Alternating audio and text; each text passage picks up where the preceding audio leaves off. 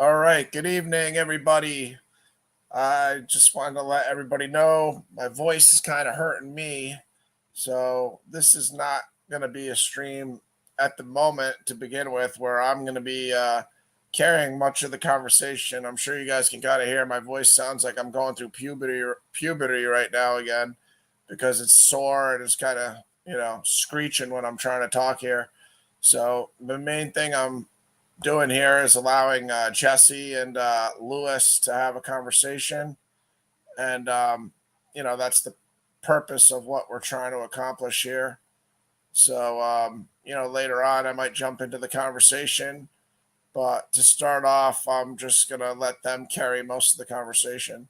So, hopefully, I just put the link in the chat a second ago. So, got to give it a minute for Lewis to come by. But we'll see. We'll see how long it takes. But if my voice starts to feel better, we'll talk about some other issues. I'll try to get involved.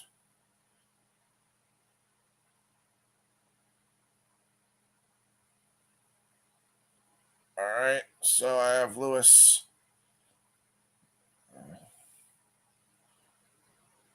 and Jesse's phone number, so I'm texting them. But yeah, I don't know exactly what they're going to talk about. What's going on, Pam? So we'll see how it goes. But I do hope that they have a good conversation, and you guys, whoever else wants to join, are welcome too. As usual, everybody's always welcome to join. So, but yeah, if it wasn't for them asking me to do a show, I probably wouldn't have gone live tonight.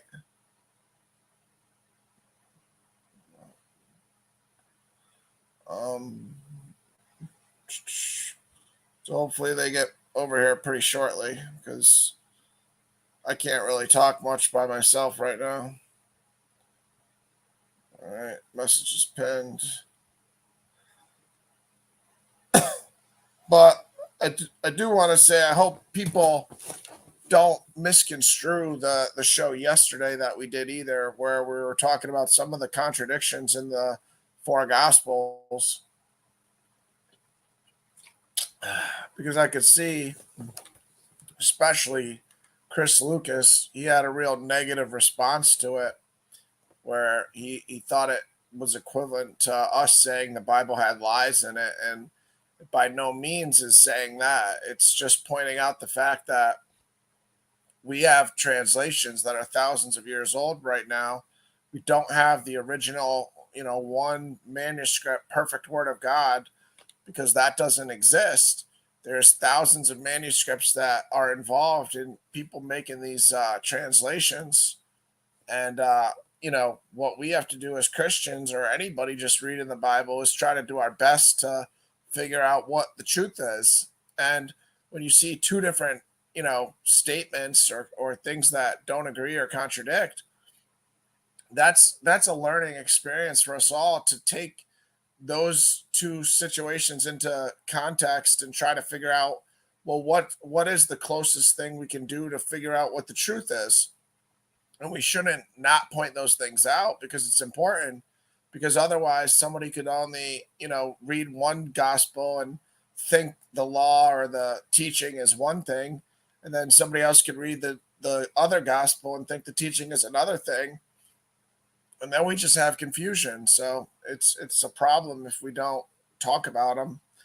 And yeah, I'll let Lewis start talking because I'm sure he can notice my voice ain't so hot right now. So what's going on, Lewis? What's going on, Ryan? Shalom, brother. Aloha. How have you been? I'm all right. Jesse was charging his phone last I talked to him 20 minutes ago, so I'm sure he should be here any minute. Likewise, brother. I'm But charging my phone. yeah, I did an 11-hour stream last night, so as you can tell, my voice I sound like I'm going Hey, through. Ryan. Welcome back, brother. Yeah, I sound like I'm going through puberty at the moment. But yeah, I took a break for a couple reasons. I had several different things weighing on me on why I wanted to take some time off. But I missed you guys, and you guys gave me some good feedback saying you missed the show. So we're back now, and God willing, we'll try to continue doing some positive shows, and hopefully, we can put out some meaningful information and just have good fellowship with each other, and help each other get closer to God and grow, and just be positive. That's the goal. But yeah, this is an open panel, so anybody who wants to join, feel free. Lewis is, I'll let him speak for himself, but he's a Islamic Hebrew Israelite, so he's got a unique doctrine, and he used to be just a Hebrew Israelite, so he used to believe in the Bible completely, but now he's Islamic, and you believe in the Quran as your ultimate authority, correct? What's going on, Hefe? Feel free to hit the link, Hefe, if you want. Lewis, go ahead. You don't have to mute yourself all the time. Oh my God, it's an honor, brother. Yeah, correct. I'm a Muslim from Shia. So you put the Quran as your most holy document? Yes. All right. And tell people, talk. You got to carry the conversation here until Jesse gets Yeah. here. How long have you put the Quran above the Bible, and how long did you, believe in the Bible? To give people that are unfamiliar with you some background. I know a lot of people are familiar with you, but for the people that are not, go ahead. Udwa min shaitan rajim, Bismillah rahman rahim. In the name of Allah, the most merciful, the especially merciful. I've been witnesses no God but Allah. And Muhammad is his messenger. My name is Rabbi Lewis, man. A little bit about me. My academic background's in parasitology, investment banking, Arabic studies. All right, but specifically, how long have you been in Islam compared to how long were you a Hebrew Israelite and believing in the Bible? I was a murtad. Before I talk about that, I took my shahada about 3 years ago, 4 years ago. You know, um, this is affectionately what we call in psychology dharma. You know what dharma is, right? Dharma? Yeah, Yeah, yeah, it's related. It's what causes karma. Yeah. dharma. No, well, that's not. That's as I say, the word obtuse. It could mean that you're like not intelligible, or it could mean like the shape of an object. But the clinical term for dharma means to like find where you fit in life. You know, so I had to discover my dharma, where I fit in life. You know what I'm saying? Like, so, Carl Jung, the psychologist, came with the term introvert and extrovert. If you're introvert, extrovert. But people misuse that. But Carl Jung designed that. But anyway, um, I mean, in a nutshell, like I said, I'm a businessman, you know, but you know, um, I'm also a Muslim. You know what I'm saying?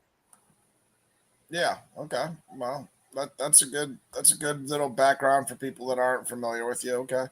Just wanted to let the people that aren't familiar, get an understanding of what they're dealing with when they hear your doctrine, and you know, Yeah, heavy's the head that wears the crown.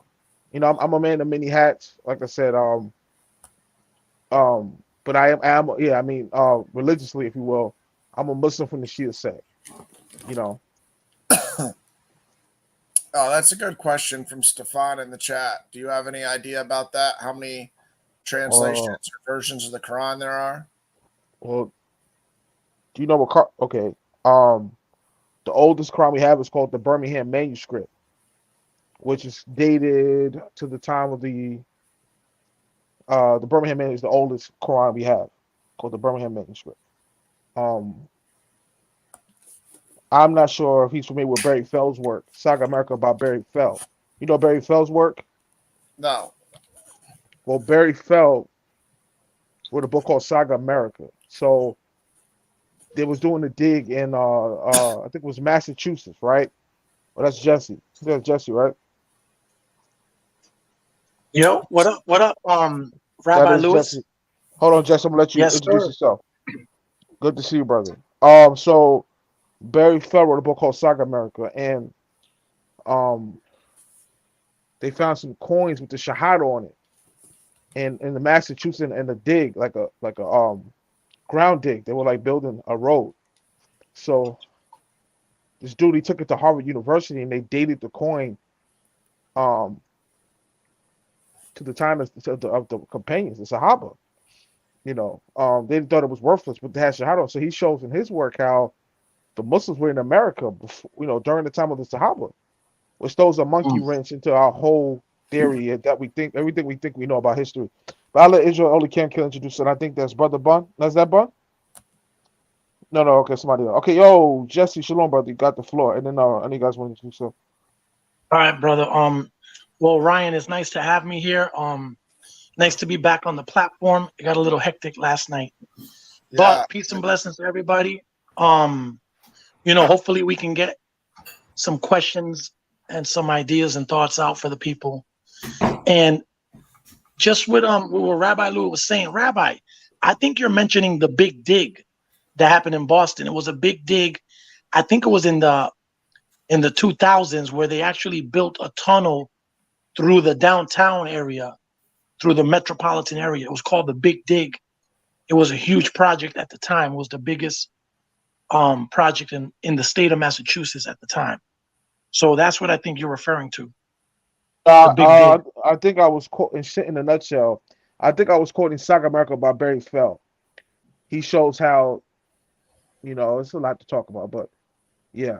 Yeah. But yeah. But you was mentioning some ancient coins or something that was found during a dig in Boston. And I'm assuming that's the Big Dig. It was a huge digging project they did. It was like a $2 billion project at the time. Right, no, So certainly they found the Shahada on the coins. You know. okay. Shahada is the creed of Islam. Hey, right.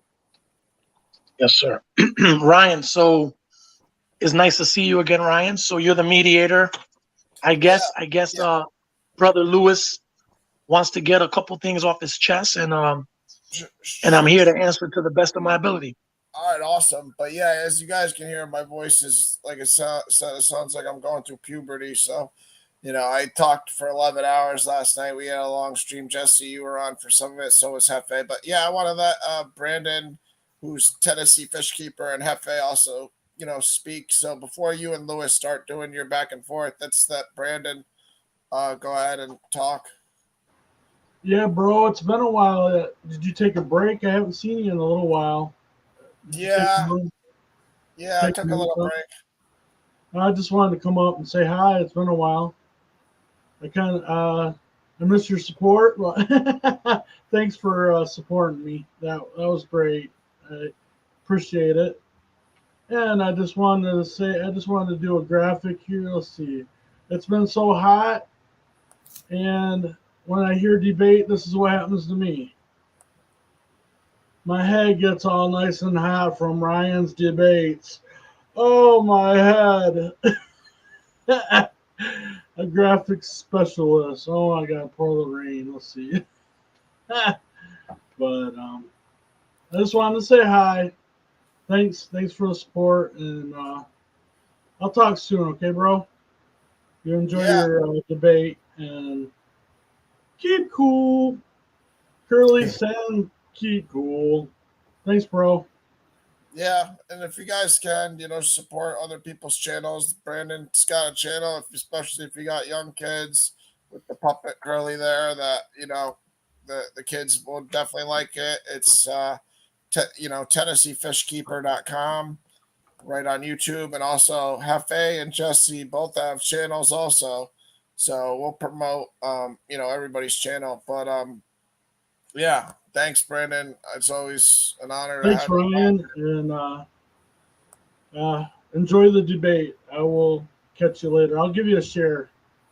So Well, I appreciate it, and like I said, I want other people to go to Brandon's channel because you'll appreciate the content. He's wiser than me by a large margin. So check out his information. He's got the nature cams going, the fish cam, the bird cam, and yeah, you guys will like it. So subscribe. It's free. You don't have to pay any money. That's the nice thing about YouTube. And also, you help spread a Christian channel. You spread the word. So help Brandon out, help Hefe out, and help Jesse out also because everybody's doing their own part. trying to share the word. That's not Hefe's channel. What's your Yeah, I'm starting mine all over again. So do you have one right now you want me to share?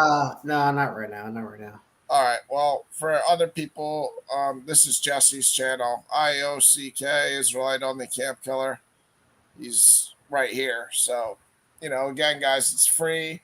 If you're not a subscriber, subscribe. And if you don't like it, down the line, unsubscribe. But you don't have to unsubscribe even. You can just not watch. So you'll still be helping somebody even if you're not a active viewer. But yeah, I don't know, Brandon. What do you don't think we should be doing debates like this at any point? No, it's just your style of doing. It's what you're into on your videos and your. It's just what you're into. I'm just not a part of who I am. I'm not. I don't. It gives me a headache. I'm just not a debater. I put the information out there, but I just don't. It's just not part of who I am. I'm just not into debates. But it's okay if you debate. I don't have a problem with it. It's not what I like to do. I like fish cans. I like comedy. I like teaching the word. I like helping, encouraging people. But I just don't. I'm not a debate man. That's just the way I am. I'm not. Just not the way I am. So, but I appreciate it. I mean, people need to hear debate, but I'm just not into it.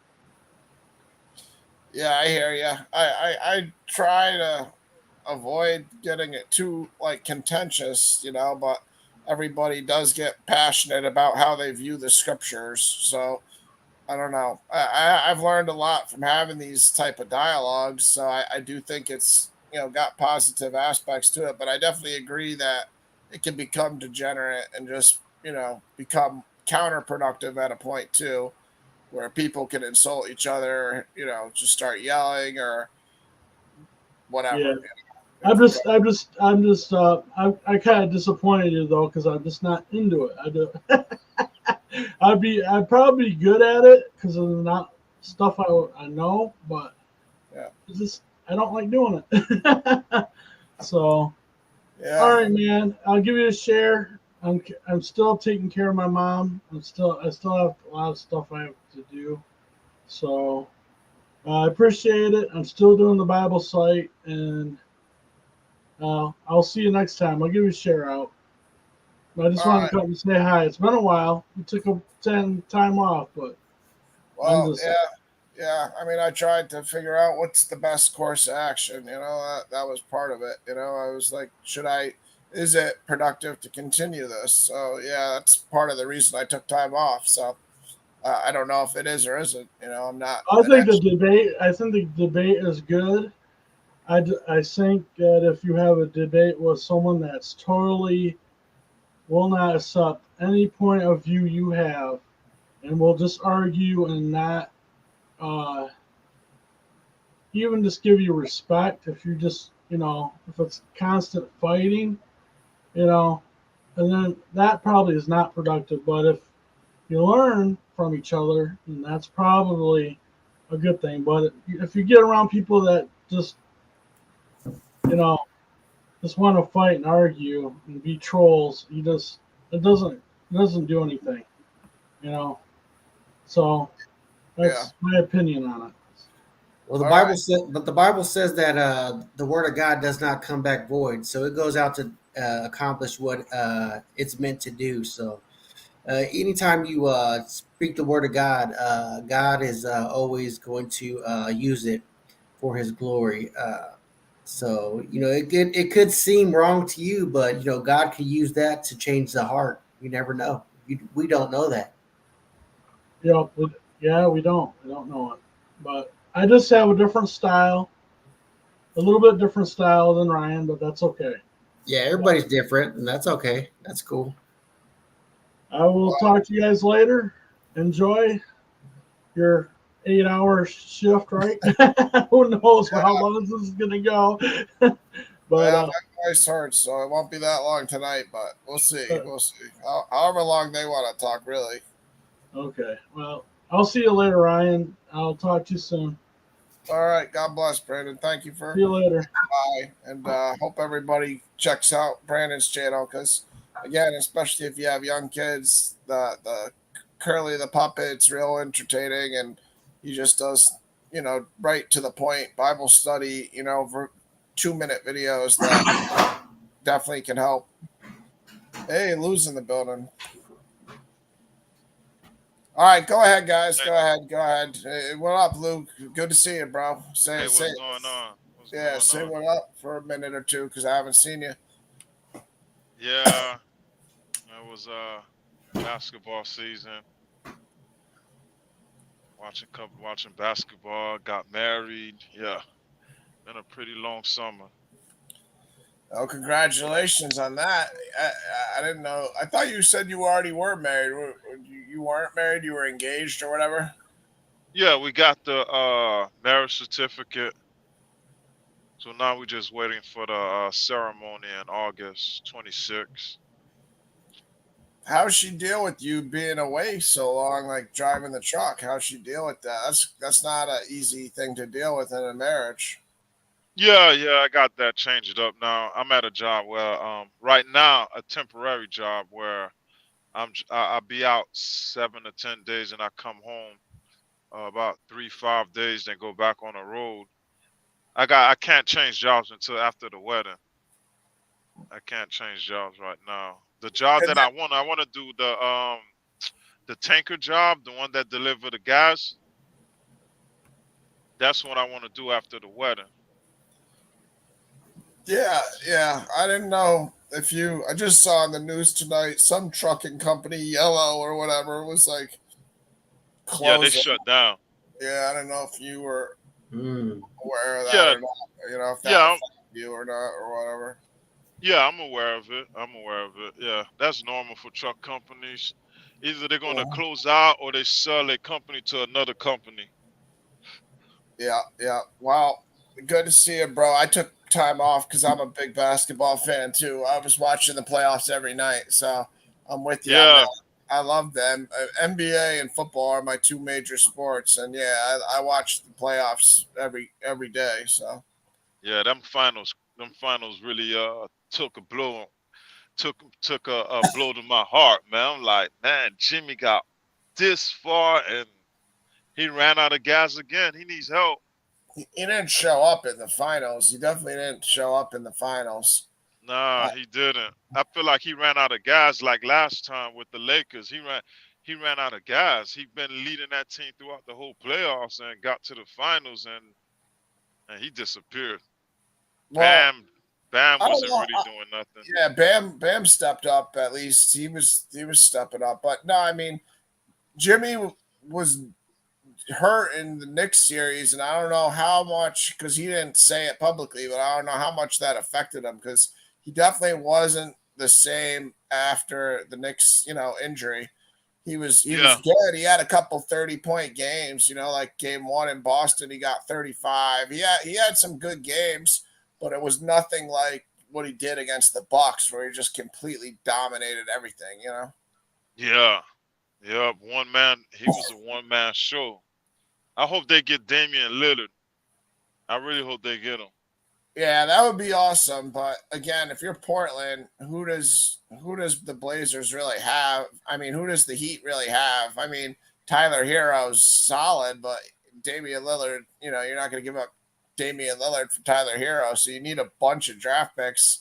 And I don't know how much the Heat have, and I don't even know if they want Tyler Hero because the way their team is with Scoot Henderson, they just drafted that guy, and Anthony Simons. They're both guards, so I don't know how Tyler Hero would really fit into their rotation either. So they might want a different kind of player than Tyler Hero. They might want a big forward or something. I don't know what they want. Yeah, I mean, we've been watching basketball for a long time, and Pat Riley, he always got something under his sleeves. Yeah, I yeah. can, I can never, I can never, I can never doubt him. I can never doubt him. He always has something under his sleeve. He got something big coming. He got something big coming. I just don't know what, but he got something big coming. because he normally does that where he wait a couple of years and then all of a sudden he makes a big splash, free agency splash or a trade splash. Then that dies out. Wait a couple of years, then come back on the scene again. I feel like he got something up his sleeves. He got something coming. Yeah. Cause I know Pat Riley. I've been watching that man since the Knicks days. That man, he a good he a good X's and O coach guy. I ain't gonna say coach, but he's a good X's and O's type of guy. He'll pull something out the hat. Yeah, yeah. But yeah, me and you could talk basketball for hours. So my voice kind of hurts because I did an 11-hour stream last night. So I'll let Jesse and Lewis get their thing going here, and then me and you can chime in as it goes, Lou. And anybody Yeah. who's watching, feel free to hop on. But yeah, go ahead, guys. Yeah, this is your guys' show right now. So go ahead, do your thing. Lewis, do you want to go first or? Yeah, I'll set it off.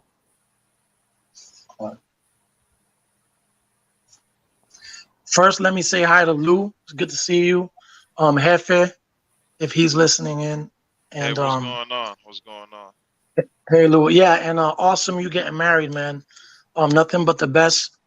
Wish you health and wealth and peace and blessings, brother. Thanks. Thanks a lot. Thanks a lot. And Ryan, it's nice to be back.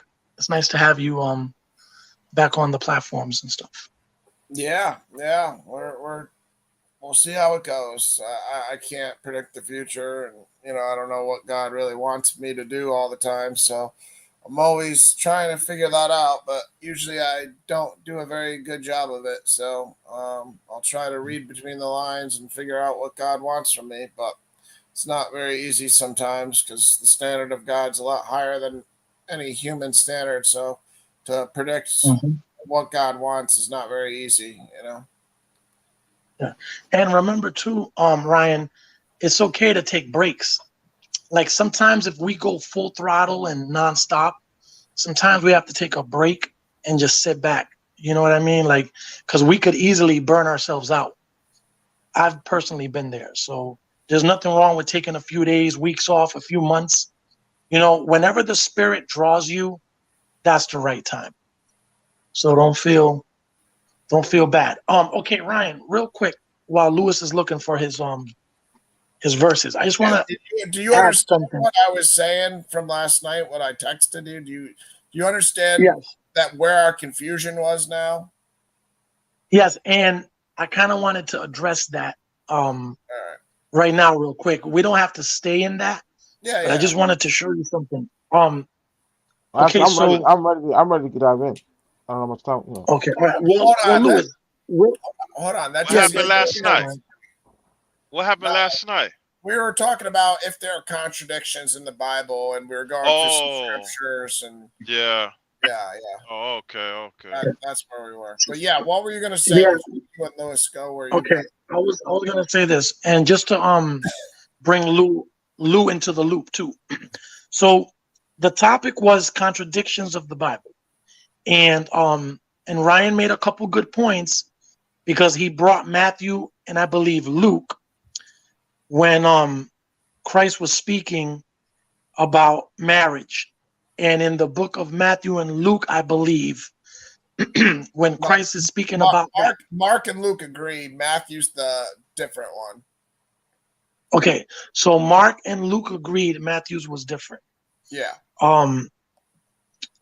So there was a couple of them that said that marriages divorce is okay if it's under adultery. Like if one of the people commit adultery, then it's okay to marry, but only for that reason. And then Mark 10, when Christ speaks about it, he mentions that, you can't divorce your wife, and he didn't put but only for adultery.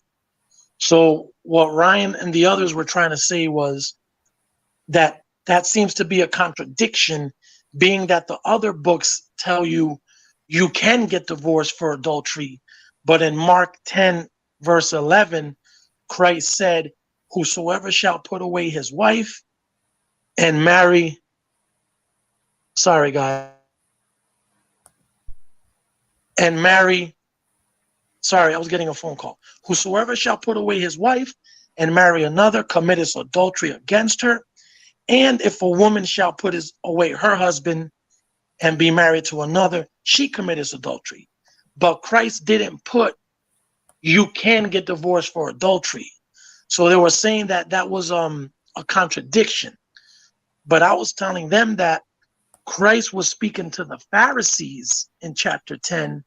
So Christ was assuming that they already knew that you could divorce for adultery. And then they were saying, no, no, no, he didn't clarify it.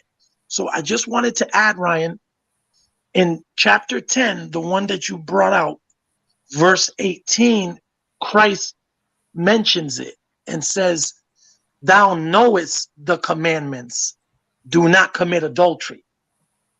So Mark 10 doesn't disagree with the other books. It's just Christ left the detail out because Christ was assuming the Pharisees knew the law. But he reiterated it for the people in verse 19 when it says, thou knowest the commandments, do not commit adultery. So even though he didn't say it in verse 11, whosoever shall put away his wife unless it's adultery committed sin, he did reiterate it 4 or 5 verses later that you should not commit adultery. So with that, I don't believe Mark is a contradiction with the other books. It's just it's not mentioned in that form the way the other books did. The other books mentioned it as soon as he said the law. Here he mentions it 5, 6 verses after he says the law. So that was just what I was using, Ryan. Jesse. Hold on, Jesse. Hold on. Because under your Okay. same logic, then, when Christ said about the food laws, it's not what goes into your mouth that defiles, but what comes out your mouth. Then, according to you, what you just said there, then the food laws would still be binding because Christ knew he was talking to the Pharisees and they knew the food laws. So, under that logic, are you going to use that same logic for the conversation about the food laws too? Yes, and I'll say why. Really? Because you're correct. Yes, because you're correct. The food law was still binding until Christ fulfilled all things. Once his death happened and the blood and water poured out, we were under the new covenant and we no longer had to keep them. If you choose to be under them, well, that's on you. You know what I mean? But if you want to be I'm a ready. follower, I'm ready, Jess. I'm ready, Jess. okay. All right, but then let me just finish, Lewis. But if you want to be a follower of Christ, you know that now we're under the liberty of the law. And the only 2 laws Christ gives us is love God and love your neighbor. But the laws, Ryan, were intact because even in Matthew 5, Christ says, I didn't come to, do away with the law. I came to fulfill until heaven and earth pass, not one jot or one tittle shall pass from the law until all is fulfilled. So before Christ passed away, yes, the laws were still in set, but Christ was giving people a glimpse of what was to come. So he was letting them know, like, listen, at the end of the day, food doesn't defile a person. It's what comes out of your body that defile it, meaning what comes out of your heart. So even though the law of Moses was still intact while Jesus walked, it was still in a transition period to vanish away. And once, he said it is finished, that ushered in the new covenant, and we no longer had to keep it after that. Okay, I can agree that that's fine because I never tell people that when Christ said that he was saying to all Israel start eating bacon cheeseburgers. So that's a fine interpretation of that. My issue is still we're not understanding each other still because you're putting in the assumption in Mark 10 here that well Jesus was talking to the Pharisees, but this isn't a verse just for the Pharisees. This is a verse for everybody in the world who's a Christian to read the Bible, for us all to get an understanding of what God expects from us, not just what God expects from the Pharisees, But what is But adultery can according we to dive into Jesus Christ? tonight's debate? Lewis, Lewis, calm down. Lewis. Yeah, just relax for a second, Lewis. It's his platform, and we'll have enough time, brother. Yeah, Wait a couple seconds. Sorry, yeah, Ryan. yeah, yeah. Calm down. So the point is, we're just trying to compare the Gospels. So the fact that you're mentioning the Pharisees still, you're going to include the Levitical laws. You're going to include everything that the Pharisees know. But we're not trying to compare those things, Jesse. We're only trying to say, do the Gospels contradict in this manner? So you can't say the Pharisees knew this and this and this. The only thing you can look at to understand if this is in agreement with Matthew is, does it agree with Matthew isolated? So if you were on a desert island and the only information you had were these 3 verses, that is what I'm asking you to compare, not to compare anything else. You still you Okay. know do you Okay, understand? Ryan. I'll say Hold on, this. Jesse. Hold on, Jesse. Hold Okay. on. With the contradictions, I did agree there is contradictions in the Bible, but until I watched this one YouTuber called Testify, he breaks down the contradictions to where it's justifiable. So I mean, if you looking like the verses that Ryan brings up, the YouTuber called Testify. I don't know if you want to research him. You could check his Mhm. channel out, and he gives a thorough detail of certain passages in the 4 gospel that people say contradict each other, and he makes it not contradict each other. He shows how it's not contradicting each other. I mean, I didn't get all of them, but some of them that he shows, it makes a lot of sense. The channel is his channels testify, because he's one of them Testify. Christians that go against atheists with the atheist Mhm. arguments with contradictions. One contradiction that he made make sense to me was the one with Judas. You got one gospel that says he hung himself, and another one says he went to go commit suicide. It was 2 different accounts. It contradicted each other. Luke Mhm. gave one account, and I forgot the other gospel. Gave another account, but he explained it in 2 different ways. He says in this account it just talks about how he hung himself, but in this account it talks about what happened after he hung himself. I say, Lou, now that makes Lou, sense. Lou. See, that's a perfect point. That's what I was trying to say last night. Just because one account leaves out a detail, it doesn't mean that it contradicts. It just means that you have to go to the next account to get more detail. Now, if Ryan doesn't mind, because you're here and you're a fair, level-headed, you know, Yeah. Yeah, you're a neutral. You're a neutral person. I'd like to hear Lou's opinion. Yeah, sure. Yeah. So you're a neutral person. If I'm correct, Ryan's argument is this: the other accounts, when Christ tells the Pharisees, you cannot divorce your wife, he mentions, but only for fornication. In Mark's account, he says you can't divorce your wife. Doesn't No, mention. Jesse, it's not saying you can't divorce your wife. It's saying whoever divorces his wife and marries another commits adultery against her. So if for whatever reason you choose to divorce your wife, I can see that being okay. I mean, I don't think God wants you to divorce your wife, but it's right on the screen. Can you see the scripture that's shared on the screen today or no? Guys, can Yeah. Okay. Hold on. we dive into tonight's debate? All right. Once. Okay. So this. What you talking about, Mark? Yep. I'm in Mark 10. Yes, Ryan. I Okay. can see it. But okay, Ryan. Hold on one sec. Lou, right? Yeah. So I want you to listen to this, Lou. In Mark 10, Christ is speaking to the Pharisees because verse 2 says, and the Pharisees came to him and asked him, is it lawful for a man to put away his wife? Tempting him. So you already know that the Pharisees are coming sideways Yeah. trying to like trap up Christ. Christ answered them and said, "What did Moses command you?" And they said, "Moses suffered to write a bill of divorcement, and to put her away." Meaning, Moses changed it and said it's okay to divorce your wife for whatever reason. Let's say she didn't cook that well, or she didn't clean that well. You can divorce her Yeah. for whatever reason. And Jesus answered and said unto them, "For the hardness of their hearts, Moses wrote this precept." Meaning, instead of letting them, get angry with their wife and kill her or whatever, I'm going to let you guys leave them.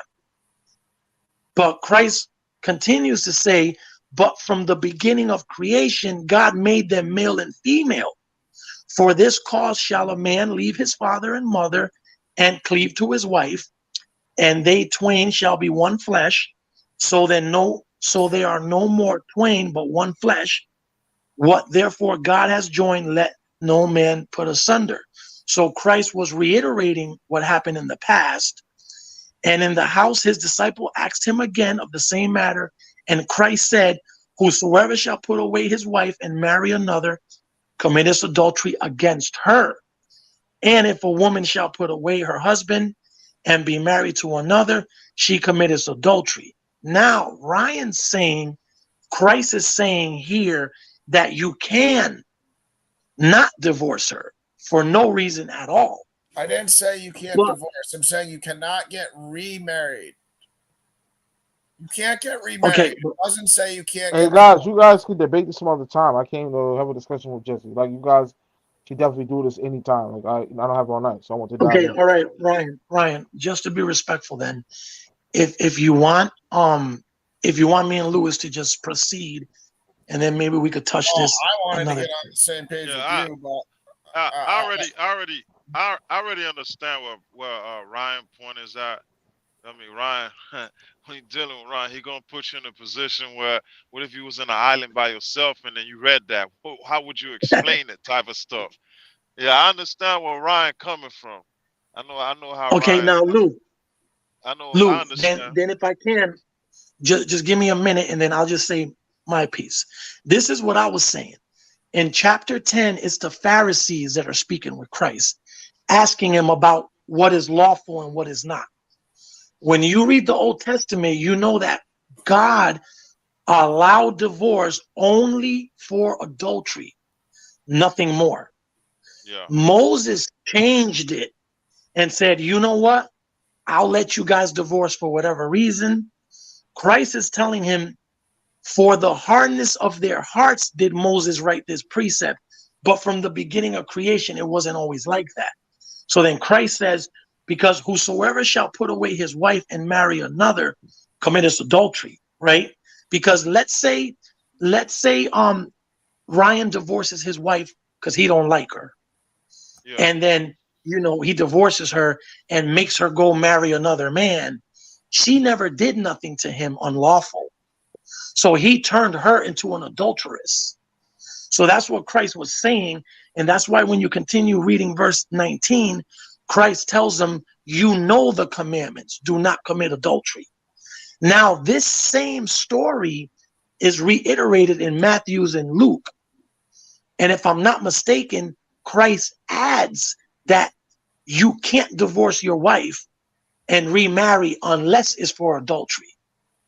So Ryan's saying, well, Christ says it differently in those stories, but in this story, he left it where you can't, divorce and remarry at all for no reason. So, what are your thoughts, Lou? Do you think I wouldn't. the fact? I wouldn't. Yeah. I wouldn't What say are your thoughts? Christ. I wouldn't say Christ said that. The writers who wrote it said Christ said that, and with the part with Christ and the Pharisees, and then on and the other two that you brought up.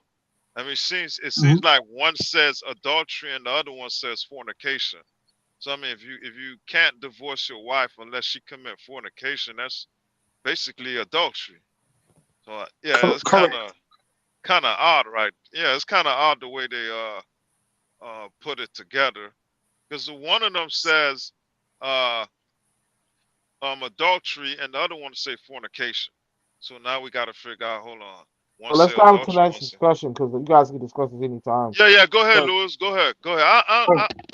We'll talk some more. We'll talk some more, Jesse. I mean, yeah. What's All up, right, go bro? Okay, ahead, all right, Lewis. Lewis. Go ahead. Go ahead. All right, Lewis. Lewis, start the topic, and you got the floor. yeah, I'm like, yo, like, what? We're waiting for like 20 minutes. Okay, so I mean, it's an open panel, but the crucifixion is fiction. Crucifixion, right? So on December 22nd, the sun, S-U-N, S-O-N, ascends. Is right now? Oh, yeah, he's there. The sun on December Yep. 22nd, during the equinox, it ascends on the Crux constellation. So on the 25th, the sun appears to die on the cross and then resurrects. So literally, on December 22nd, sun in the sky, goes in the middle of the Crux constellation, which looks like a cross in the sky. It dies on the cross and then appears to rise again in over the Crux constellation. This is all astrological allegories. Okay, so Constantine was a sun worshiper. He worshipped the S-U-N. Now he worships the S-O-N. You know, he's one who legalized Christianity. So they say that he saw a cross in the sky in a vision. That's been debunked. He saw a X. It's called the Chi-Rho. If you know anything about Koine Greek, Chi-Rho is like an X with a P in the middle of it. He didn't see a cross. He saw like a Chi-Rho. Okay. Let's keep going. None of the early second century church fathers mentioned the Gospels. None. Tertullian, Justin Martyr. Somebody's got background noise. Nobody. None of these people. Can you guys hear me? Why do you always do that? Just I'm talk. sorry. Yeah. So Yeah, Rabbi. forgive me, guys. Okay. So none of the early second century church fathers mentioned the Gospels. Justin Tertullian. No second century writers. Okay. So let's keep going. Let's talk about Dionysus. He was born of Zeus, the god Zeus, with a mortal woman named Semele, right? So he was descendant of God and a mortal woman named Mary. He was considered the god of wine and could turn water into wine. He was known as the Lamb of God. He was known as the young man of the tree. He said he died on a tree and crucified. I mean, his story is identical. So I mean, I can say a lot, but what else could I say just to set it off? So the crucifixion is fiction. And last point. Um, I mean, I can say a lot more, but I'll stop there. This is my opening statement. All right. So, Lewis, just to get this straight in the people, are you saying that the crucifixion never happened? That's a lie? No, I believe in something called swoon theory. You know what swoon theory is? Smooth theory? Swoon theory. No, please explain and Yeah, enlighten us. yeah, certainly the crucifixion did happen, but the swoon theory is essentially like Jesus survived the crucifixion. In fact, I wrote a book on this. I'm a publisher. I wrote over 50 books. I just dropped my new book on this actually. Um, it's called Jesus. It's called 1 second. Get the All name of right. the book. Well, Lewis, I got while you. I you're got looking it. I for got it, it. I I have got a it. I got it. question. Hold on. I got you, brother. Hold on. So Okay. the book is called Jesus Myth, Piso Family New Testament Fallacy. Well, I show how the Piso family wrote the New Testament. Matthew, Mark, and Luke Piso. The Piso family were Edomites who wrote the Bible, the New Testament. So the swoon theory is essentially Jesus survived the crucifixion. So Joseph of Arimathea and Nicodemus, remember they took him off the cross, etc. Right? You know the story, right? Mm-hmm. Yep. So, and long story short, Nicodemus was a master physician. You know, he was a physician. So when he took Jesus off the cross, he said, "Oh God," he said, "Guys, don't worry, he's still alive." Yeah, this is in the original Aramaic Bible. It says in Aramaic, Jesus. He said, "Oh my God, guys, Jesus is still alive. He's breathing. He was breathing so slow they thought he was dead." So he anointed his body with some herbs that you will only give a person that was still alive. So in a nutshell, the swoon theory shows how Jesus survived the crucifixion, and I can further prove that. Okay. All right. Awesome. All right. So I have a question. When the Bible says, "Behold, the Lamb of God that cometh to take away the sins of the world," who was that referring to? Because to have a lamb, you have to have a sacrifice. So if Christ didn't die, then who was the sacrifice that took away the sins of the world? What chapter, what verse is that? I mean, what book you in? You referring to the Gospels, or is it Paul's writings? Gospels. Gospels. Which Behold the gospel? Lamb that Which taketh gospel? away. It depends on what gospel you read, like Barman says. No, seriously, which gospel you in? No, no, but listen, hold on. Well, Let's not just even two go things, there. two things to But that. hold Before on, you go just there, two things to that. let Two me things to that, real hold quick. on. Go Bro, ahead. you spoke for a few seconds. Just give me a Go ahead. chance. Go ahead. Sure, go ahead. I'll keep it simple then. I'll keep it simple. If Christ didn't die, then who died for our sins? Because according to the whole entire book, somebody had to die for the sins of the world. So who took the place of Christ if he didn't die? Two things to that. The Bible says in Hosea to offer up the calves of your lips. So that explains what you do in captivity, how you atone for sins over the calves of your lips. What was I going to And say about that? wait, hold on, wait. You said what about lips? Hosea says to atone for sin, you offer up the calves of your lips, like a calf, but of your lips. Okay. Now, what were you Mhm. saying before that? I lost my because you made me lose my train of thought. Repeat what you were No, saying. what I was saying is, Oh if yeah, I Christ remember what I'm didn't saying. I die, remember now. Yeah. Two things to that. okay. When Christ died, there was an earthquake. So it says nobody saw what happened because there was an earthquake.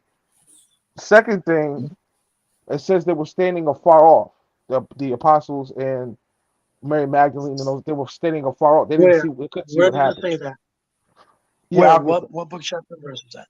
But like and you the floor, there was an earthquake that happened, like when Jesus got crucified, and nobody. It says the Okay. Bible says nobody saw what happened. But let's All dive right. into that real quick. Let me just say this last But point. Then hold you. on. Do you have that verse where you said that Yeah. nobody saw him? Yeah, I got you. Jesus and I yield. Somebody, I don't know, okay, so my background noise. He went to Caiaphas, the high priest, right? Is that correct? I think Ryan, you got background noise. Yeah. Lewis, but hold on, Lewis, because listen, I don't want to like trap you up, but you said when he was crucified and died, Uh, but you're claiming he didn't die. So how did he die but did not die? Please explain that. yo, Ryan, you got background noise, brother. The background noise is the ambulance coming to pick you up, Lewis. Listen to Oh, me. okay, we'll see. We'll see. We'll see. If you claim that he died, but then you're saying he didn't die, please make that make sense, brother. Yeah, yo, Ryan, you got background. We can hear you praying, brother. Somebody tell Ryan, text Ryan, he's got background noise. We can hear him. Right, yeah, but it's cool. Just go ahead, talk, brother. No, because I want the people when people say something. No, people can't hear me. So Lewis, did he die or not? Because you just said he died and got crucified. That there Ryan, was an earthquake. Ryan, Ryan. Lewis, please continue, please. Okay, all right.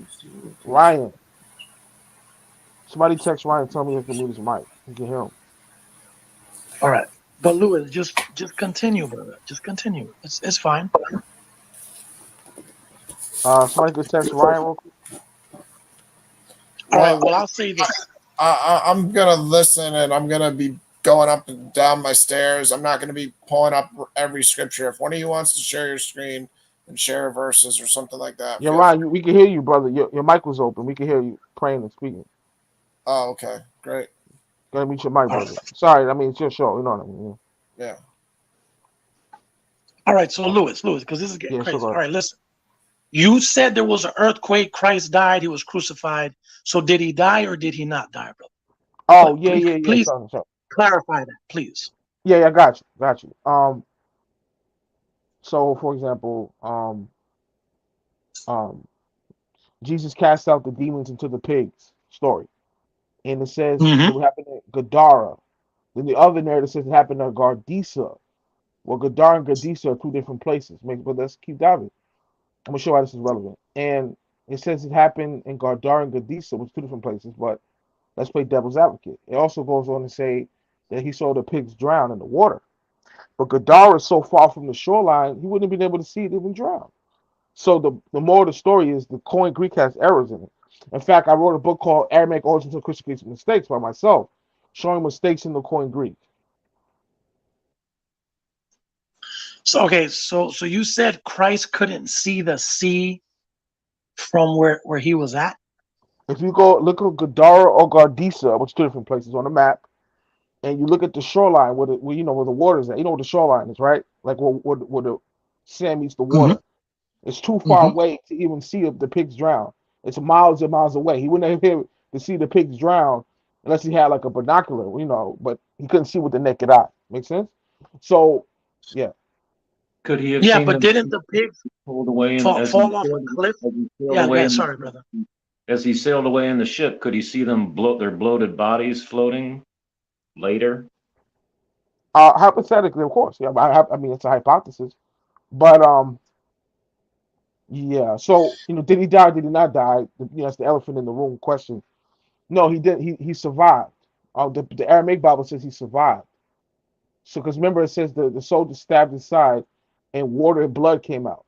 Now, I wrote a book on this, and I have an actual medical doctor that I quote my work, who examined the Mm-hmm. story, biblical story, and he said that anytime water and blood is mixed, when the Mm-hmm. womb is stabbed, that means the person's still alive. So the Bible says they stabbed his side, and blood and water came out. So that means he was still alive, according to even the doctor study. The doctor said that I quote my work. Mm-hmm. So Lewis, so let's say you're right and he was alive. You don't think when the soldier stuck the sword through his body that after that he died? I That's mean, what I who said. can live That's from a that's what I sword said. wound? He stabbed him in the side with the spear, right? And it Mm-hmm. says water and blood came out. Now I have a medical doctor who I quote in my book. I'm a Yeah. parapsychologist. I'm not a medical doctor, but I quote a medical doctor. He said anytime you see water and blood mix and a stab Yep. wound, that means the person, the subject, the victim is still alive. So when he took him off the cross, and No, then the I'm with you. No, Lewis, listen, yeah, go Lewis, ahead. Sure, go ahead. I'm with you. Trust me. I'm with you. Let's say he was still alive. The soldier stuck a 2 foot deep in wound into his body with a sword around his rib area. Blood and water mixed out. He's still alive. You don't think he bled to death after that, like very quickly? No, in fact, the herbs and medicines that was rubbed on Christ is consistent with a person who's still alive, who survived the stab wound. If you look at the description of what they gave him when he came off the cross, it's consistent with a patient who's still alive after being stabbed. So that's headshot. Okay, Lewis, hold on, Lewis. Sure, What go ahead. herb can heal a sword wound that goes through your body? What herb can I put? Like, do you know what a sword wound is? Like, you ever seen a stabbing before? If you multiply that by 20, that's a sword wound. If somebody sticks a sword through your body, I mean, I never heard of a herb that could heal that. Hold on, What Jesse. herb can heal? Yeah, ask your question. What herb can heal that? But I also want to point out, Lewis is talking about headshot, about water and blood coming out. He started this off saying there's no such thing as the crucifixion. Lewis, when did that piercing happen, Lewis? Okay, two things to that. If I can respond to that, Jess, Ryan. No, I want of to course. respond to Jesse and me. I just wanted to point Yeah, that out. I'm still playing the sideline. I just wanted to point that out. certainly. Yeah, Yeah. because So Lewis, hold on one second, because sure. he made a beautiful point. You're saying a crucifixion never happened, but then you're agreeing that he's crucified, being stabbed by the soldiers, like the scriptures say, blood, water coming out, which then you would have to agree spikes was put through his hands and feet. So if no crucifixion happened, are you saying it was a mock crucifixion? Like they were joking and they just put the spikes through him to make it seem real, and they stuck the sword through him to make it seem real? Yeah, let me respond to that. So that was my train of thought. Okay. So first thing, Okay. it happened allegedly it was Passover. So two things. it was an illegal proceeding. He went to Caiaphas, the high priest, which is it was a legal proceeding. You can't. Jesus was prosecuted within 3 to 4 days, business days. That's unheard of. You can't do that. That's He was against the law. prosecuted. He was Yeah, prosecuted, his or he Jesus's was hold on. crucified. When he was prosecuted by Pilate to get crucified, there was an illegal proceeding. So what I mean by that is it would take months and months to process Jesus' trial. That he was being crucified for. It would have took months. The Bible says he was what was the word I'm looking for? Charged and what's what I'm looking for, Jess? Help me out. He was Okay, but hold on. prosecuted. Yeah, I got a better You word. ever heard of Prosecuted. the term? Hold on. You Yeah. ever heard of the term precedents? Like precedents? Like even Right. in modern day time, if there's a case that's that powerful and known, they're gonna speed the trial up just to satisfy the appetite of the people. Okay. So I Okay. don't agree with you saying it would have took a couple months, because this would have been the trial of of the decade for them. How so? How so? And First because thing. First thing. First thing. if you remember, hold on, brother. Let me find something. While you're doing that, I want to say one thing. First of all, Okay. it was Passover, and nobody would leave their homes to do a prosecution on Passover. It's actually against the law. Let's prove that. That's against the mitzvot law. It's against the Jewish law to prosecute somebody on the eve of Passover. So that's a made up story. Let's prove that. Okay. Excuse me, Ryan. Ryan, there's a verse. I'm trying to find it where it says that the Jews were gonna make a tumult if Pilate didn't find them guilty. Okay, I got you. Meaning they were Let gonna me do check real quick. Hold on. My bad. Hold okay. on. I clicked it on a second. Sorry. Okay, but I had it. let me read that real quick, Lewis. No, let me just read this So first. this is Matthew's. Hold on one second. So this is Matthew's 27:22, just to show the people the urgency that the government had to crucify him quickly. Matthew's 27:21, the governor answered and said unto them, which of the twain will ye that I release unto you? They said, Barabbas. Pilate said unto them, what shall I do then with Jesus, which is called Christ? They all say unto him, let him be crucified. And the governor said, why? What evil has he done? But they cried out the more, saying, let him be crucified. When Pilate saw that he could prevail nothing, but that they would rather make a riot, he took water and washed his hands before the multitude, saying, I'm innocent of the blood of this just person. See you to it. So a riot about to begin would have been justifiable reasons for them to do a speedy trial and execution, brother. Let me respond to that. I First don't of think all, it would have took all right, months let me if respond to these that. people were already about to riot All right, that night. Let me respond. That's ignorant. There's a book by Samuel Mendeshlo. You know who he is? He's a Jewish philosopher, and he's a biblical translator. Do you know who Samuel Mendelssohn is? No, but edifies. He wrote a book called Criminal. I quote him in my book, Criminal Jurisprudence of the Ancient Hebrews. It's a book written by Samuel Mendelssohn, who's a Jewish philosopher, Bible translator. Right, you with me? So here's what he says in Yep. his work. And again, the book is called, if you want to read it, The Criminal Jurisprudence of the Ancient Hebrews. So it's about the criminal persecutions of the Hebrews. How they, you know what I'm saying? It makes sense. How they prosecuted people. You know what I mean? Hold on. Let's stay in the Bible for a No, second. we're not. No, we're not staying about Matthew's it. 27. Hold on, brother. Hold on, brother. You spoke, brother. Let me make my point. Because hold on. I didn't cut you No, off. let me You just made say your this. point. Let me respond. Okay.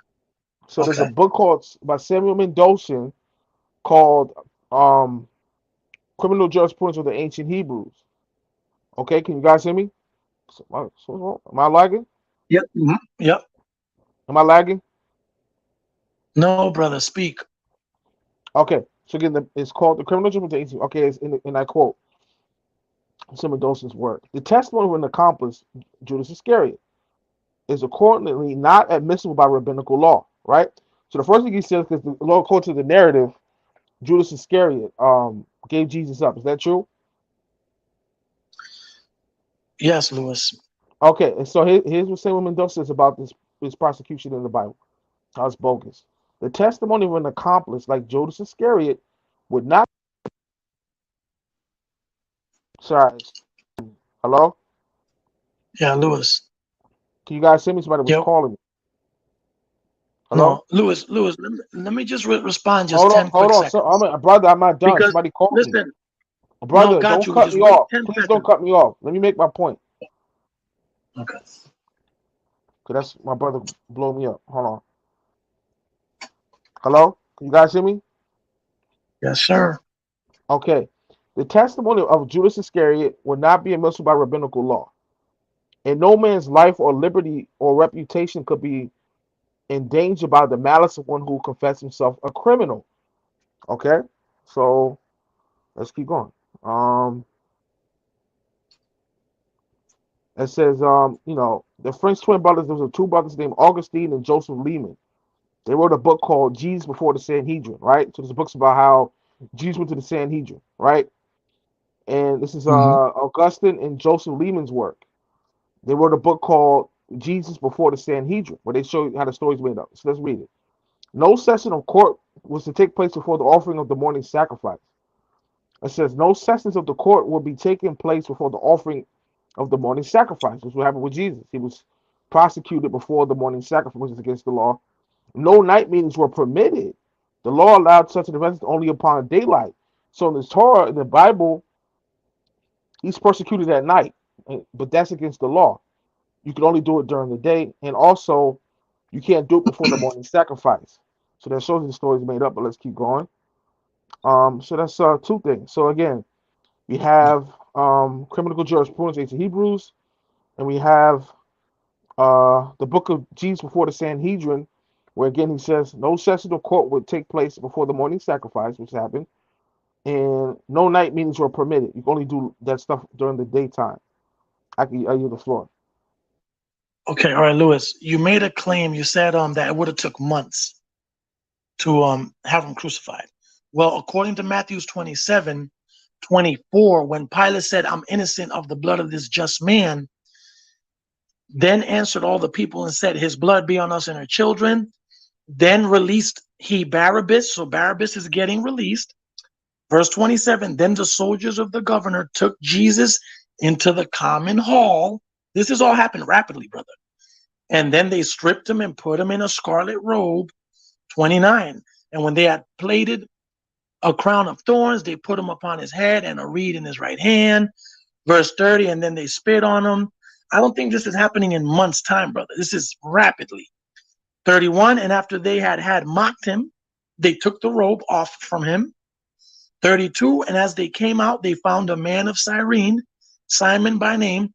Him they compelled to bear his cross, right? 33, and when they were come unto a place called Golgotha, this is to say a place of a skull, they gave him vinegar to drink mingled with gall.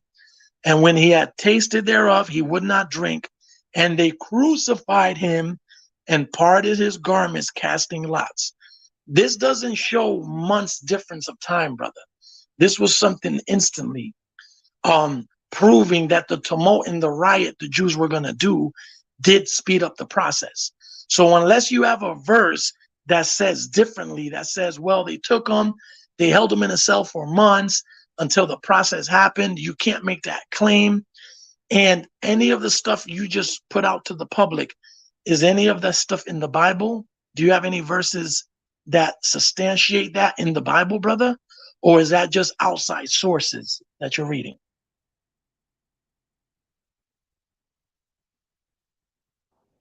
Okay, so this is again. I'm quoting a medical doctor in my work. To respond to that, it's called cardiac tamponade. If you want to look it up, which is bleeding within the pericardiacal cavity. So My question is this, Lewis. Hold on, just to stay on okay, topic. My question is go this. ahead. According to Matthew's 27, it shows a speedy process from the time the Jews decided not to release Christ to his crucifixion was speedy. You can read it from verse 24. Pilate says, I wash my hands. And verse 34, 35, they're already crucifying him. There's no talk of removing him for months, waiting on trials, waiting on appeals, nothing. Do you have a verse that claims what you're saying, that this process took months? That's what I'm asking you. Do you have a verse?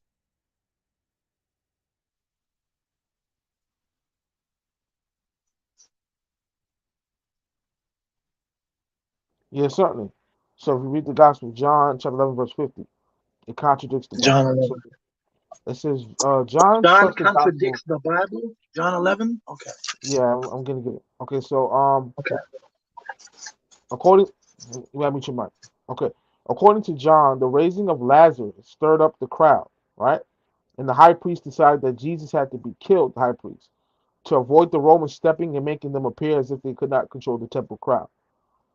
So Caiaphas announced, "You do not understand that it is better for you to have one man die for the people than to have the whole nation destroyed." So actually, in John, the reason why he's given up to be killed is because of there was the Romans, there was an unruly crowd. Um, there was an unruly crowd, and the Romans they couldn't control the temple crowd. So Caiaphas said, and I read it again, John 11:50. You do not understand that it's better for you to have one man die for the people than to have the whole nation destroyed. Because we were under the Romans, the Israelites were under the Romans. So in John 11, Jesus is brung to the Romans because of a rowdy temple crowd, not because he blasphemed Yod Wafe. So that you have to, Yeah. there's serious issues there. But go ahead. Let me ask you this, because you brought us to John 11:50, which really doesn't prove anything you were saying, but I'll mess around with you. Okay, John 11:50. When it said he prophesied that Jesus should die for that nation, what nation was that speaking of?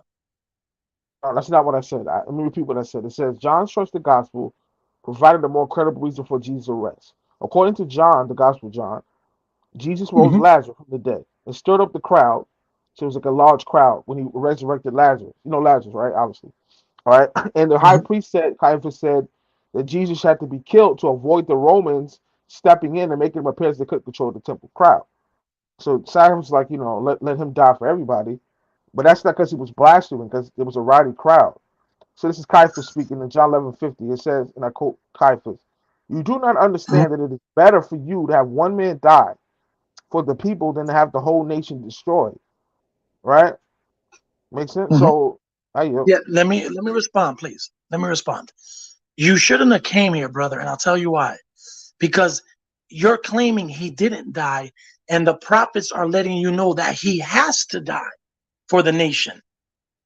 Not consider that you brought us here, brother, 1150, nor consider that it is expedient for us that one man should die for the people and that the whole nation perish not.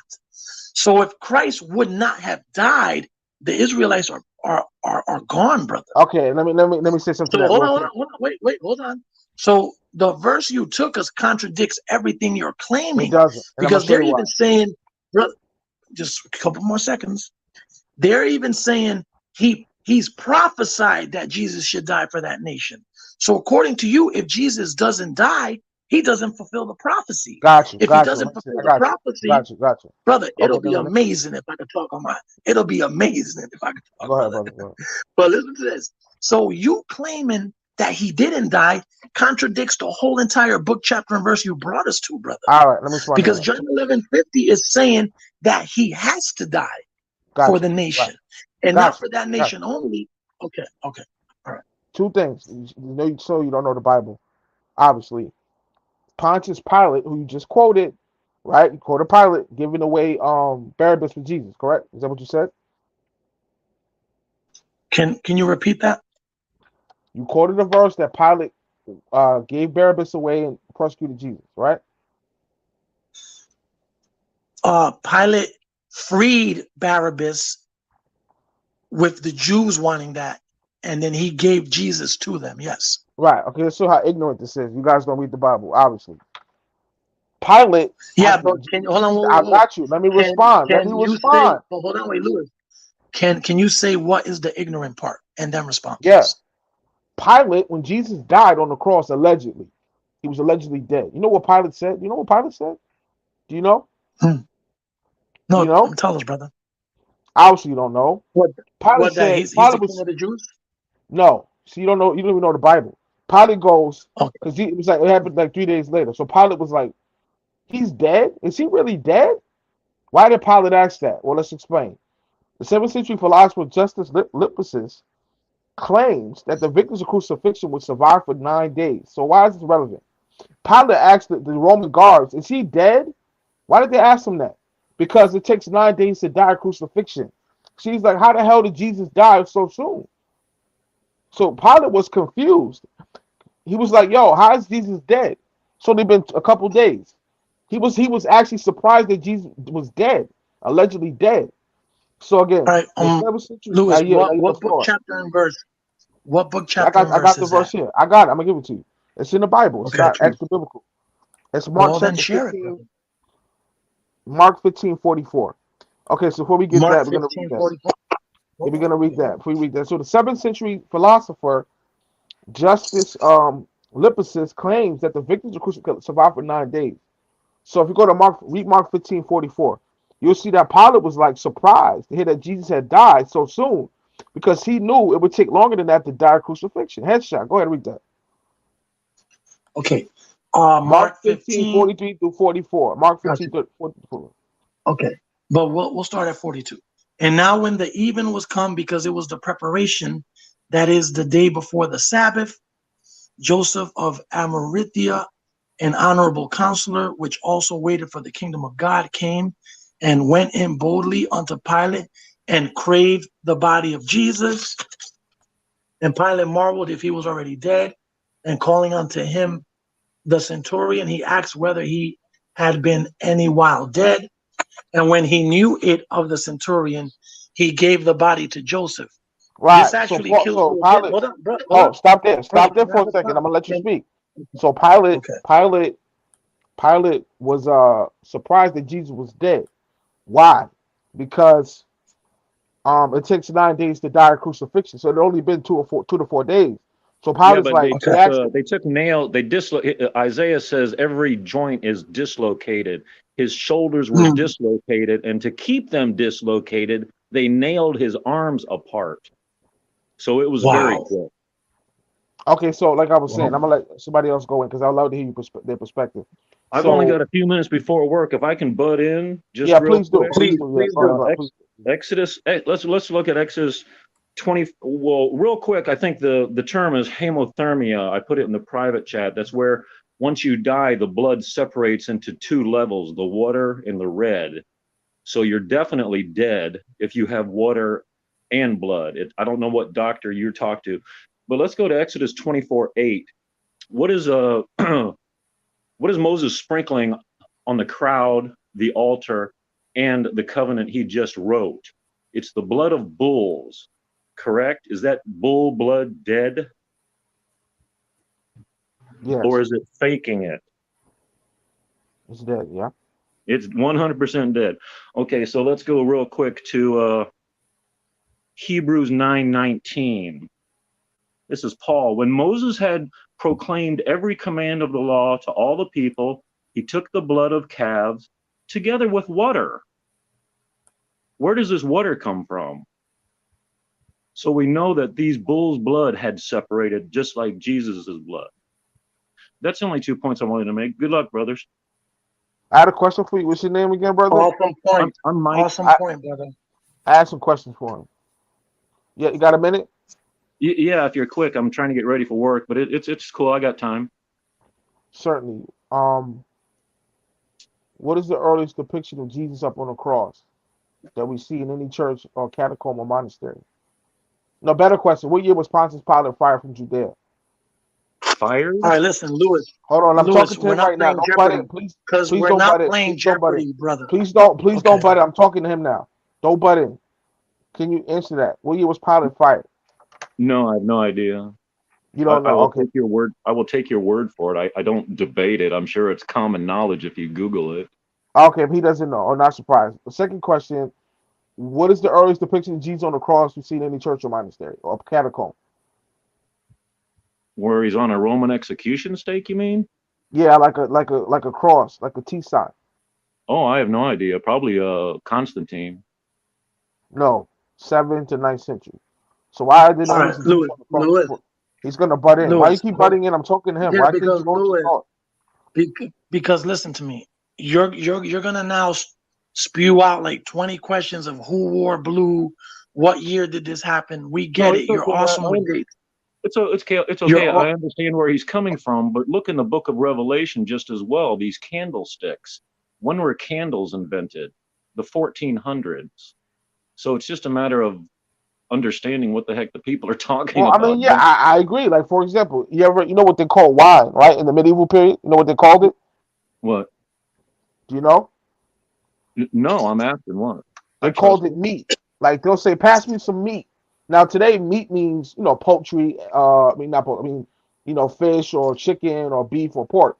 But Right. in He sat medieval at time, meat. They went at meat. Right, right. Whenever you yeah, desire meat. Yeah. yeah, meat was wine. Nobody says it anymore. You know, yeah. It also talks about how the bunny chewed the cud, but bunnies don't chew cud. Also, it talks about corn in the Torah, and corn is didn't exist back then. It's called maize, but corn could all be right, Lewis. wheat. Could also be Lewis, wheat. let me say this because I don't want to get into like little detail contradictions. Let me just, if I may have one question.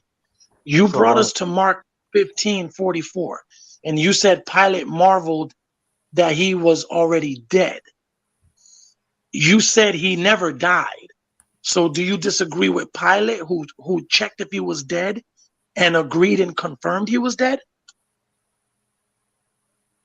Yeah, Pilate was in on the whole scheme. He knew Jesus was still alive.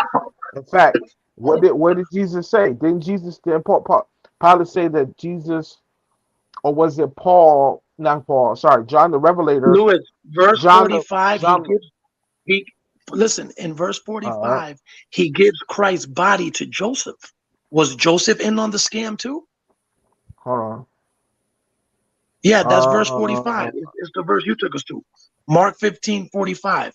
And when he knew it that he was dead Uh, of the centurion, he gave the body to Joseph. yeah, So if yeah, Joseph in on this prank, yes. so Joseph is in on it too. Joseph is in on it, Pilate, everybody's on this big prank. Now let me ask you this. Was the sword fake that they stabbed him with, or was that a real wound? It was a real wound.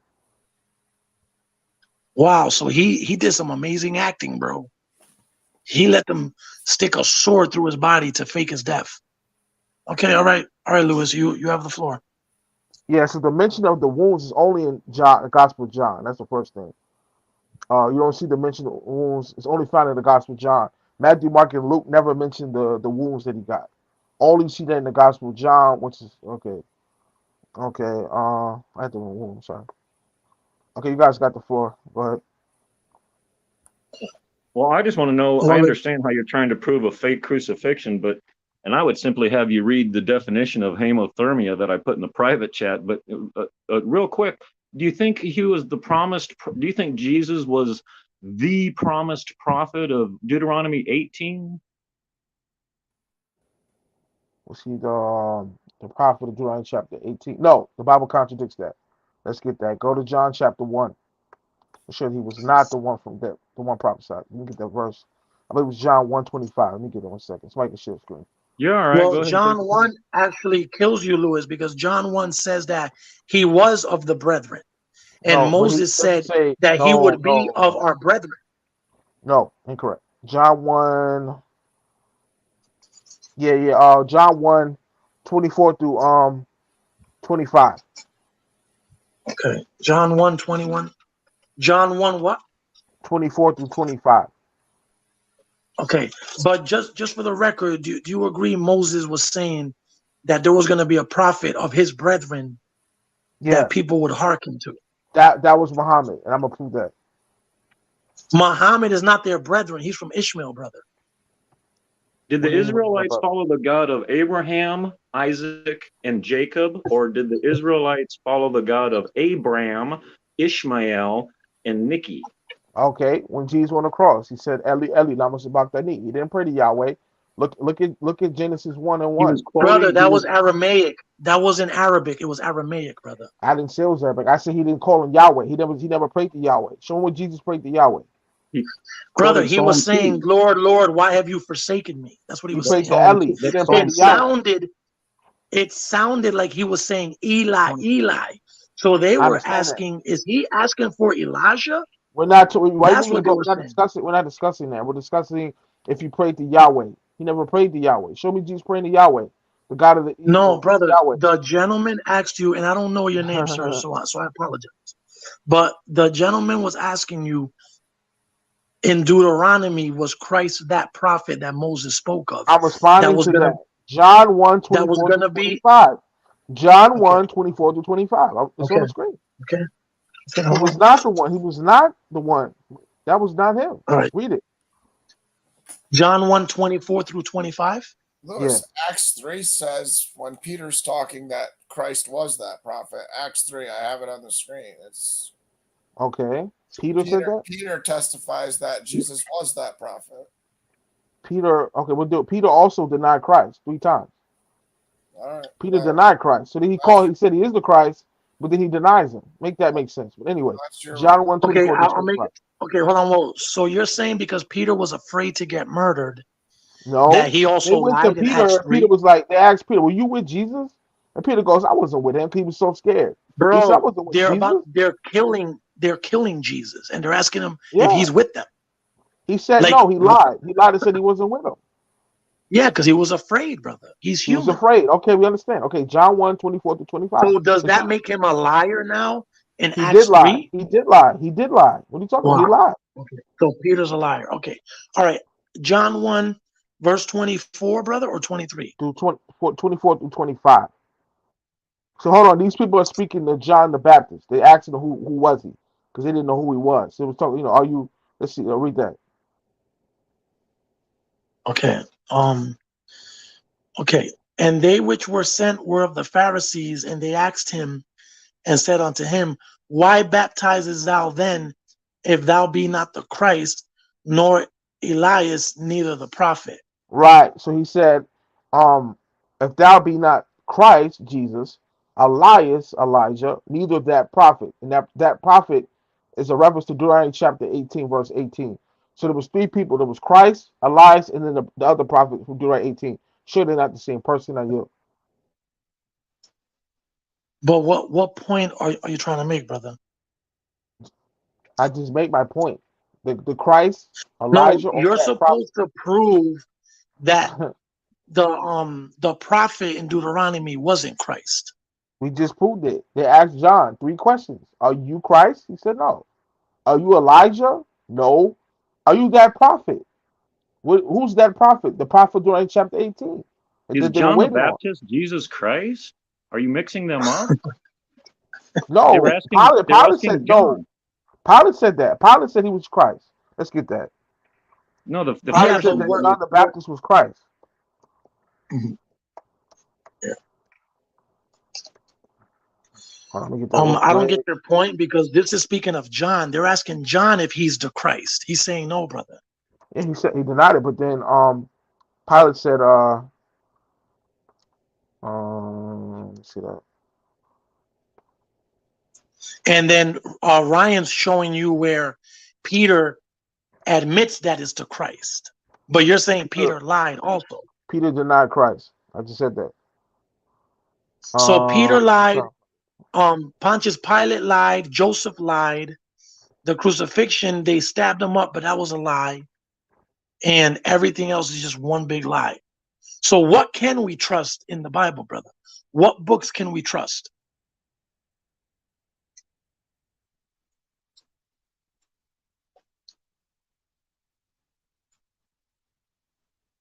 Lewis.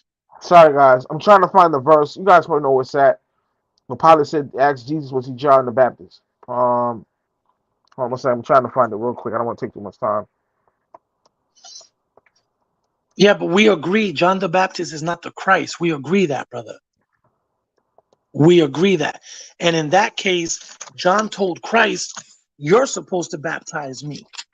Watch, I'm going to read Matthew. Let's see what John said if Christ is the one. Matthew's 3. Watch what John the Baptist says. Right. Well, Then cometh, this is Matthew's 3:13. Then cometh Jesus from Galilee to Jordan unto John to be baptized of him.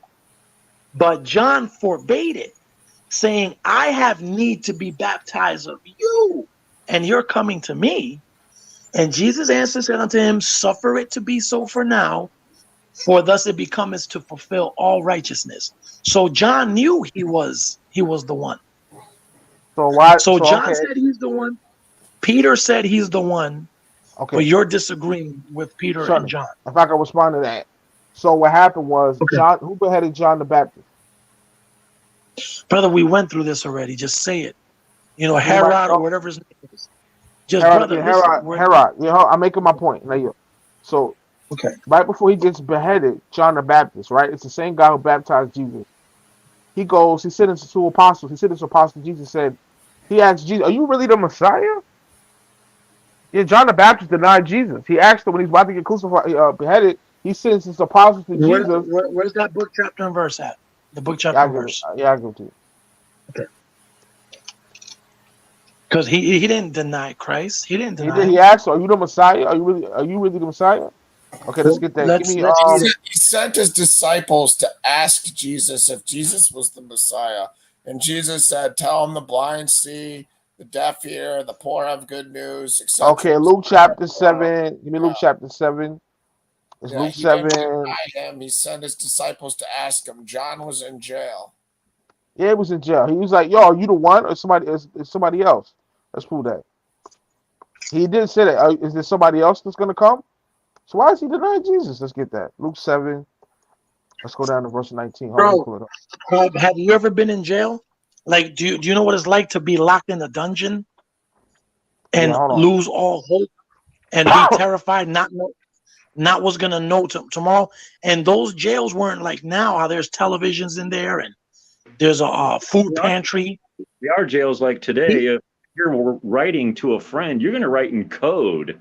Jesus said, don't tell anybody I'm the Messiah. So John's not going to say in his message, hey, are you the Messiah? Because it's going to be intercepted. He's going to talk in Good code. point.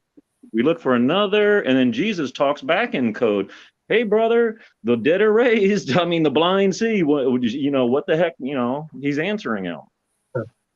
Yeah, Hold on, I don't hold think on, hold on. Louis. Let me get this straight. Let me get Hold this on, straight. wait. I don't think Hold on. a Let me ask him a question question. by Let a me man. address what But he said. Louis, hold on. Oh Louis, my hold God. on. Why do you keep butting in? I'm I asking don't a think a question. person, because listen, just for 1 second, you can't take, like, you like to take isolated incidences and make like a doctrine. A man that's caged to a dungeon, that's just asking, ask him, is he the one? Doesn't mean he denied him. Because if he denied him, he would have never sent them anyway. Okay, let's read He the would have went verse. to other people. Let's get the verse. Luke 7, Okay. 17 through 19. So is your hermeneutic? That makes no sense. The hermeneutic makes no sense, but Luke 7, 17 through 19. Okay. And the rumor of him went forth throughout all Judea and throughout all the region round about, and the disciples of John showed him all these things. And John, calling unto him, two of his disciples sent them to Jesus, saying, art thou he that should come, or look we for another? Stop When the there. So men he were asked, come he unto said, him, they are said, they he that, stop there. Are thou he that should come, or look before another? Why is John asking, we looking for another person? Explain, please. jailed and being chained up into a dungeon, thinking you're going to be executed the next day, bro. How does that tantamount to denying Jesus? Because you're locked up. Because How does that? when you're in a flight or fight mode, chained up in a dungeon, you're not gonna just have a cool like, yo, tell Jesus I said what's up. Tell him to visit me next Tuesday. No, he thinks he's gonna die, bro. It's a human trait, bro. He's in jail in a dungeon. Like, what do you expect him to say? Tell Let Jesus me to ask you send me another some question. pictures? Were they looking for another Messiah that wasn't Jesus? I don't think so, bro. So why does I it say think it he in sent verse them for 20? a reason. It would make Of sense if doubt. he was the Messiah and he said, "Oh, you're the Messiah. Should we look for another Messiah too?" No, there's only one. There's only one Messiah. There's only one Messiah. Good point. Okay. Louis, Ryan, real you're quick, bringing an I've got to run example. off. I'm sorry, guys. I've got to run out the door. Yeah, But no problem. Ryan, real quick on your controversial adultery, getting remarried thing. He's specifically talking, it's the same word in Greek for but, and, to, it's the same word. If you get divorced, to marry another. That's as simple as it is. And that goes with any, with current day American adultery. If you specifically get divorced to marry another, duh, you're committing adultery. Anyway, blessings, brothers. I appreciate y'all's disparate views, but you're still keeping calm with each other. I love y'all for that. Blessings, brothers. Likewise. What's your name again, brother? Mike, but it's not on the thing. Yeah, it's Mike Banner, but it's yeah, none of your business. Mike, I'm Mike. I'm Mike. See you guys. Mike, listen, peace, Mike. blessings. I appreciate it and hope to speak to you again, Mike. Have a blessed night. All right, Lewis. Yes, I'm here. Okay, Lewis, listen. Your argument that there's no crucifixion, I think, fell flat. Every verse you brought us to reiterated that it had to happen and that it did happen. The prophet said he had to die. Pontius said he saw the dead body. So everything you brought tonight, sorry, but fell flat. You know, I think we proved it that it did happen, that the scriptures do prove it. So, you know, if you want to finish off and say something else, but from what I feel, you know, you didn't really bring much to prove it. And you know, it is what it is. But it was a very admirable effort. And if you want to finish off and say something, you have the floor, brother.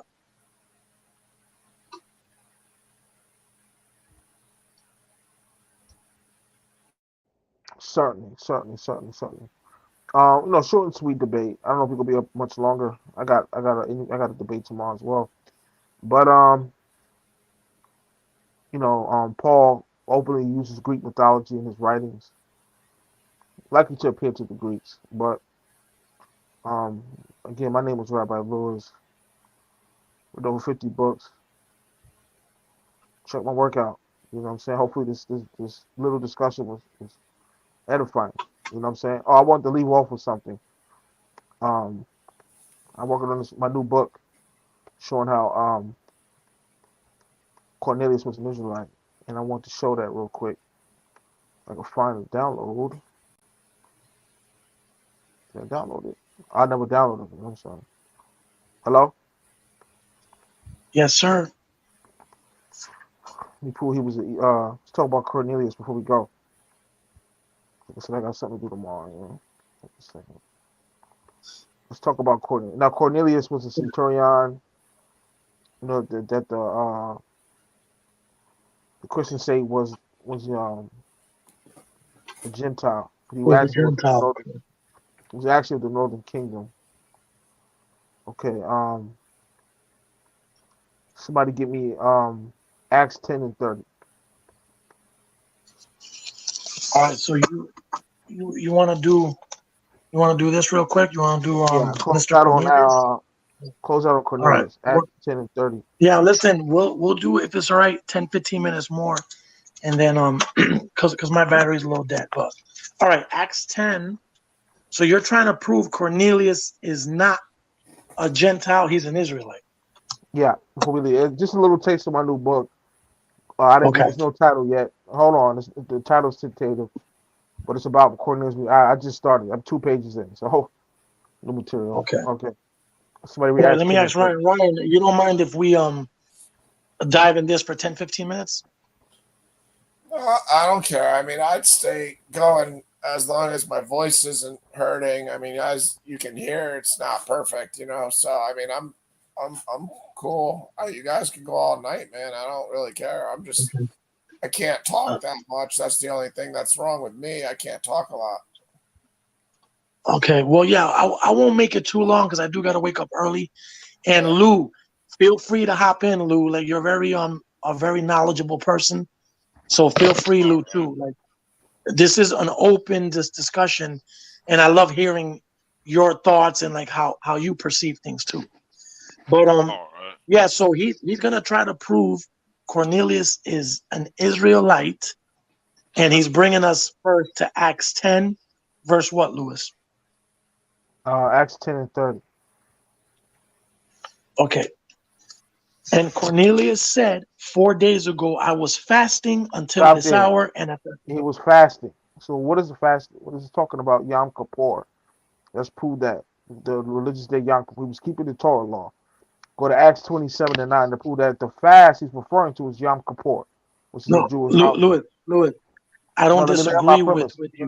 Okay, go ahead. Go ahead, brother. Okay. Okay. No, go ahead. You Well, got I was going to say, you got the point. yeah, I don't disagree with you that he was following some type of the Mosaic law, because at the time, the Mosaic law was still in place. The Pharisees still had control of the synagogues. So the Mosaic law was still in full effect. So I don't doubt that, brother. I don't doubt that he was, you know, trying to follow the God of Abraham, Isaac, and Jacob and follow the Jews' ways. I don't disagree with that. But the question I have for you is, do you have one verse that says he's an Israelite?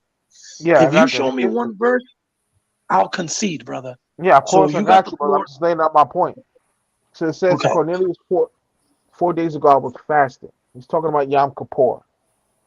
It's called the fast in the New Testament. Go to Acts 27:9 to prove that. This is a reference to Yom Kippur. Acts 27:9. Lewis, That's I'm not 27. going to play the game, and you can read the verses yourself. You got a Bible, I'm sure. Yeah, so Acts 27 just Yeah, tells you that I'll Yom read Kippur. it, Ryan. You know, Yeah, Acts it's fine. 27:9. I'll read it. Acts 27:9. Now, when much time was spent and when sailing was now dangerous because the fast was now already past, Paul admonished them. Uh-huh. The fast was already passed. It's talking about Yom Kippur, High Holy Day. Okay. Uh, Lewis, yes, did the brother. Jewish people teach, did the Jews teach and Moses teach that fasting and prayer remove sin? Yes, Okay, so wouldn't it be logical to say that people fasted all the time? I got you. I'm gonna explain. So Messiah was crucified on the Jubilee year. Now, what is the word Cornelius means little horn, right? Now keep in mind he was keeping Yom Kippur, and his name actually means Cornelius means little horn, right? So Yom Kippur, the shofar, like the shofar is what you blow, it's like a ram's horn or a little horn. So he's keeping the day of Yom Kippur. His name means little horn, and ironically, the shofar blast is done with a little horn. Is that a coincidence? I don't know. Okay, so it's proof that he was an Israelite fulfilling Ezekiel 37:19. Go to Acts 10:23. It says, I'll let you read it. Acts 10:23. Yeah, I'm sure that he's actually mimicking Ezekiel 37:19, where the northern and southern kingdom become one stick. Acts 10:23. Then called he them and lodged them, and on the morrow Peter went away with them, and certain Uh brethren from Joppa accompanied him. huh. And the morning after they entered into Caesarea, and Cornelius waited for them and had called together his kinsmen and near friends. Keep that in mind. And he called together his kings and their friends. To show he's fulfilling Ezekiel 37:19. Okay, it says, thus saith the Lord God, behold, I will take the stick of Joseph, which is in the hand of Ephraim, and the tribe of Israel, his fellows. All right, And all right, hold on, wait, Louis, hold on, let me Louis. make my point. Let me make my point, brother, please. Hello? It says, Mhm. and in the morrow he entered Caesarea, Cornelius waited for them, and he called together his kinsmen and their friends. He's quoting Ezekiel 37:19. Thus saith the Lord God, behold, I will take the stick of Joseph, which is in the hand of Ephraim, and the tribe of Israel, his fellows, what there's chavarim, which means friends, and will put them with him. Ooh, so he's actually quoting Ezekiel 37:19, with those that southern kingdom become one stick. Let's read that again. And he called together his kinsmen and their friends. Keep that in mind. He called together his kinsmen and their friends. And Ezekiel 37:19 says, um, in the tribe of Israel, I will put them with him. So actually, he's confirming that he was from the northern kingdom in Acts 10:23, because he's quoting from Ezekiel 37:19 loosely. So that was the way I'm saying he was from the northern kingdom. Okay.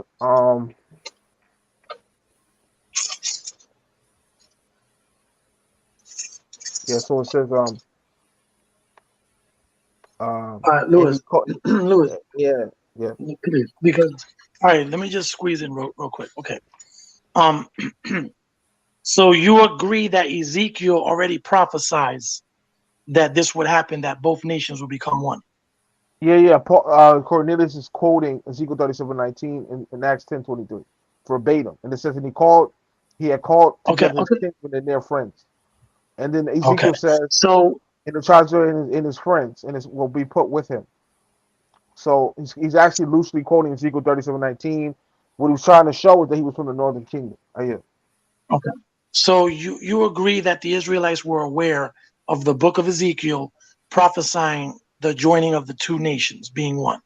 Yeah, So Cornelius fulfilled that. Yeah. when Romans 11:25 says, "For I would not, brethren, that you should be ignorant of this mystery."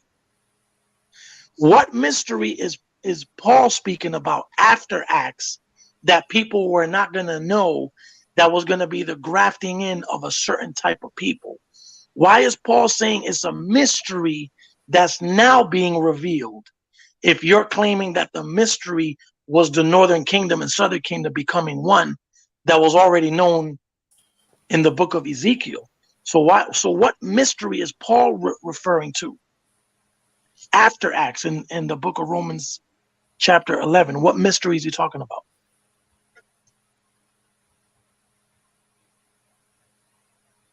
All right, you know what? Just hold that thought, Certainly, I and then got you. just to ask you this.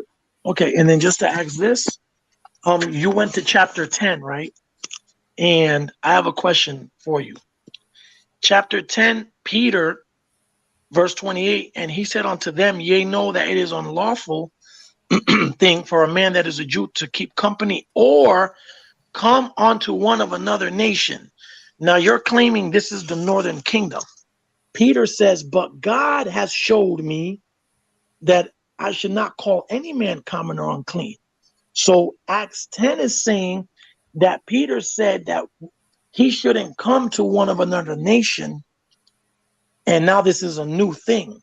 You're saying this nation is the Israelites, the northern kingdom, but I have a question for you. Peter, 6 chapters earlier in Acts 2:36, baptized the entire 12 tribes. So he already went to the northern kingdom. Acts 2, chapter 36, this is Peter. "Therefore, let all the house of Israel know assuredly that God has made that same Jesus, whom you have crucified, both Lord and Christ."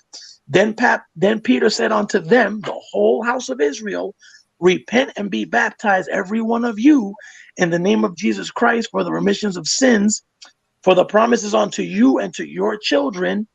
And that day there were about 3,000 souls. Now, these house of Israel is talking about came from Acts 2:9. They came from Parthians and Medes, the city of Medes. Let's see if the northern kingdom came from the city of Medes. Let's go to 2 Kings to see where the northern kingdom was sent to. Let's see if they were in the land of Medes. 2 Kings 17. Ready? "Therefore the Lord was angry with Israel and removed them out of his sight. There was none left but the tribes of Judah only." Lewis is going to try to bring one example of an Asher woman. But anyway, "until the Lord removed Israel," this is 2 Kings 17:23, "Israel out of his sight, as he had said by all his servants, the prophets. So Israel, the northern kingdom, was carried away out of their own land to Assyria, even unto this day." 2 Kings 17:6 says, "And in the 9th year of Hoshea, the king of Assyria took Samaria and carried Israel away from Samaria into Assyria and placed them in Halal, Habar by the river of Gazan, and in the city of Medes."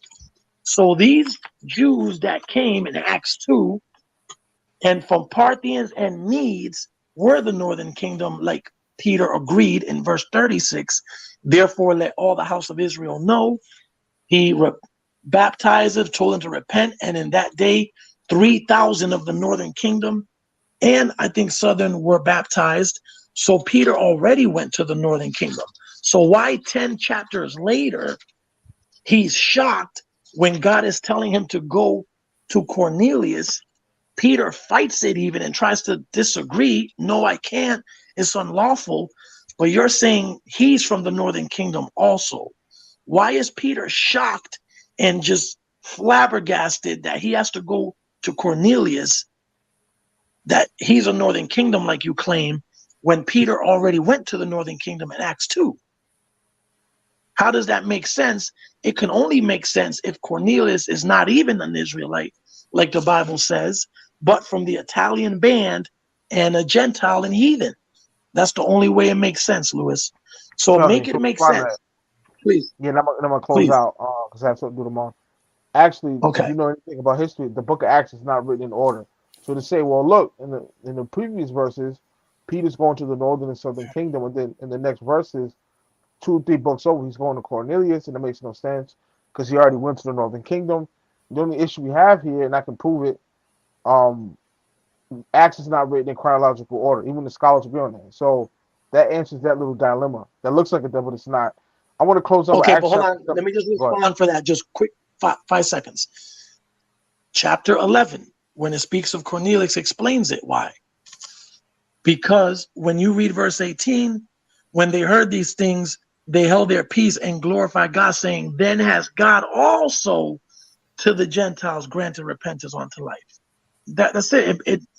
It's as clear as day, brother. And when you go to Acts 10:34, Peter admits what's going on. He said, then Peter opened his mouth, saying, of a truth, I perceive that God is no respecter of person, but in every nation, he that feareth him and worketh righteousness is accepted. All Plain right, as and day. I got yeah. So like I was saying, it's a fact that um, Acts is not written in order, chronological order. So that explains why the stories don't make sense. And I have to close out. It was an honor to be on your show, Ryan, again. Hopefully, we get this All recorded right. for you. I might put this on my Yes. channel, up on my channel. It was an honor. Yeah. And you can close it. You guys can close out. Okay. You got All it. right, Lewis. I didn't know you had a channel, Lewis. Yeah, just type in Rabbi Lewis. I got a channel. I never use it, but I'm gonna start using it again. All right, So I go got ahead. some video lessons. Yeah, do your Thanks thing. for having me on, Ryan. Yo, Yeah. Jesse, always an honor, brother. All right, Lewis. It's always an honor. Likewise, Ryan, Lou, an honor, to speak to you guys and be here again. It was a All pleasure right. being on the platform. And like if you guys have any questions or anything, I'll stay on for a few more minutes. And Lewis, peace and blessings. Be safe. And yeah, brother, have a wonderful night, Lewis. Oh, yeah, Yeah, we can talk. Yeah, go ahead, Lou. yeah. Now I was going to tell Jesse to check out that one channel. His name is Testify Apologetics.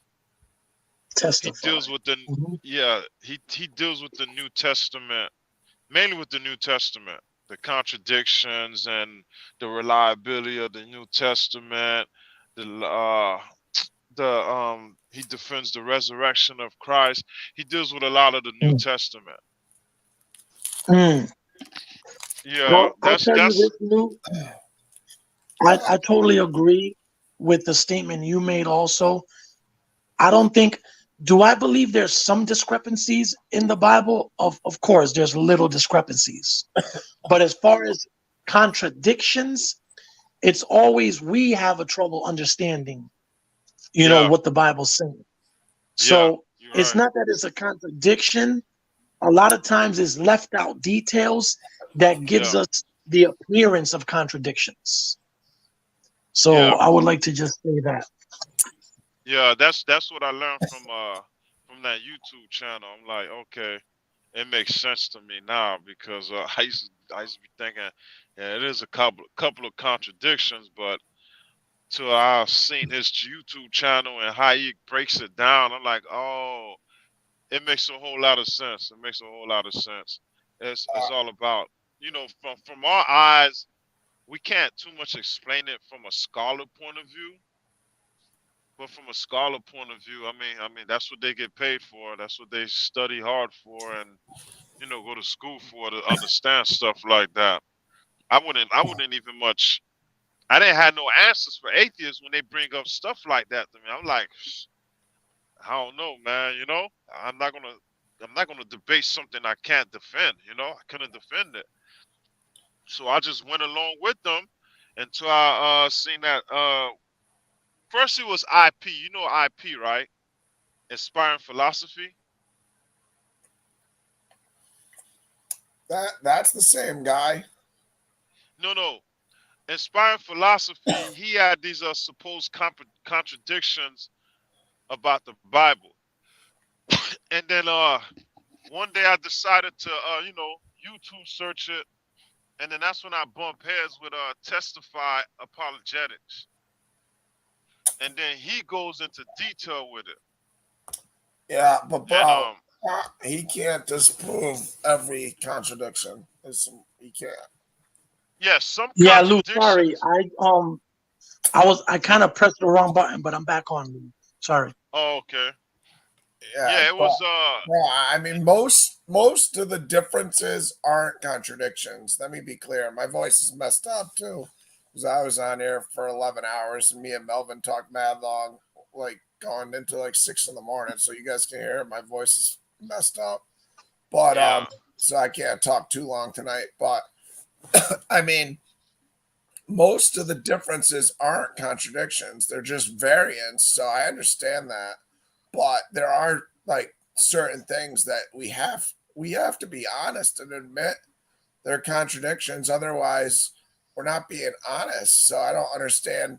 Like people just have an adverse reaction to the word contradiction because it usually just has a negative connotation to it. You know what I mean? But Yeah. like, you got to get beyond that and be able to have a mature conversation with what is actual facts and deal with it in that manner. I mean, I don't know. I think it's just the fact connotation, the connotation of contradiction is always like negative. I forgot. I forgot which. I'm gonna go back and look at it again, research it again. When I was looking up contradictions, it was one contradiction with the story of Jesus in all four gospels. All four of them gave two two totally different stories, two totally different accounts. I think it was after the resurrection, but I cannot remember. But it was man. I don't know. If somebody could put that together, then you a genius. But it gave two. It gave all four of them gave four different accounts. The Mm. Four different the, accounts. I forgot which one it was.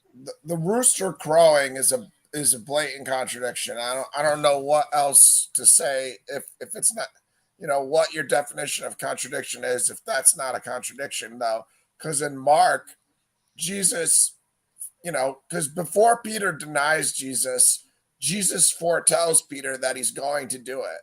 So in the Gospel of Mark, Jesus prophesies, when he's talking to Peter, he says, "You will deny me twice before the rooster, you will deny me 3 times before the rooster crows thrice, or 2 times, or whatever." I'd have to look at the language, but I'll get it in Mark. But in all the Yeah. other Gospels, Jesus says, you'll deny me 3 times, then the rooster will crow. And when the rooster crows, Peter looks at Jesus, or Jesus looks at Peter, I think, and Peter immediately weeps. So when that rooster crows, that's like a big, like a boxing bell, like a huge moment, like a ding.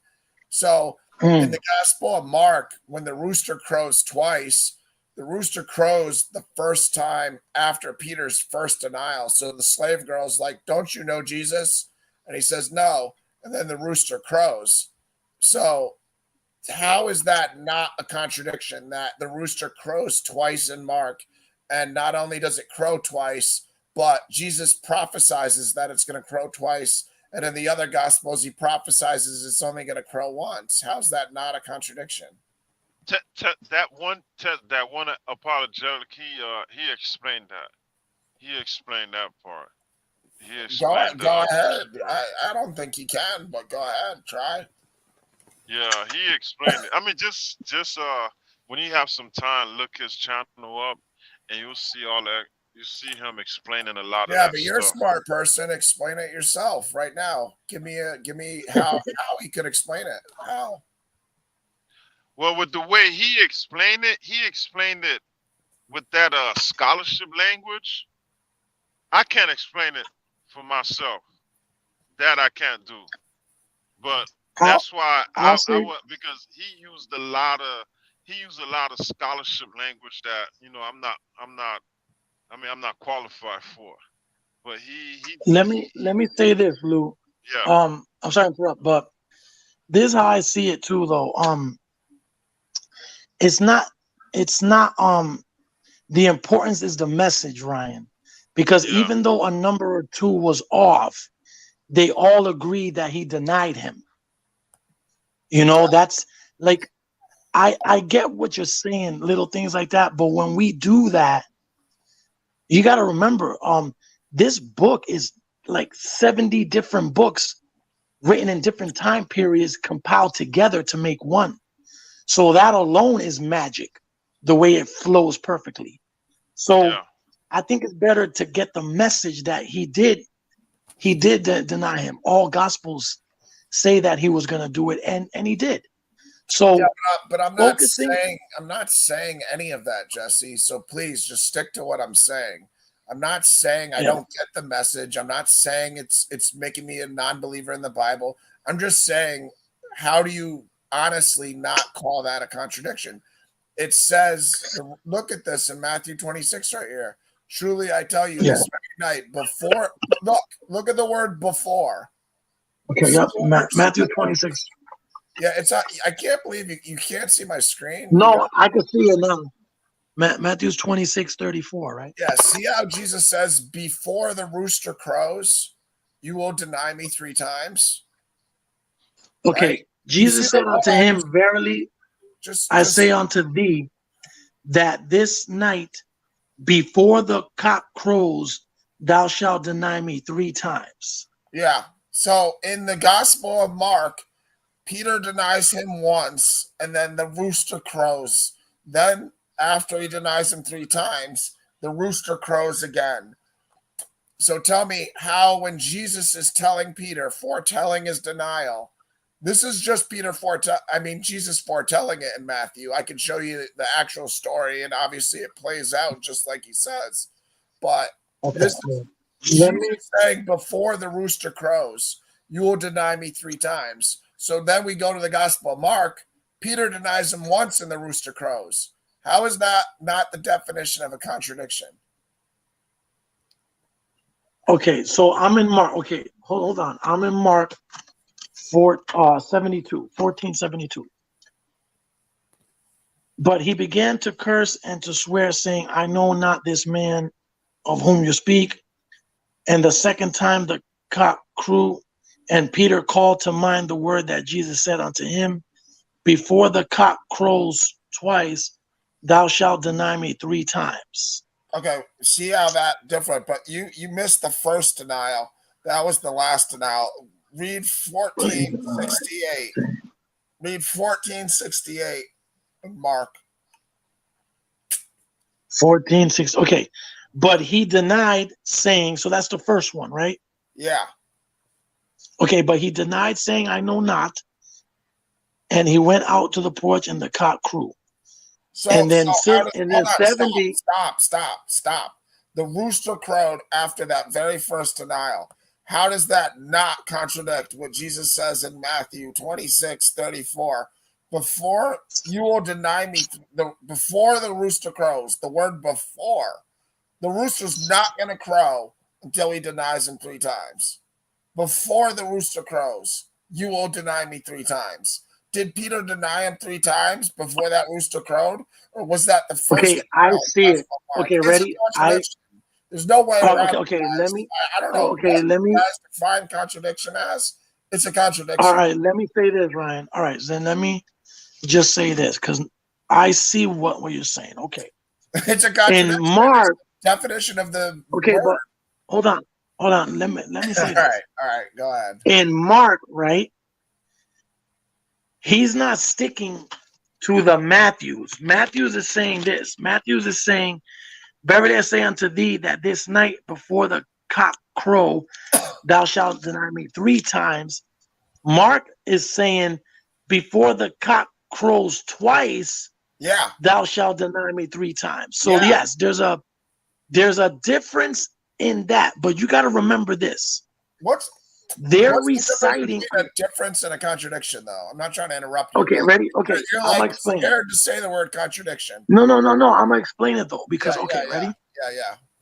Because Mark and Matthew's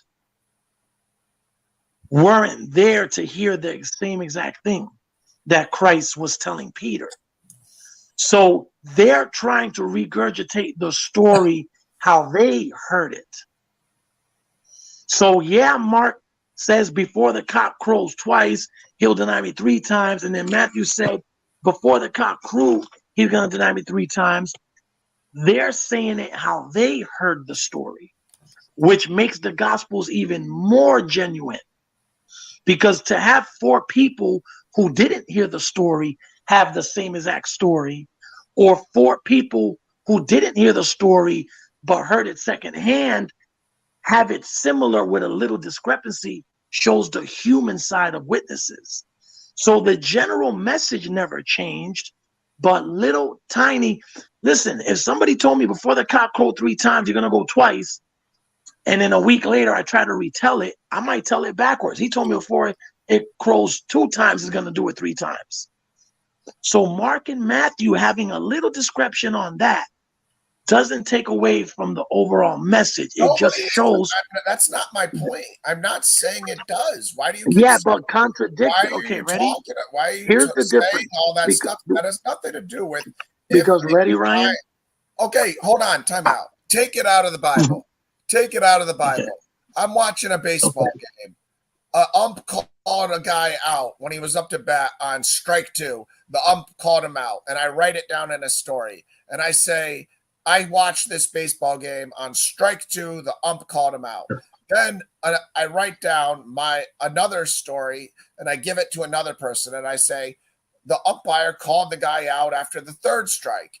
And then I give those notes to 2 different people. When they meet up with each other and they're talking about what I gave them, are they not going to say, well, wait a minute, he told me the guy was out after strike 2, and then this one says he was out after strike 3? That's a contradiction when they meet up. Take away the Bible. Yeah. Just take away the Bible, because I'm having a hard time trying to get to the point of what a contradiction. All right, let me. Is that a contradiction when I use the baseball example? If the same person tells 2 different stories, he contradicted himself. But when 2 different people try to tell the same story, they're going to have conflicting details, not contradictions. Okay. Conflicting I got you, but this is them quoting Jesus, though. So they're supposed to be consistent. It's a contradiction, man. Like, you can't, with what you just said there, these Gospels don't have to agree at all then. From what you just said, the way you're trying to defend it, you're just saying, well, 2 different people can have 2 different perspectives. Then we don't need any agreement at all in the Gospels. That's what the overall logical conclusion is from what you just said. Not accurate. What you just said, there doesn't need to be any agreement then. Okay, really? Not that there has to be any agreement, but the realization of knowing different witnesses are going to have conflicting details, not overall different messages. Because if Mark said it's called a in the baseball example, do you understand that's a contradiction? Do you know what the word contradiction means? Do you think that's a contradiction? But I do know what it means, but here's where me and you differ. So in the baseball example, is it a contradiction? No, okay, let me say yes, because example, not the Bible. It is because it's the same person. Disagreeing with Ryan. Jesse, he's not disagreeing with you. So why is the Bible example not a contradiction? Right, because the same person telling different stories. No, what he's doing, he's explaining it. He's explaining it. He's asking you in a way to a person who doesn't have the eyes for that.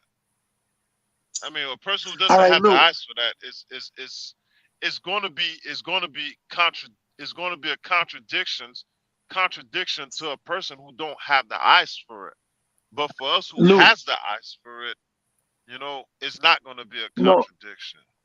Lou, let me ask you this, Lou. Ready? Yeah. If if you tell somebody, if you tell three different people a different story to an event that happened, you're contradicting yourself.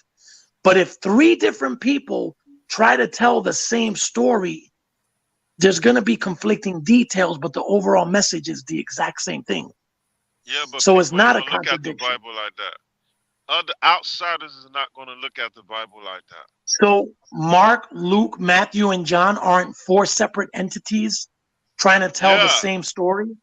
yeah. For us, Bible believers, yeah, we understand where it's coming from. You know what I mean? Yeah. But Now, if Mark, go ahead. the thing Go ahead. is, the thing is with unbelievers, they're not gonna look at it that way. You know, because you could use Well, that, they're not gonna accept it. They just not. It's not. It's just a matter of if we went to a basketball game and there were three different reporters, and something actually happened at that basketball game. One team did something. So LeBron James made two free throws at the end of the game. And another reporter reported LeBron James missed one of the free throws. I don't care that it's that person's different perspective. I understand people will have perspectives on issues. There's still one event that happened that was truthful. So when we're going through these gospels and I'm trying to understand what is the truth of the gospel, Jesse, I'm going to have a problem when I have a contradiction, because if I were to go before God and my soul was determined upon, if I answered that question right, which one do you choose, Jesse? Which one? Tell me. And that's the beauty of the gospel, because God knew that was going to happen. So that's why he used more than one witness. He used 4 or 5 witnesses. Which one do you choose? Just to make sure. The majority in all the situations? This is what I would say. If there's an area that's conflicting, look at the other witnesses and see what they say. Okay, but we're agreeing if it's conflicting, that means it's a contradiction, correct? Why is this? You guys just have a connotation. Because listen, because Ryan, I'll tell you why. Afraid to say the word or something. Because it doesn't dispute the whole Bible. It doesn't take away the truth of the Bible. It doesn't do any of that stuff. It just is the accurate English word for when there are two different accounts for the same event. It's a contradictory story. Lou, let me ask you a question, because Ryan is very headstrong, so he's gonna fight. Let me ask you this. All right, Lou. That's what it is. If something happened and 4 or 5 people saw it from different angles, and the police rounded 4 or 5 of them up, would they have the same story but little details different, or would they have the whole exact story the same to the T? No, they're gonna have what would details. They're gonna have different. But for the most part, the same story, right? Yeah, the more of the story is the suspect or victim, whoever it is. Okay, so would that be considered a contradiction or human error with 4 different viewpoints of people? Nah, human error. That's what I'm trying to tell. I forgot what the scholars call that. I forgot.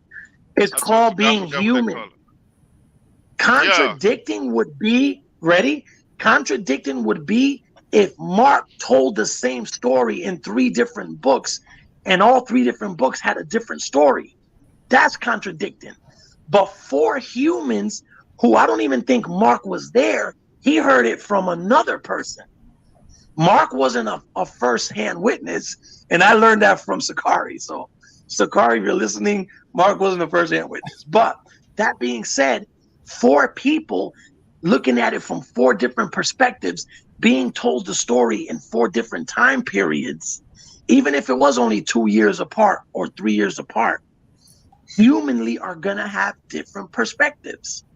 Now, is that a contradiction or human fallacy in little details? Can you read the definition of contradiction that I have on the screen? Can you see it? Can you read the definition of it?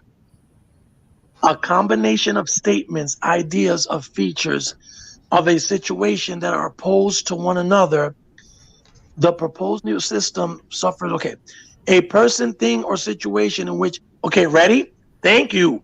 A person or thing or situation in which inconsistency elements. The statement of a position opposite to one already made. So why is the rooster crowing two times Because in ready? one and the other? Okay, Not a okay, let contradiction. me say this, Ryan, ready? Why is The Hey, second, all right, Jesse, ready, Ryan? Hold on. Jesse, I'm gonna address, yes. I can give a brief answer from the Big Book of Bible Difficulties that makes the claim where it's not a contradiction. And I can read that. Please, Old Hickory. Please, and nice to have you on. It's awesome hearing from you again. Yeah, Thanks, God Old Hickory. bless. And again, this is the book from Norman Geisler. This is what it reads. It says, there is no contradiction between the two accounts because given the correctness of the text, Matthew and John do not expressly state how many times the rooster will crow. They simply say, Peter will deny Christ 3 times before the rooster crows, but they do not say how many times it will crow. Mark may simply be more specific, affirming exactly how many times the rooster would crow. And then it says, it is also possible that different accounts are due to an early copyist error in Mark that resulted in the insertion of 2 in early manuscripts in Mark 14:30 and verse 72. This would is explain Oh, scribal why- error. Hickory, that's not accurate. Scribal error. Oh, Hickory, This is though, scribal error. what you just Scribal. read is not an accurate summation of what occurred. Jesus says in Matthew, "You will deny me 3 times," and he uses the word before the rooster crows.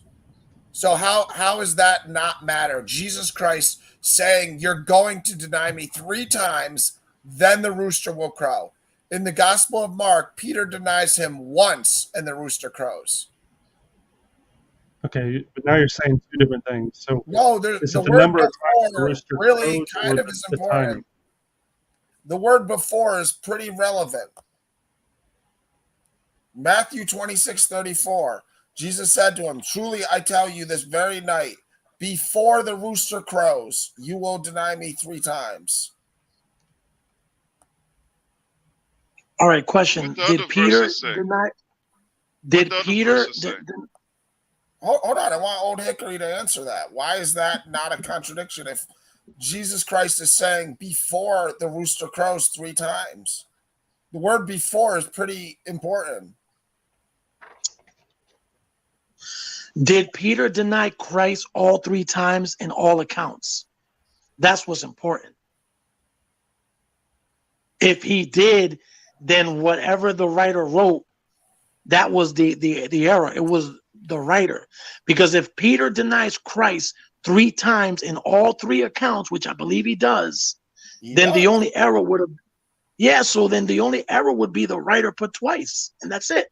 Well, No, the error is that he said that the rooster won't crow until he denies Jesus 3 times. we don't know what the error is. That's the whole problem with what a contradiction is, guys. That's the meat of why I'm saying it's a contradiction, because none of us know what the actual true story can be, because we don't know, because we have a contradiction. That's the whole point. I'm pointing it out.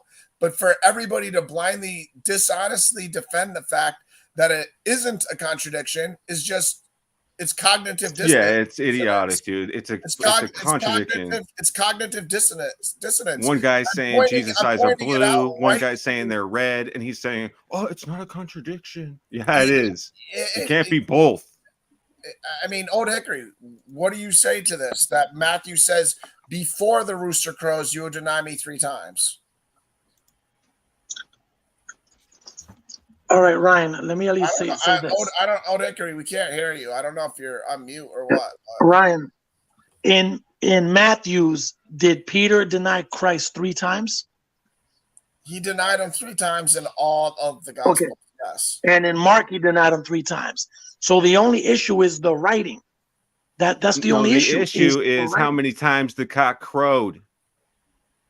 Oh my gosh! Like, do you have any reading comprehension at all, Jesse? How many times the cock crowed is the issue, and also the fact that Jesus foretells that this is going to occur, and in one foretelling he says you're gonna not deny me until it crows 3 times. And then the other one, he says, you're going to deny me when the rooster crows twice. Go to the verse. Go to the verse. It says, Peter said to him, well, I can't read it. You're I'm trying 36. to. Oh. Yeah. Okay. Okay. Yeah, I see it. I see it. Jesus said to him, truly I tell you, this very night, before the rooster crows, you will deny me. You will deny me 3 times before the rooster crows. Okay. Now, So the rooster is not allowed to crow until he denies him 3 times. Okay, go to Luke. Whoa. You know what? Guys, I just figured it out. Once. You didn't figure anything out. Hold on, Jesse. Hold on, Jesse. You didn't figure anything out because I'm going let's to go show to the you verse. right here. I'm going to show you right here in Mark. Yep. Peter was warming himself. I just figured it out, guys. No, you didn't. And she looked at him and said, you also with the Nazarene, Jesus. But he denied it, saying, I neither know nor understand what you mean. And he went out into the gateway, and the rooster crowed. And did he deny Jesus 3 times? Hold on. Now I'll show him deny him 2 more times so we can make it clear. And the servant girl saw him and began again to say to the bystanders, this man is one of them. But again, he denied it. It can't be any clearer that this is the second denial, right? It says, but again, he denied it. And after a little while the bystanders again said to Peter, certainly you are one of them, for you are a Galilean. But he began to invoke a curse on himself and to swear, I do not know this man of whom you speak. And immediately the rooster crowed a second time. And Peter remembered how Jesus had said to him, before the rooster crows twice, you will deny me 3 times. And he broke down and wept. So this is very, very clear. The literal definition of what a contradiction is. All right, guys. Yeah. Guys, I figured it out. I figured it out. Jesse. I figured out the whole thing. Okay. Hold on, Jesse. Let me ask one more. Go ahead. Let me ask one more question. With the Matthew one. With the Matthew one, did he say how many times the rooster gonna crow before he denied him? Exactly. He left that out. That's it. He left it out.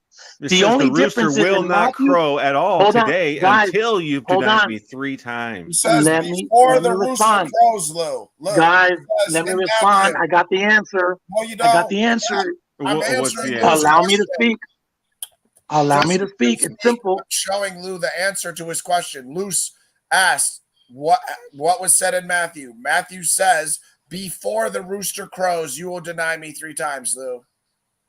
Before the rooster crows at all. That's consistent 0 with Luke. crows. You will not deny me. You have to deny me 3 times if you want to hear a rooster crow.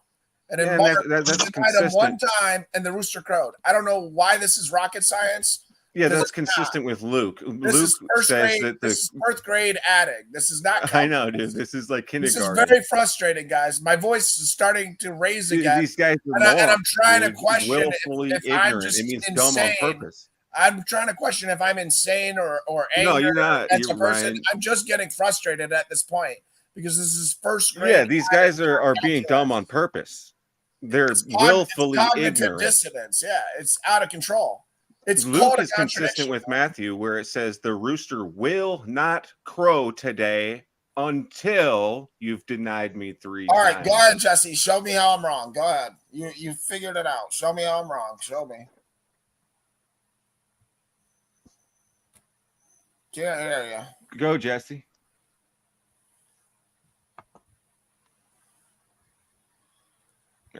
You don't got nothing to say? Jesse. I don't know if you're trying to talk. I mean, if these guys are denying this is a contradiction, this is idiotic, dude. It's getting old, though. It's absolutely retarded. All right, guys, can I speak? Okay, all right. The only difference is this, guys. Hold on 1 second.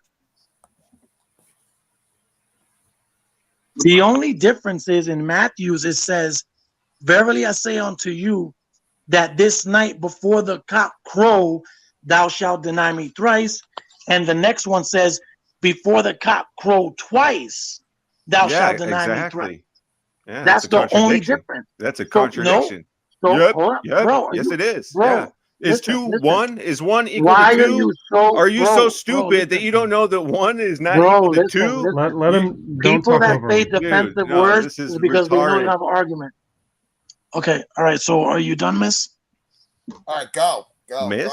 Mrs. Doubtfire. Miss? All right, so Mrs. Doubtfire is done No, speaking. All right, dude, hold on. you're an idiot, dude. How All right, stupid bro, can can you, one person be? yo, All right. Go ahead. Go ahead. Prove your okay, point. okay. So the only difference is that one writer left out this night before the cock crow, he left out this part. Before the cock crow twice, thou should deny me. Twice. It's Yeah. one word. Yeah, so There's one word is one missing equal to in two? the same, bro. Can you, yo, Ryan, Is can you tell Mrs. one the same Doubtfire word as to be two? quiet for 1 second? No, you're being an idiot, dude. How long are you going to go on denying that All right, this is a contradiction? let him try, Dirty. Don't interrupt him. Go ahead. We both know And he's that not name, right, but go ahead. that name fits them perfectly. Dirty. All right, so listen to this. So one word that a writer left out, does that negate that the stories are the same? What happened to Peter? Did Peter not deny him 3 times and then the cock crowed? Yes or no? Yes. So Just one word.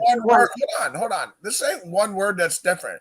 This is Jesus prophesizing, foretelling it, being wrong. And then it actually No, it's the same story written. Listen, it's the same story written, and the only word that's. I'm not saying it negates the beauty of the story and the genius of the story and the meaning of the story. I'm not saying any of that. All right, you don't understand. Can I just Yeah, see, that's what he's afraid of, Ryan. He's afraid if there's one little contradiction in the Bible, then he thinks that he's not going to be able to trust any of it because he has no faith. No, he's dirty. Weak. I'm not like you, brother. I'm not I like you. got way more faith than I'm not you. like you. Got no faith, bro. Just listen to me. Get some faith, bro. Before the cock crow twice, one word twice. That's the difference. Twice. One writer left it out it's a and one didn't. contradiction. Yeah, that's the difference. No, you just admitted it. Is 2 equal to 1? How many S's are in the word Jesse? Is there 2 or 1? All right, it depends on how you spell let it. him try to build. It's a missing word. That's all it is. A writer no, it's left not. the word It says that the rooster will not crow until you denied me 3 times. So the rooster is not allowed to crow, not even once, until he denies him 3 times. You're being an idiot. All right, you're being Ryan, dumb on purpose. Ryan, listen. Dirty Varmint is acting scummy, and I'm gonna tell you why. Because Matthew, scummy. You're the one acting scummy, trying to deny the facts of reality, dude. Look, let me look so at Ryan, it to show you. Listen, Ryan, hold on. Ryan, listen. Yeah, you're trying to say up is down, down is up, good is bad is good. You're a freaking he's not allowed people to talk, dude. Because you know what? He knows he has nothing, so he wants to overtalk. All right, Matthew 26:34 says, "Before the cock crow, thou shalt deny me thrice." Mark 14:17 says, "Before the cock crow twice, thou shalt deny me thrice." That's it. It's one word the writer left out. But the stories, dirty. But the stories, you're right. There's are no still the contradiction. same. The word contradiction would mean certain things are different. The elements are exactly the same, Jesse. You're right. There's not a contradiction. So Ryan, question: No, we're not. Are we Chris, reading? You're bearing false witness, Chris. You can keep Ryan. These guys are we reading? No, he said there's a lie in the Bible. Google what contradiction is. It's not interchangeable. Ryan, why are you guys over talking? It's me against 3. You're the one over talking, dude. You haven't shut up this whole time. Let someone else speak for once. You've been on here for like an hour. Yeah, because I was scheduled to come here. Idiot. Yeah, but you're denying reality. Like it's right in front of your face, dude. So listen, Ryan, just hold on for a second. I'm talking to Chris. We're reading the English version, bro. We're reading the English version. So if the writer put twice in one and not in the other, so you're gonna blame God for that? This is an English version. No, he's not blaming God at all. I'm not blaming God at all. Such an idiot. See, that's the problem, Ryan. Yeah, he thinks that you're blaming God. He thinks that if there's a if there's a contradiction, then God must be lying. And it's literally like, over his what head. an idiot, it's over his head. It's literally way over his head. I mean, I've seen bananas smarter than him, dude.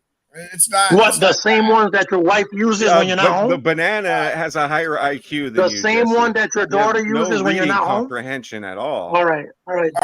Dirty, you speak one language.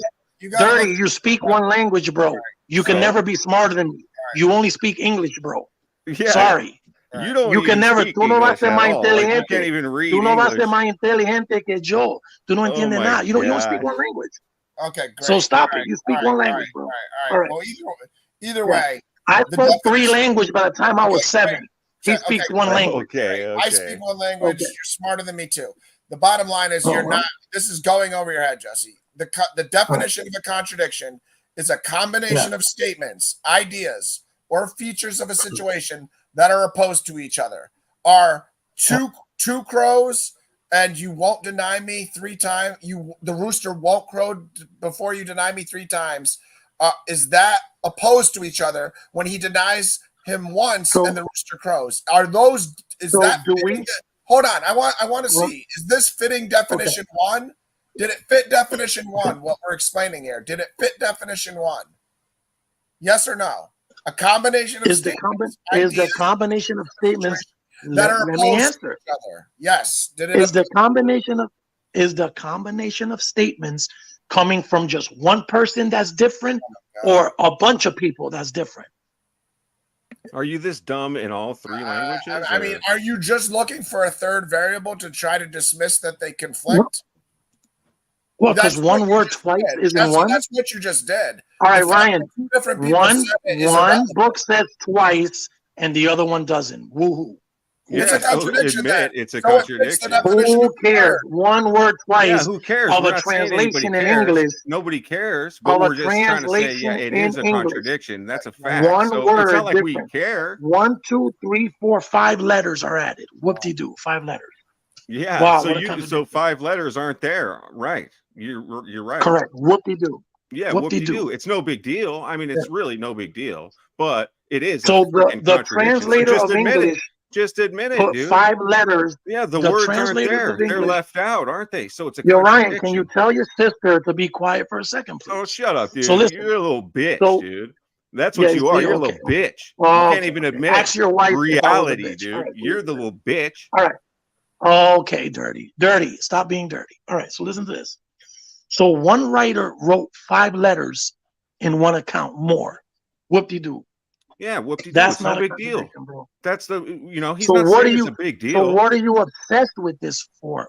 Dirty. Why are you being dirty? Just admit it's a contradiction. It's not It a should have big taken deal. 10 seconds. We Just shouldn't because- have been talking about it for 3 hours. It should have been a 10-second Yeah. conversation. The world's you not guys going are the to ones end who are just making it a because there's a 3-hour contradiction. conversation. Just It should've- admit it. I I'm not don't see obsessed it's a with it at all. contradiction. I just Oh, I keep don't saying see it's 1 a plus 1 contradiction. equals 2. He's And Y'all I've are asked upset. you moron, dude. 100,000 Y'all times. are You upset. understand what it means. Y'all are upset because We're not you see a upset. I'm contradiction. laughing. You're a I'm joke, upset. dude. I You're see a clown. clinical You're error. funny.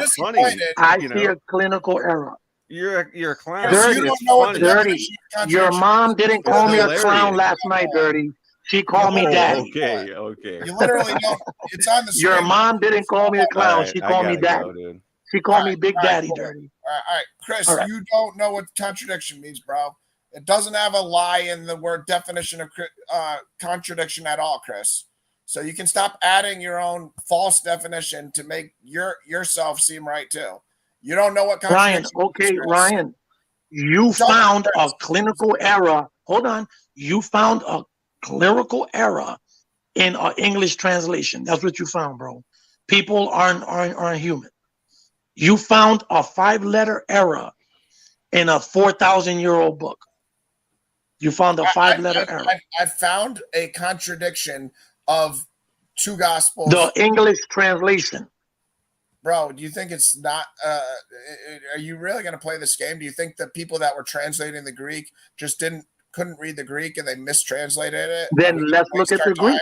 I'm not wasting my time. Let's look at the Greek. I'm not wasting my time. All right, this is what I'm gonna do. Not I'm gonna wasting look at the Greek tonight. I'm gonna look at the Greek, at the original Greek, and we'll see if that's there. Okay. And if it's not, this is just a human clerical error. He put 5 letters, Ryan. It's not that serious. He put 5 letters, but the stories stay the same. It doesn't change, right? No shoot. No shoot. Yeah. Did I ever say once that it means the story isn't true? Did I ever say that? Okay, so you found a clerical error in the English translation. You did. Okay, is that what you want to hear? It took you a day and a half, but thank you for finally admitting it. I do appreciate finally dealing Yeah, with some but logic. Thank it's you. not a contradiction of the story. It's a clerical error. All right, but it's Jesse. Let's not play semantics now and say it is a contradiction. It took you a day and a half to call it a contradiction. Please don't the next sentence out of your mouth say it's not a contradiction. It's a contradiction. Let's move forward. Okay, it's a contradiction, guys. Let's stop with this lying. I mean, it's frustrating that we, like, as Christians, are supposed to be All right, let me ask you this, Ryan. Like truth. Ryan, Truth is supposed to be foremost. let me ask you this, Ryan. Ryan, have you read the Constitution? Trying to be dishonest Ryan, about have you read the Constitution of the United States, Ryan? Yes or no? No, I have not. Okay. Do you know in the original one, you can look it up on YouTube, there's clerical errors, letters missed, letters written wrong. So does that mean it contradicts the whole Constitution? You're missing the point. Or were the guys human that copied it and wrote 2-3 letters wrong in a word? I already said this to Chris earlier in my comments to Chris, that some contradictions are from scribal errors. I understand, Jesse, that the error can come for many different reasons. Chris is the only one that doesn't understand that the error can come from something besides a person lying. Chris is the one that doesn't grasp that concept. I am very clear on the fact that a contradiction can come from somebody being ignorant, somebody getting the oral history, somebody that's a scribe copying a fragment of the New Testament and not being able to see the whole story. So they made a mistake from what they saw. They saw half a letter and it changed the meaning from two to three or something. I get all that. Chris is the only one in the chat who can't grasp the concept that a contradiction doesn't have to have a lie involved. Chris can't grasp that. I am very clear that you could ask a child a math question and he can get it wrong, and then that can create a contradiction in the answer to the math problem because the child was just ignorant and didn't know. There's many reasons why a contradiction can occur, but the problem is, as Christians, we can't be dishonest. And when another Christian who we know believes the Bible points out to us a contradiction, we can't chase each other's tail and go in circles for a day and a half just to get the word contradiction established. Because this is the problem. I'm bringing it up for a reason, so we can try to figure out what the truth is in the story. We might not be able to figure it out, but if we can't even agree there's a problem there, then there's no way we're going to figure it out. So it's like you guys are trying to condemn the person that's actually in the search of truth. You guys are like happy with not even trying to get the truth. You're like, Ryan, one said three. Who cares? The Bible, let's leave it alone. When I'm saying, maybe if we see it's a contradiction, we can do what you said. The next step would be, well, maybe let's look at the third gospel. And if the third gospel says something similar to one, but it disagrees, then it's 2-1. And then we should go with the story that says the rooster will only crow after the 3 denials. Because in this case, that's what happens. Luke says that you won't deny me until the rooster crows 3 times too. So that's kind of the logic of pointing these things out, is to then seek the truth by taking the next step and saying, well, how can we find the truth? And then we can go to the third gospel, Luke, and say, oh, look, Luke agrees with Matthew. So more likely than not, let's go with the fact that that is the version of the story that's most likely to be true, not the version in Mark. That's the logic of pointing out these contradictions. But if we're going to play games with each other and say, no, there's no contradiction there, we're going to waste a day and a half. So we can't even go on to the third gospel to try to figure out what the story is. Then even after we get the third gospel, we might not be able to do anything past that. But at least we took as many steps as we could to try to establish what is the true story in the Bible. Why is that a bad thing? It's because he's scared, let me respond. He's afraid. All right, dirty. Okay, great. He's scared. No. Let him speak, Ryan. And listen, and I apologize, but for acting like immature. But he was kind of poking. But it's fine, dirty. I know I was poking. I'm sorry, but just be honest. I mean, are you afraid if there's a contradiction, then that means you can't really trust the Bible? I mean, is that the issue? No, because here's the issue: is I know there's not a contradiction. I know there's more clinical. See, you never let me finish, bro. You gotta let me get my point out, bro. Okay. Because I know it's not a contradiction. I know it's a clinical error. That's a big thing. When a person says, "Oh, the Bible," no, bro. When a person says the Bible contradicts itself versus it's a clerical error, it's two different things. A clerical error is an accident that occurred in the translation. Whereas contradiction, Okay, the Bible fine. contradicting itself, is that the Bible is wrong. That's what I'm trying to say. So you're saying, Him like, if writing, there's a contradiction, then that means the whole Bible is wrong? bro, Listen, did you even, bro, you know what it is?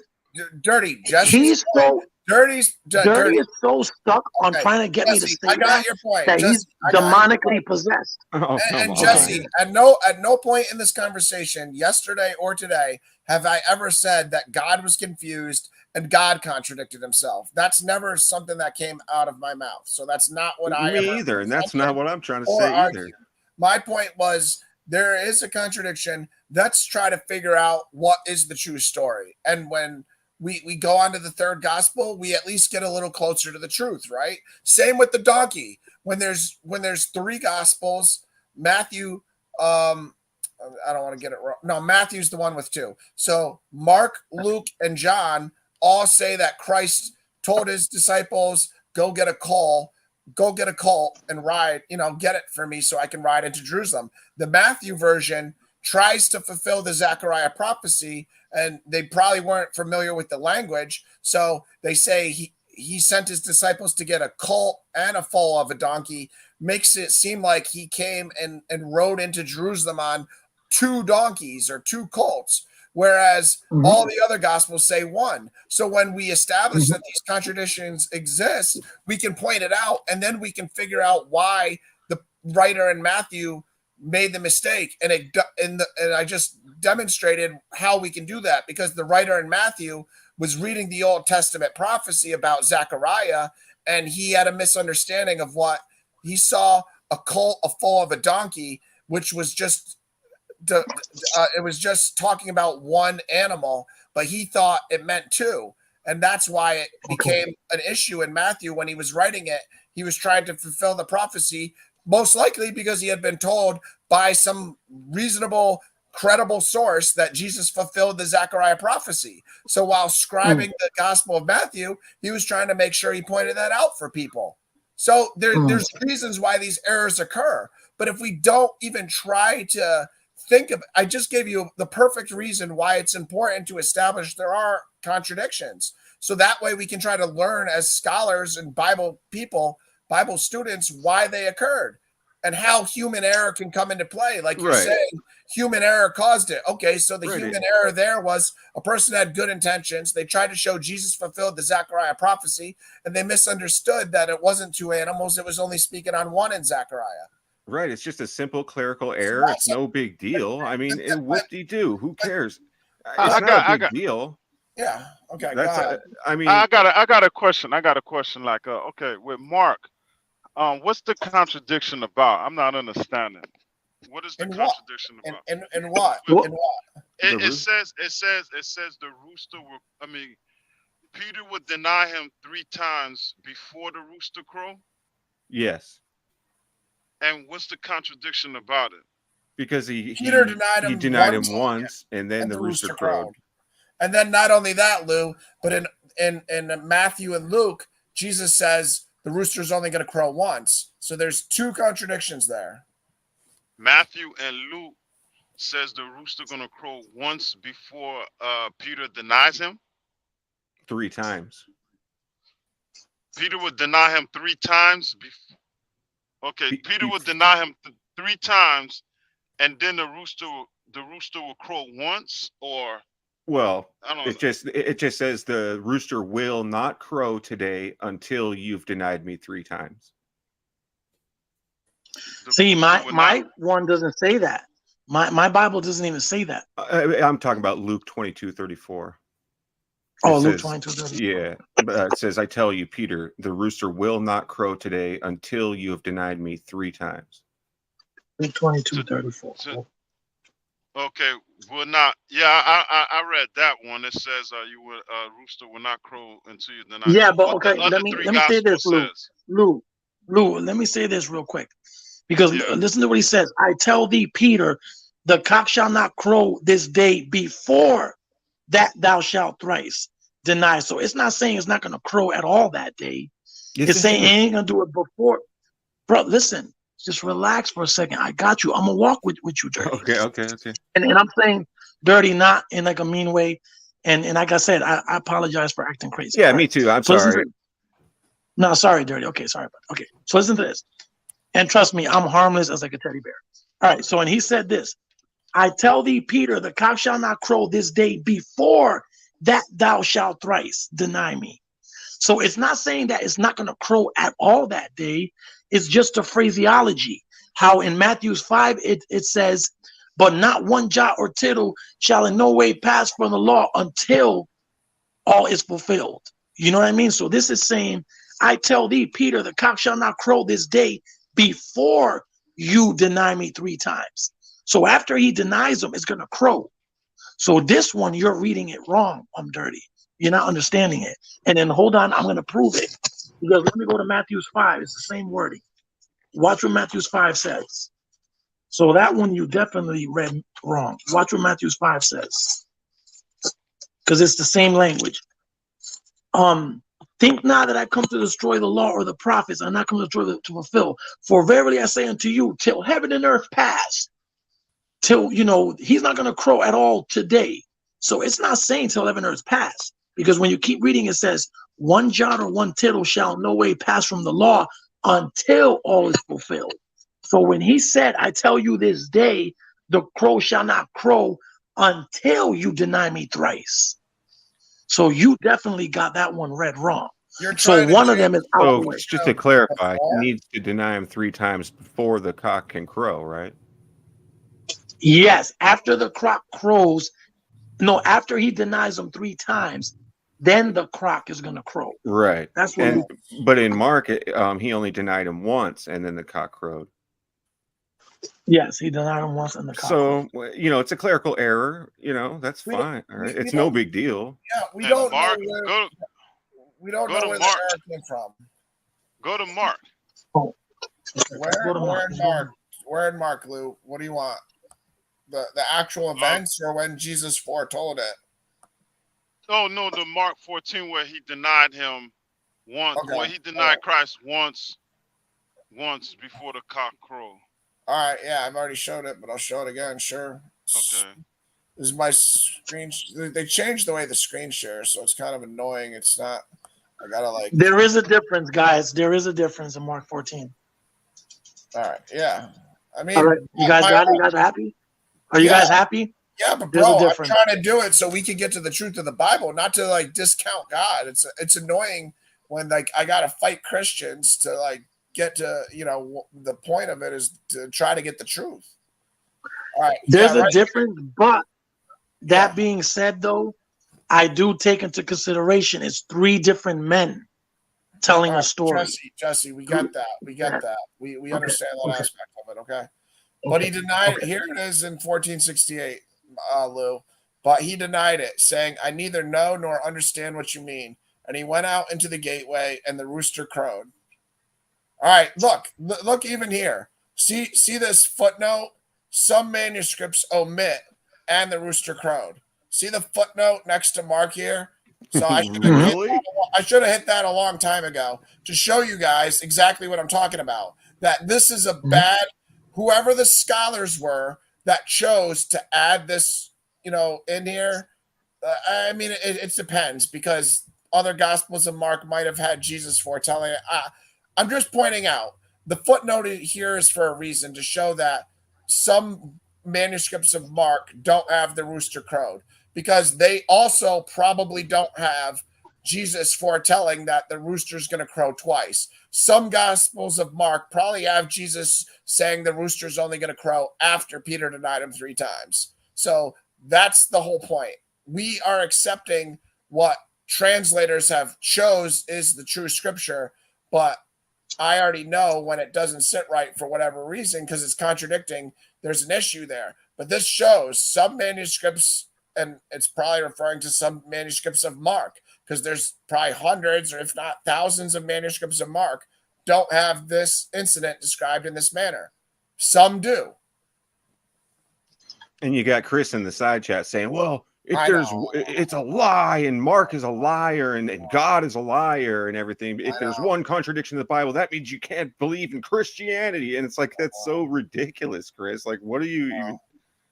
Like there's no point, logic in your the reasoning. point of the Chris. matter is this: there were scribal errors, like Jesse's saying. Human error is responsible for some of these mistakes. There's not one Gospel of Mark. There's hundreds of Gospels of Marks that are 99% similar, but a scribe might have skipped a line. A scribe might have misread a letter. He might have only had a fragment, and he misread something. He might have known from one of the apostles that Jesus fulfilled one of those prophecies, so he added in an extra sentence or a couple words that say this fulfilled Zechariah 9, and the other Gospels don't have that because he was next to an apostle who told him this fulfilled Zechariah 9, so he added in that extra 3 words. We know that these Gospels have variations. They have variants. It doesn't mean they're all contradictions. Most of them aren't, but at times they are contradictions, meaning they disagree with each other. And if you don't agree that they disagree, you'll never get the truth because you won't take the next step of trying to find the truth after you see that they disagree. So it's counterproductive to say they don't disagree, because then you're not going to even check the third gospel to try to see, well, what does the majority say? 2 or 3 witnesses, or the next step of, wait, not all the clicking on this footnote. Oh, look, some manuscripts of Mark don't have this. I'll give you a perfect example of this. And when Jesus is saying to the Pharisees, you know, your ancestors killed Zechariah, and in some versions of Matthew, including the one on the blue letter, it says Zechariah, son of Berechiah. And then it has a footnote like this, and it says some manuscripts don't have this. So some Matthews don't have it. I know whoever made that manuscript of Matthew is not correct when they said Jesus said, your ancestors killed Zechariah, son of Berechiah, because I know the Zechariah they're talking about, because it goes back to the priest Jehoiada's son. After he raised Josh, they killed his son Zechariah in between the altar right when he was prophesying, and they stoned him. And it's like, I was aware of that incident from doing my King's report.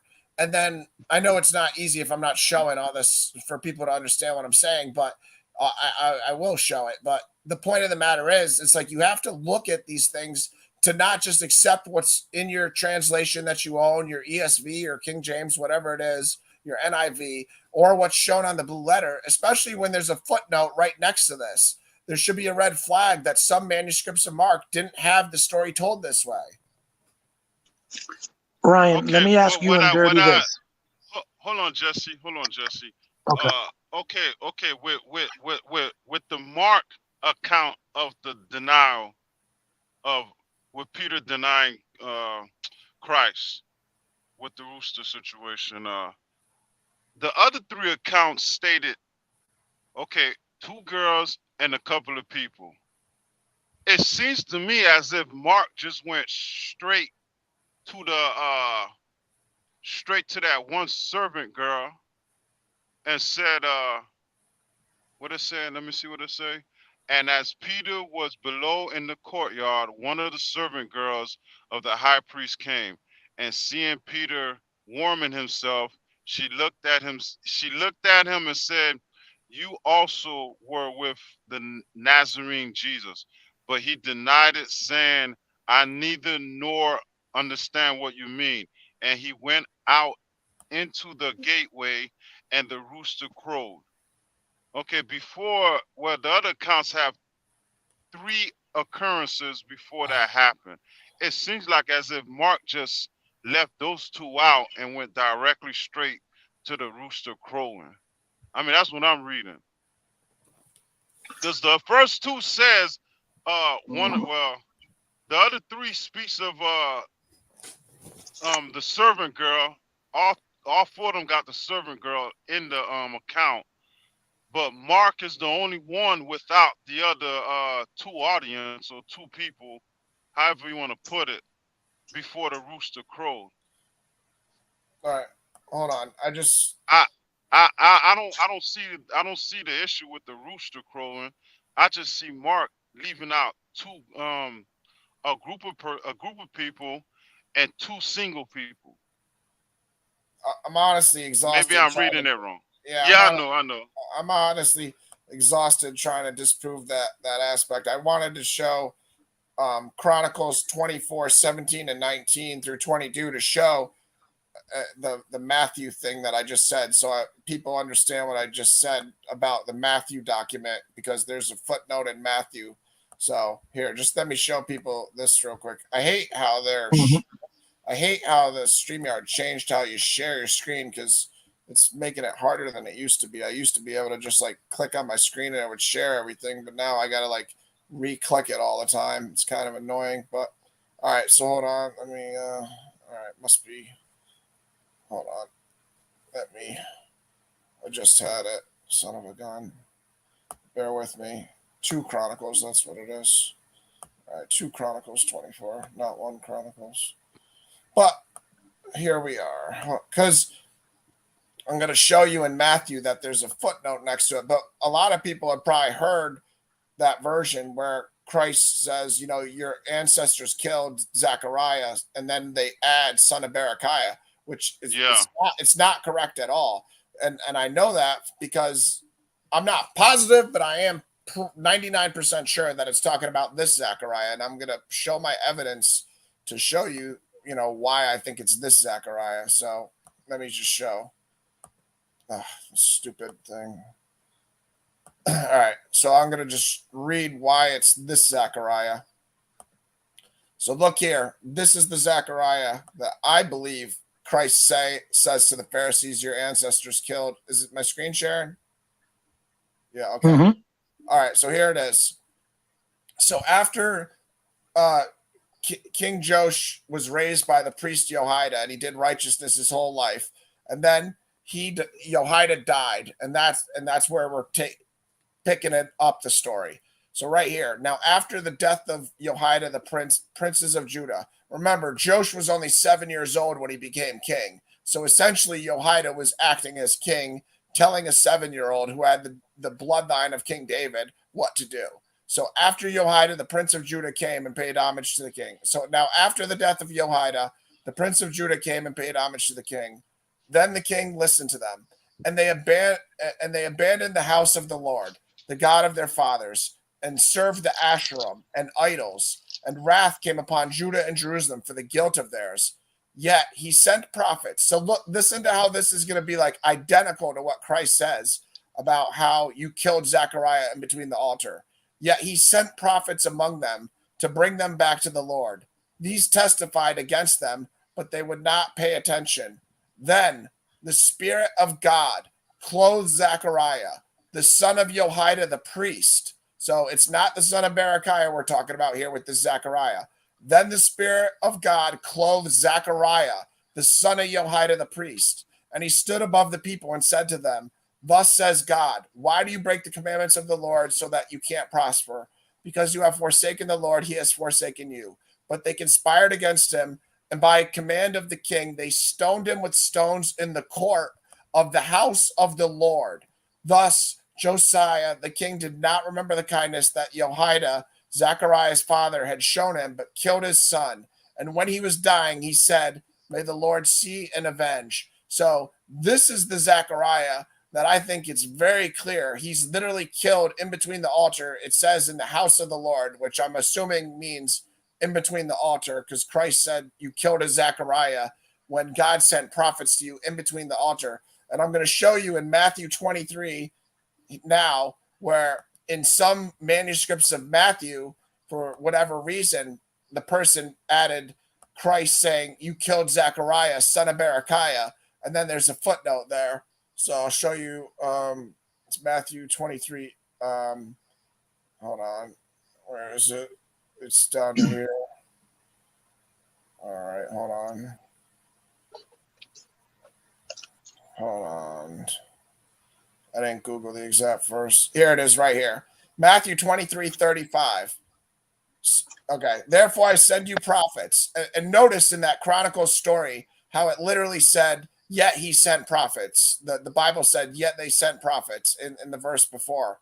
Therefore I send you prophets and wise men and scribes, some of whom you will kill and crucify. Some you will flog in your synagogues and persecute from town to town, so that on you may come all the righteous blood shed on the earth, from the blood of righteous Abel to the blood of Zechariah, son of Berechiah, whom you murdered between the sanctuary and the altar. Remember, we just saw Zechariah, priest Jehoiada's son, killed in the house of the Lord. And this is saying whom you killed, whom you murdered between the sanctuary and the altar. And look at the footnote here next to Berechiah. Some manuscripts omit the son of Berechiah. So some manuscripts of Matthew, instead of just having Christ say, you killed Zechariah, add the son of Berechiah. And other manuscripts just have Christ saying, the blood of righteous Abel to the blood of Zechariah, whom you murdered between the sanctuary and the altar. Now, I don't know exactly how the prophet Zechariah, who existed hundreds of years after this other prophet Zechariah died, but I do know how Zechariah, priest Jehoiada's son, died, because I just showed you, and he died by getting stoned in the house of the Lord. And look at the language here where Christ says, therefore I send you prophets. And then you go back to Chronicles and you see, yet he sent prophets among them to bring them back to the Lord. It can't be clearer to me. Am I 100% positive that this is the Zechariah Christ is referencing? No. But do I think it's way more likely? Like, would I bet my money that this is the Zechariah that Christ is talking about, not Zechariah that was in, hundreds of years later in Babylon? Yeah, I would bet my money that it's this Zechariah. And if you don't do your biblical research, you'll never know that this even exists. So you'll just think, oh, look, they killed that Zechariah between the altar. But there's literally Ryan, can I ask you this, Ryan? Telling you some manuscripts of Matthew don't have that. All right, Ryan, can I ask you this? So are you saying the discrepancy is one is called Zechariah, son of Barachias, and one's called Zechariah, the son of Jehoiada? No, I'm saying one doesn't say, it just says Zechariah. And I'm assuming that this scribe decided to add the son of Berechiah for some reason. Because both of them say, and the Spirit of God came upon Zechariah, the son of Jehoiada, that's 2 Chronicles. And this one says, of the righteous Abel unto the blood of Zacharias, son of Barachias. So yeah, it mentions Zechariah, but it has the father's name different. Well, you were reading Chronicles, though, Jesse. We'd have to see. I don't know what all the manuscripts of Matthew said. Clearly, I don't know. I only know what I read today and what I have in front of me. Yeah. But I'm assuming that some of them said Zechariah and they didn't have son of Jehoiada. They just said Zechariah. And then somebody decided to add son of Berechiah. But that's the Zechariah who the Bible book's named after. And I don't know how he died. But I know for a fact that how that other Zechariah died, and he died in the house of the Lord. And Christ is making it clear that you murdered him between the sanctuary and the altar. And we have a footnote saying some manuscripts don't have this. So if you're gonna, but let me ask you this, Ryan. Yeah. Is the altar and the temple in the house of the Lord? I'm sure it is. Yeah. Yeah. And let me ask you this real quick. Zechariah, son of Barachias, and Zechariah, son of Jehoiada, people having two names in the Bible is all throughout the Bible. Jethro was called Ruel, Saul was called Paul, Jacob was called Israel, Abraham was called Abram, Job was called Jobab. People having two names is all throughout the entire Bible. Jesse, this Zechariah, son of Berechiah, that's the Zechariah, the prophet Zechariah, who has the Bible book named after him, Zechariah. That's what Zechariah that is. And that prophet Zechariah is hundreds of years after King Josiah's reign when that other Zechariah got killed. So they're two different people. They're not the same person. My point of the matter is, it's just good to do your research and not blindly trust what you're reading. Because let me say this, Ryan. My Bible, the prophet who has the book Zechariah named after him died, but I know that other Zechariah died in the house of the Lord. And if we find out how the other Zechariah died, we could put an end to the debate, go ahead. My Bible says that it's the same one. It shows Matthew's 23:35 being 2 Chronicles 24:20. They're saying it's the same person. No, and one of them says Yeah, What? well, What my is your footnote what is says it. your Bible? What is going on? My Bible says, okay, I'm What at Matthew's you have 20. a wait, hold on. You have a footnote or something at the bottom Yeah. saying what? Okay, my Bible has a footnote in the middle though. Mine's in the middle of the pages. Yeah, okay, That sure. Matthew's 23:35 is the same Zechariah from Second Chronicles 24:20. Yeah, that's totally wrong. This is, see right here in Zechariah 1:1, the prophet Zechariah, son of Berechiah, son of Edu. That's this Zechariah. That's hundreds of years after that Zechariah, son of Jehoiada. So it seems like your Bible, Jesse, had a feeling Mhm. that it was talking about the Zechariah I just mentioned, but for some Mhm. reason I have no idea. That's what happens when there's things that are clerical errors or human error in the Bible. People are afraid to just correct it because they don't know, because it's in the Bible, it's the word of God. They're afraid to just make an assertion. So you can see the confusion that the King James person, I mean, if somebody had that in the original King James, it shows that all the way back to the King James, somebody was thinking, wait a minute, that's the Zechariah. That sounds way more likely, just like I do. Can I 100% prove it was that Zechariah? No, but I don't know how this Zechariah died, and I know how that Zechariah died. And when I read in Matthew, it says some manuscripts don't have son of Berechiah.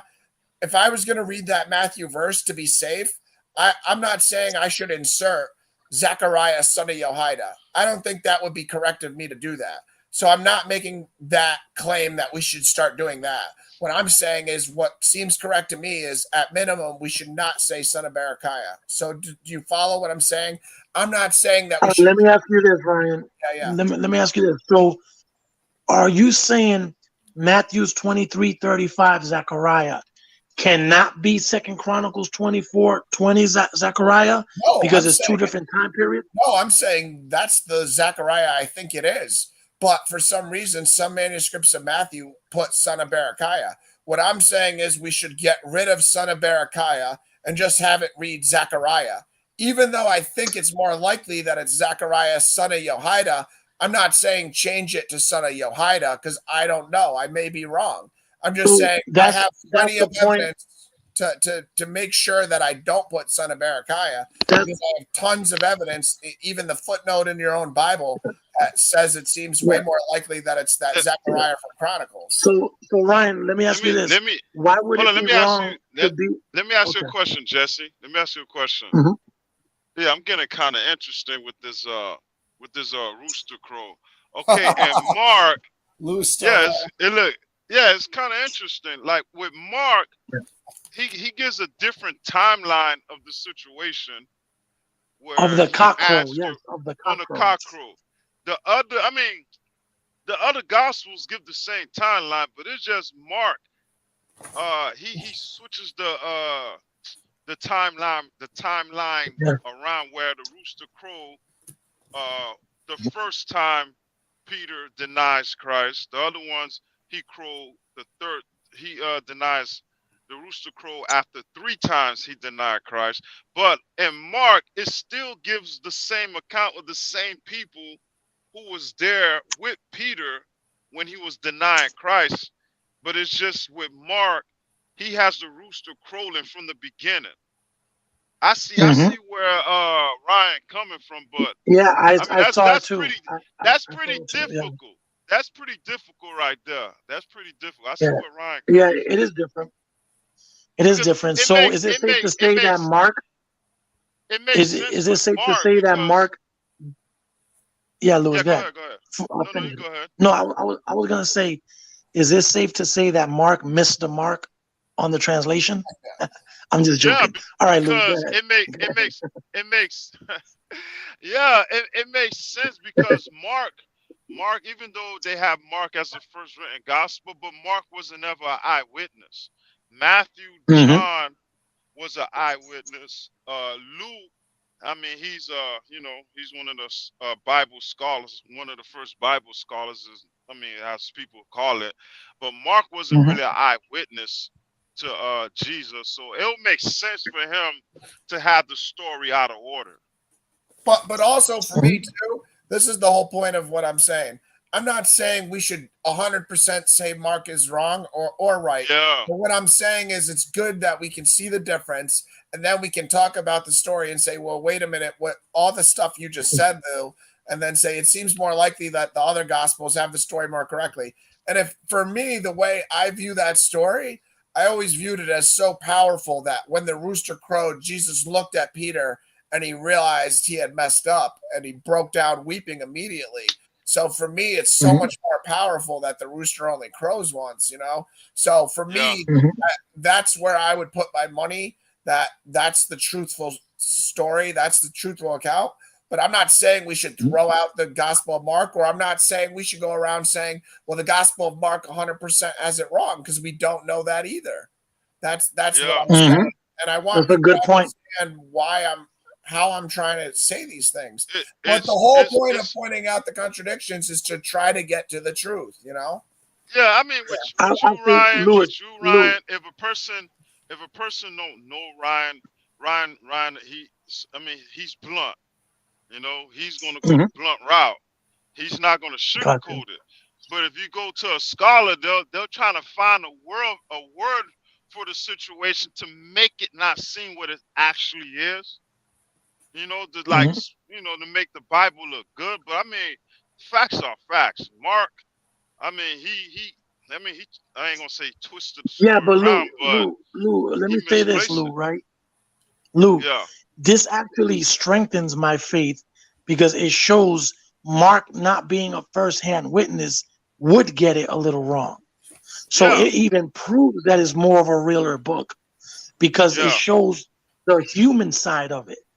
Remember, these are men just giving their accounts. Mark yep, wasn't even a first-hand witness. So yep. you're talking about a story 2,000 years ago. But let me just say this with Ryan, with Matthew's 23:35 and Zechariah 24:40, I don't see a problem, Ryan, with one saying Zechariah, son of Barachias, and one saying Zechariah, the son of Jehoiada, because Hebrew names or even Greek names meant something. So you can have a person with two different names because they'll have two different meanings to his name. Yeah, So but I don't see. Jesse, these are two different Zacharias. I understand what you're saying. Like I understand, like all the Hebrew people had two names. We get it. You know what I mean? Okay. Like Okay. in Genesis, when Jacob's sons are getting named, then it tells you a verse after of what the meaning is. Like Jacob itself Mm, means to grab the heel. I get it. Like they all mhm. have two meanings, but these are And two different depending on a people. person's. Yeah, Mhm. Yeah, these finish, are two Ryan. different people, hundreds of years apart. And some manuscripts of Matthew don't have son of Berechiah. All they have Jesus saying there is, "You killed Zechariah." So they don't Yeah, have but son of Ryan, let me Jehoiada, ask but you they this, just have Ryan. Zechariah. Okay, go Yeah, ahead. but Yeah. Ryan, how is it 100 years apart when all Christ is doing is reiterating the story from Second Chronicles? Like when he's bringing up verse 35, he's talking about what happened in Second Chronicles. So it's not two different time periods because Matthew's is happening. It's Christ reiterating that story. You know what I'm trying to You're say? confused on what I'm saying. I'm saying listen, Zechariah, the son of Berechiah, who I have on the screen in Zechariah 1:1 is the Zechariah who the book of the Bible Zechariah is named after. He existed around like I don't know exact, but from 500 BC to 600 BC.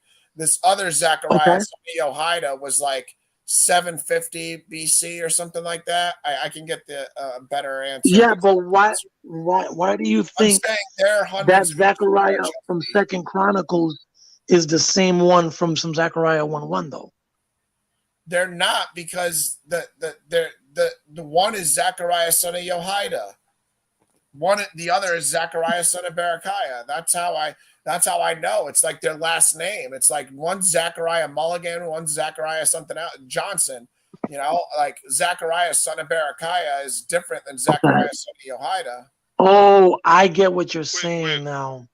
with He's Matthew, saying this, Lou. let's not forget Matthew. He's more Jewish, so he's gonna write more of a Jewish type of way by saying Zachariah the son of Berechiah, and stuff like that. I think him writing to a Jewish audience, I think that's why he's putting that extra emphasis on son of Berechiah. And you said the other ones don't have it, Ryan? Well, no, so even on the blue letter it says some manuscripts of Matthew don't have son of Berechiah there. Oh, And my bad.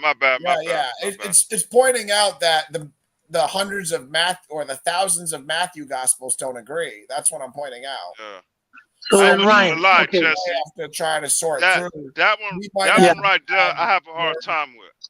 I Huh? have all a right, hard but time let with me that ask one. Ryan this. Okay, What? Ryan.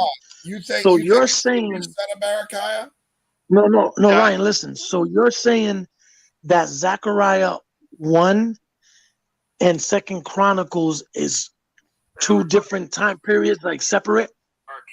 Yeah, they're hundreds of years apart. I'm looking at it. I'm trying to figure it Got out. you. So my question was is, the 8th king after Rehoboam.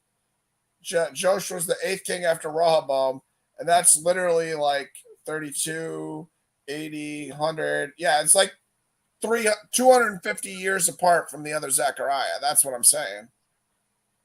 They existed 2.5 centuries apart from each other. Listen, I'm not positive that it's Zechariah son of Jehoiada, but to me it seems like it fits it more. Especially if you read what Christ says in the verse right above it. Therefore I send you prophets and wise men and scribes, some of whom you will kill and crucify, and some of whom you will flog. And then when you go to 2 Chronicles, it says, "Yet I sent them prophets." You know, it literally. I definitely agree that Matthew's 23:35 is speaking of Second Chronicles 24. Yeah, What we're right arguing here, yet he is sent them prophets among them to bring them back to the Lord in verse 19. You know, it's like what we're arguing is the Zechariah from the chapter 1 the same as the one from Matthew's 23:35? Well, I would disagree. Yeah. Oh no, that they're definitely referencing him for sure. When they say son of Berechiah, that's him. But yeah, I mean, think about it, Well, Jesse. This Zechariah, not only did they kill him when they had the Spirit of the Lord on him while he was prophesying in the temple of God. Like, you know what I mean? Like, yeah, so that fits more the Second Chronicle story.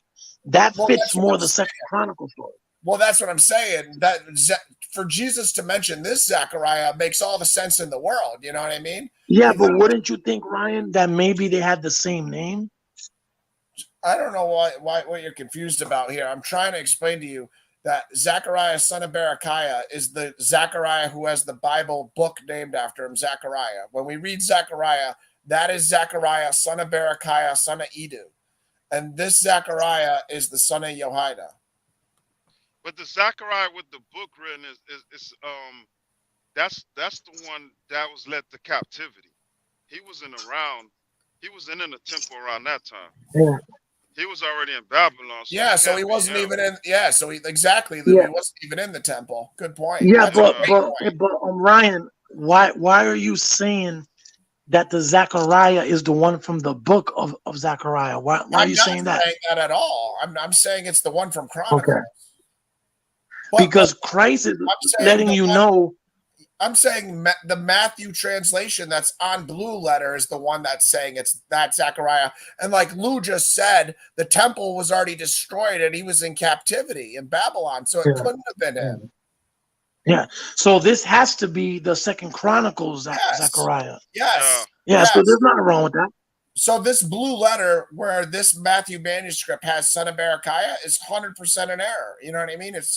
We just figured out it's like literally 100% because what Lou just said is checkmate. That Zechariah existed in Babylon when there was no temple in captivity. So it's not even a question anymore. Yeah, 100%. It's an error. Yeah, but I'll say this, Ryan. It could be an honest mistake. I mean, there's even a footnote saying some Matthew manuscripts don't have it. But it's just important that when we're going through this stuff, we are aware that there are issues like this. So we always have to study and test things and scrutinize them and put it to Isn't it weird that there's a footnote at every single contradiction? There's a footnote that says some of the manuscripts don't have this. It's almost as if somebody said, you know, this is actually a contradiction. Maybe we should leave that part out because it contradicts. The scribes knew it was a contradiction. And so they said, let's leave that out because it's obviously a contradiction. The scribes knew what was going on. Every single time we come across one of these contradictions, there's a footnote that says, oh, some of the manuscripts left that part out. I wonder why.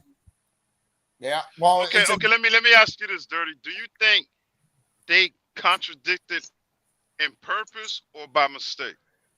Well, I don't know. I don't want to jump to conclusions. It could be a mistake. It could be that somebody added it later. It could be that it was an honest mistake. You know, they accidentally put the wrong name. And I mean, Bible scholars do believe in scribal errors because remember they didn't have erasers around that time. Exactly. Yeah. For the record, I'm not calling this a contradiction.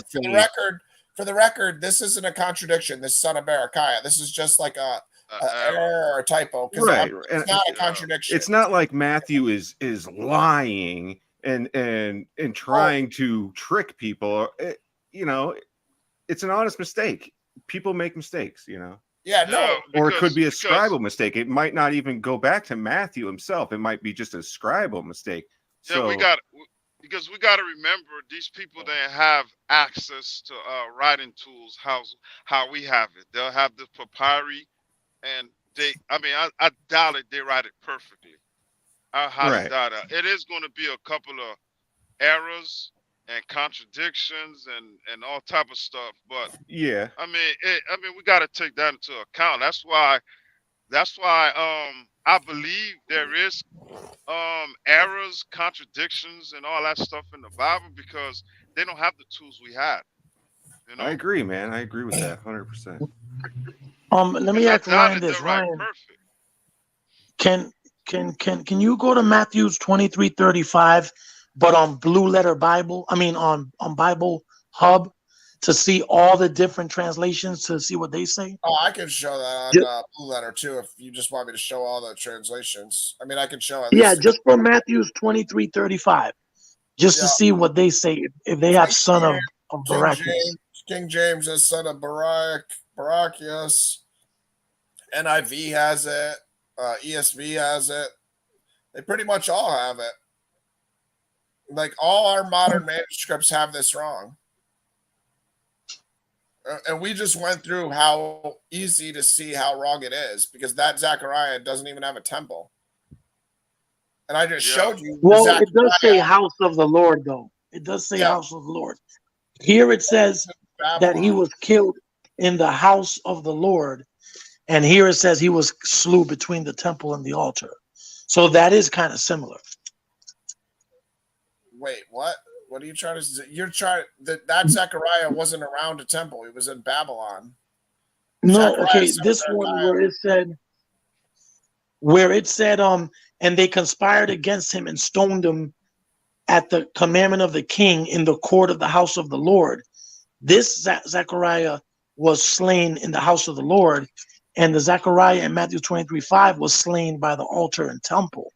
So that's kind of similar. Jesse, what you just read there is the account of the Chronicles Zechariah. That's why you're confused now. You're reading the account of the Chronicles Zechariah, son of Jehoiada, the priest. Yeah, but that's who my book says Matthew's 23:35 speaking of. Well, your book is correct in the footnote, but it's wrong in the verse itself if it has son of Berechiah at all. Yeah, see, but I don't. All right, that's where me and you disagree because I'll say this.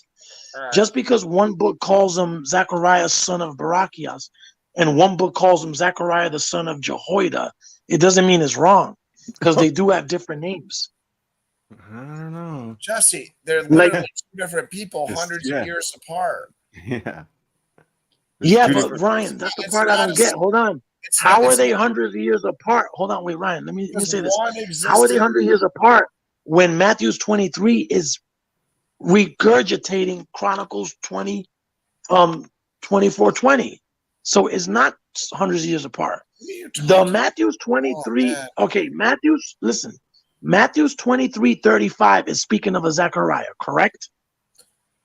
Yes. The wrong Zechariah. Okay, ready? Hold on. Yes. That Matthew's 23:35 is regurgitating the story of 2 Chronicles 24:20 of Zechariah. Correct. So it's not difference in years. It's the same exact person. No, Jesse. The only difference is Jesse. one is called son of Barakas and one's called son of Jehoiada. That's the only difference. Yeah, those are two different people. They're two different people. No, it's not. Because ready? Wow. Hold on. What's Moses' father's name? Is it Raul or Listen, is it Moses' father-in-law Jethro? has two different names. He has two different names. Correct. I agree with that. So why can't Zechariah's father have two different names? He could have had two different names, but these are two different dads for this Zechariah. I mean, No, it's not. It's the same dad with different Jesse, names. do That's you all it think is. every Zechariah is the same or something? What are you talking about? Yeah, because he's quoting Second Wait, Chronicles. It Well, tells you. hold on. I just asked you, dude. Every Zechariah in the Bible is not the same.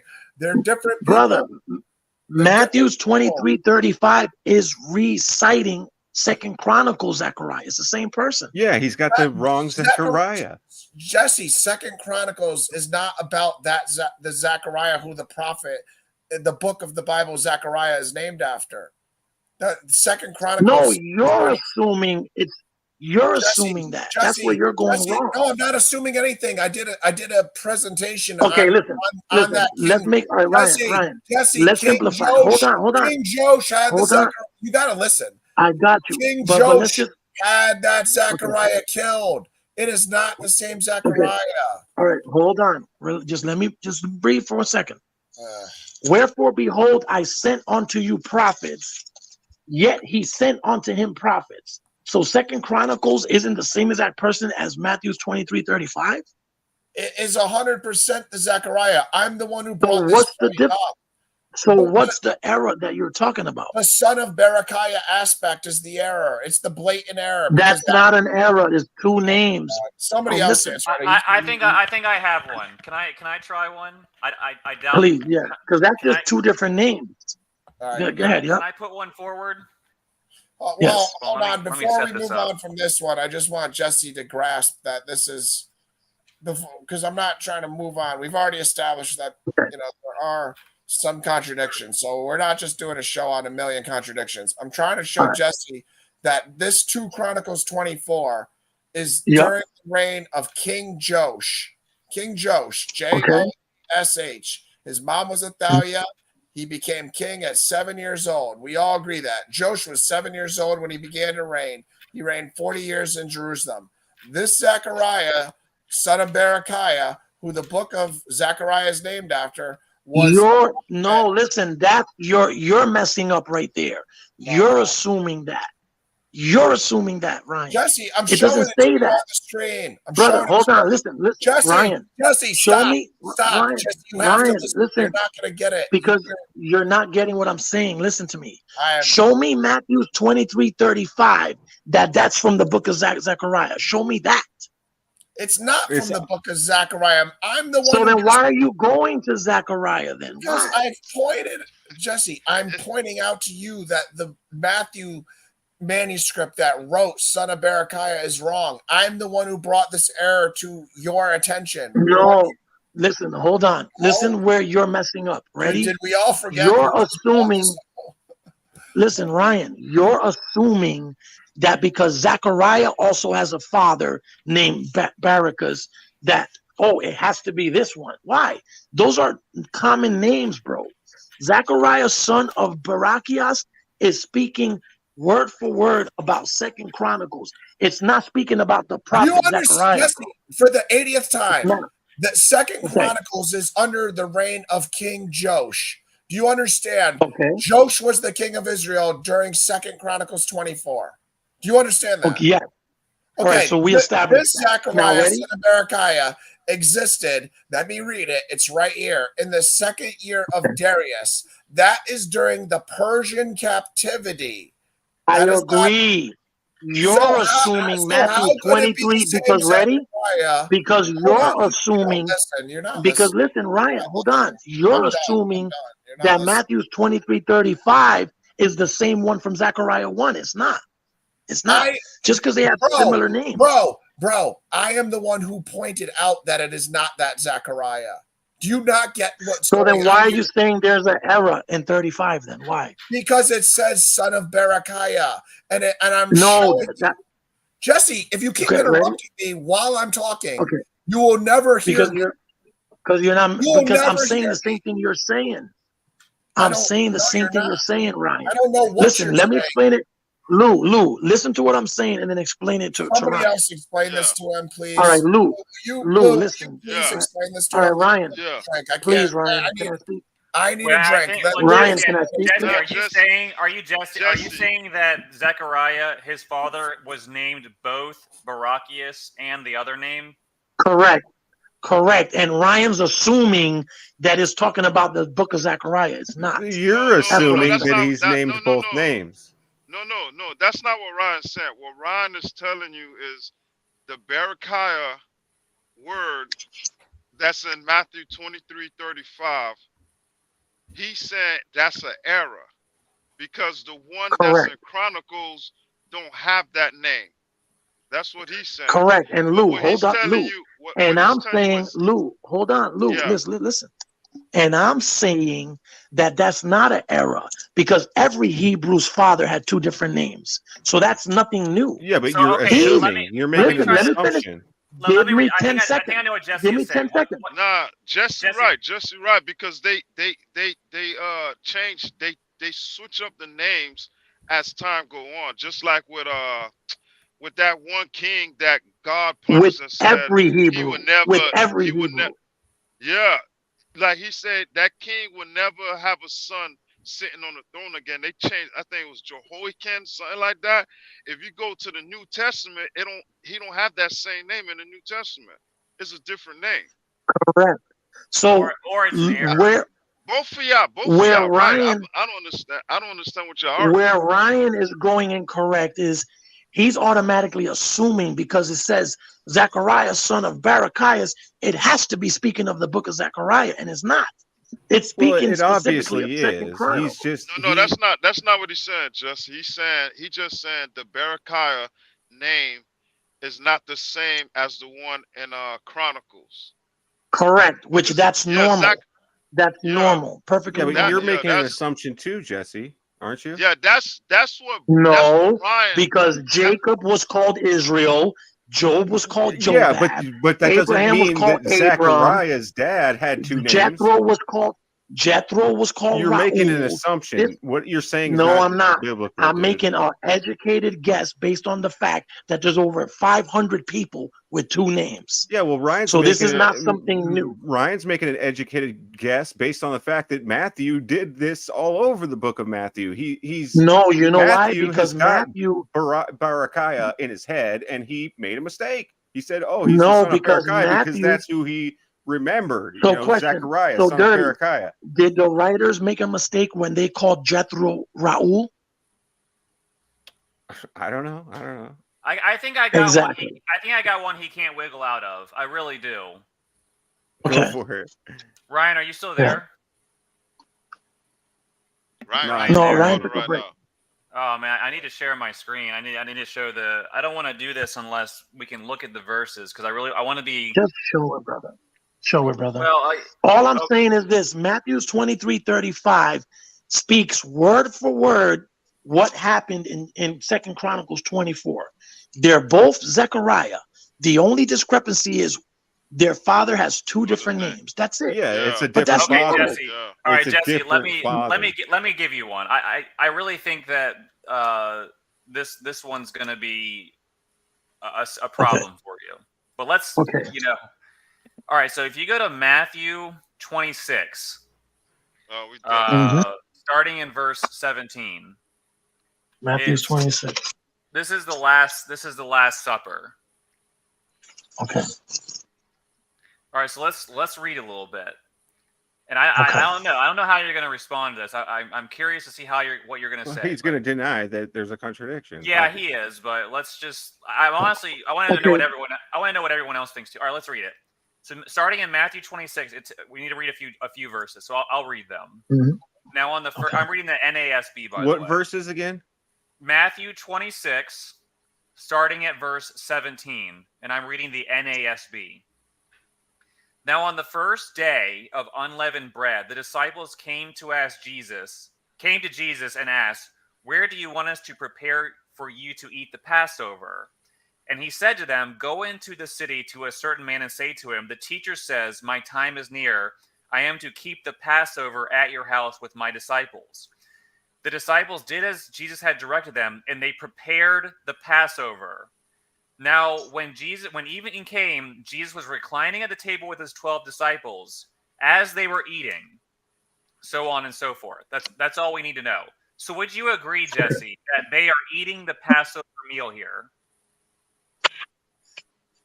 Okay, now the first day of the first unleavened bread, the disciple came to Jesus, saying unto him, "Go into the city, such a man." The question you need to answer, are they eating the Passover meal here? It says they made ready the Passover. So they prepared the Passover and they're eating. Do you think they're eating the Passover meal? He said when the evening was come, he sat down with the 12, and as they did eat, he said. So are they eating the Passover meal? In verse 21, it says as they did eat. So yeah, the answer is yes, right? Verse 21 says, and as they did eat, yes. Yeah. Okay. All right, so go to John 13. John 13.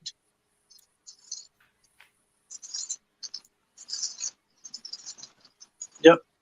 John 13 what? So this is the same, this is the Lord's Supper, and it says, "Now before the feast of the Passover, Jesus, knowing that his hour had come, he would depart out of the world."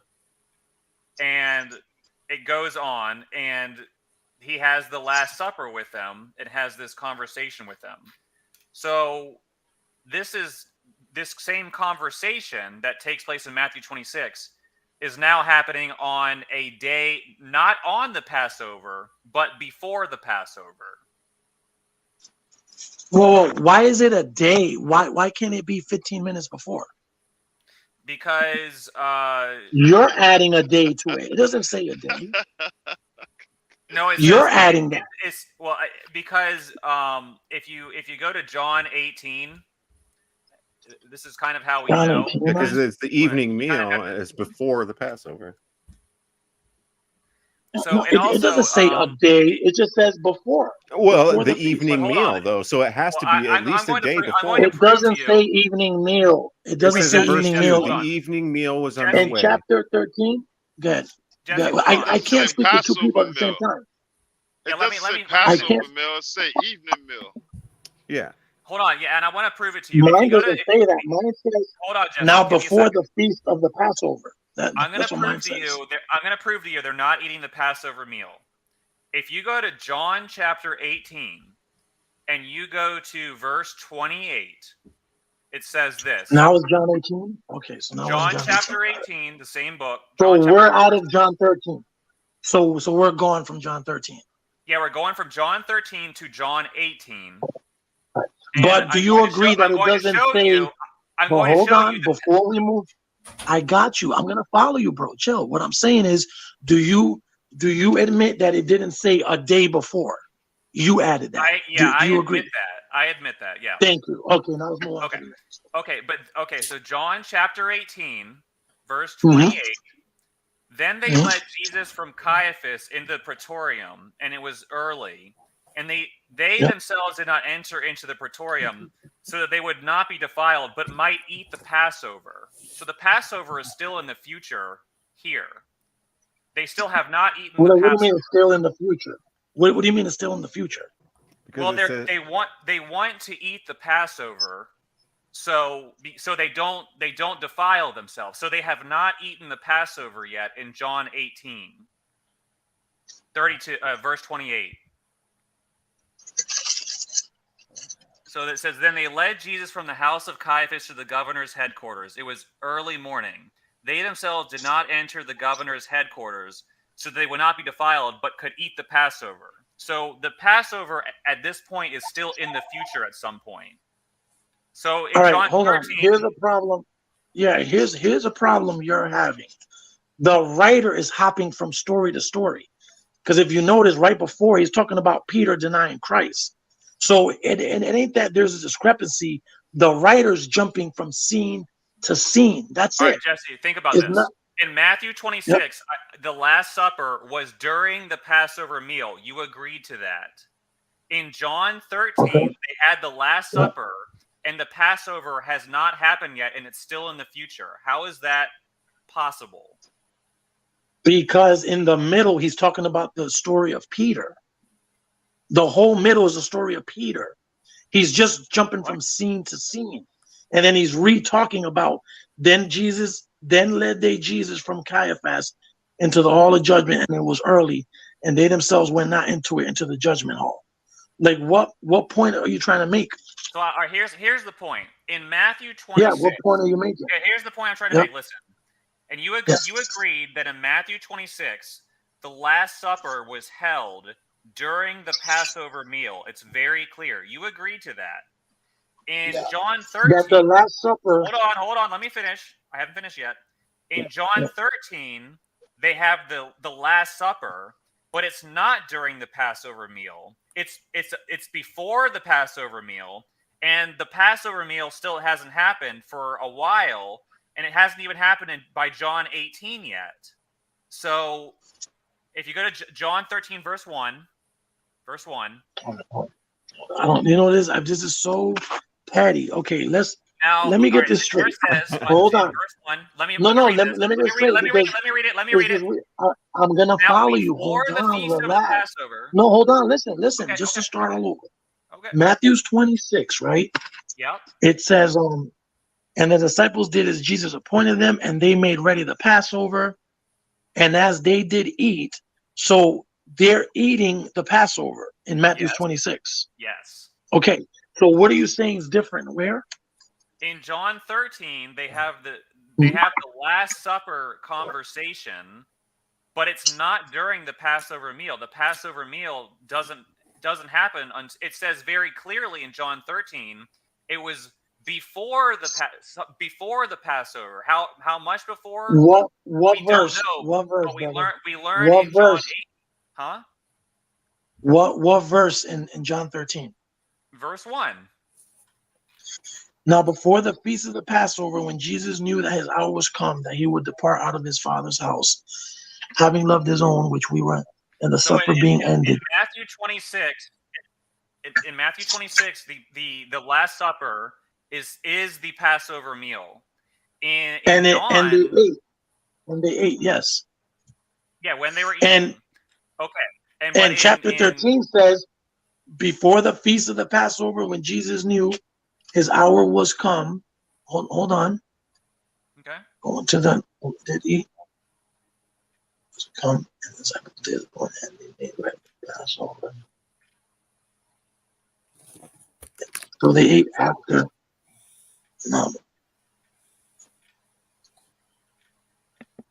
Busted. Brother, saying the same thing. No, it's not. Look, chapter 13. Ready? It's the same thing. Okay, listen. Ready? And the disciples did as Jesus appointed them, and they made ready the Passover. They didn't have the Passover. They're preparing for it. Hold on. Actually, let me. Yeah, it says they were eating. They were making it ready. Now, when the evening was come, he sat down with the 12, and they ate. Blah, blah. Now, watch what this one says. Now, before the feast of the Passover, when Jesus knew, so this is when they're getting ready, right? Then later on, and the supper being ended. So what's the big deal? I don't get it. What's the big deal? This is common. The deal Scholars know all about this. Jesus died on Passover in John, and Jesus died the day before Passover in all the other three Gospels. Before, and in verse 21, they eat. Chapter 3, the Passover happens before the Passover, and in verse 2, they eat. Yeah, in John's Gospel, he died the day of Passover. He never ate the Passover in John. He died the same day as Passover. He wasn't able to eat the Passover. We're in the book of John, brother. We're in the book of John. And look, yeah, it says before Christ the Passover. Eats in verse 2, though. Verse 1's the Passover. Verse 2, they eat. So what are you talking about?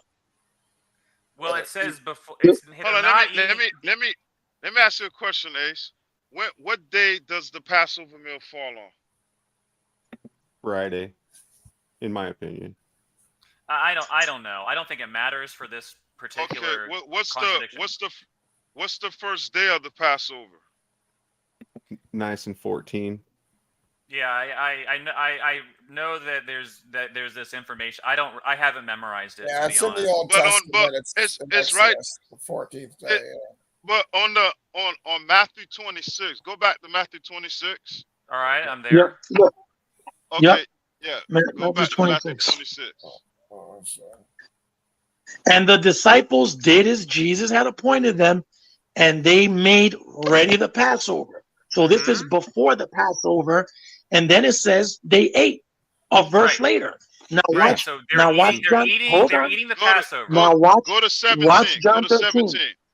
Hold on, Okay. Jesse. Go to 17. Go to 17, verse 17. All right. Now On the first day of unleavened bread, the disciples came to Jesus, saying, "Where will you have us prepare for you the Passover?" Are you telling me they ate the Passover meal before the Passover day? No, No, this is the first day of. This is the same day as the Passover. So Yeah, the first day of So the unleavened first- bread is the first day. It's the Passover. That's the first day of Yeah, the unleavened first bread. That's day the of first day of unleavened bread? Yes, it is. Yes. Oh, okay. Yeah. Yeah, the Feast of Unleavened Okay. Bread starts with Passover, and you're not allowed to eat any leavened bread with the Passover, and it goes for 7 days. Thank you, Dirk. All right. Let me ask. Ace. Is his name Ace? Ace. Yeah. Matthew 26:19. They're getting ready, so it's before the Passover, and then 1-2 sentences later they eat it. Right. John 13 is before the Passover, then 1-2 verses they eat it.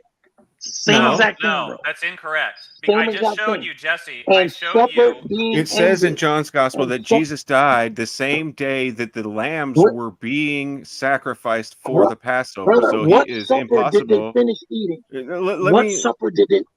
What supper did they finish eating in verse 2? John 13:2. It's some suffer before the Passover. The Passover hasn't happened yet. We don't. It's Jesus. Yeah, like it's just Dirk an Oh, evening said, meal.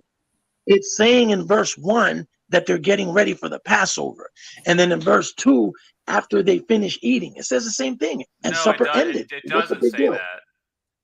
It says before And the Feast supper of. being ended? No, because Jesse, remember when I took you to John 18 and Oh, the you guys are- Passover hadn't happened yet? Remember that? So the Passover So hasn't what are happened. they eating? So what are they eating in Matthew They're just 26, eating 21? a supper. It's not on the Passover. They're just eating. How did they contradict John 13 when it says the same thing? Before the Passover, they ate a supper. What's the big deal?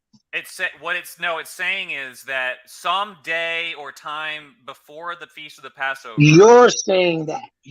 I'm saying that because how can this be the Passover if in John 18 the Passover hasn't happened yet? Bro. Yeah, Bro. that's a tough one, isn't it? No, it's not a tough one. Yeah, Because scholars what you know don't all about this. understand Almost is every scholar knows this that is a Jesus. very well-known contradiction. I mean, Yeah, it's yeah. All the whoa. scholars know So that you're in saying John's a Gospel, writer- Jesus died on the So Passover you're saying day. a But writer then in can't speak Mark, about the he same- dies the day before Passover. Bro, so listen, here's the funny part. Notice how Ace, Or the day Ace, after what Passover, supper sorry. what supper did they eat in verse 2? Some supper. It doesn't specify. The evening meal. Supper. Some It supper. doesn't specify. ain't It the says Passover, evening though. meal. Yeah, It's not the correct. Passover, though. So you're You realize assuming that's not not the the Passover. So It's you're assuming.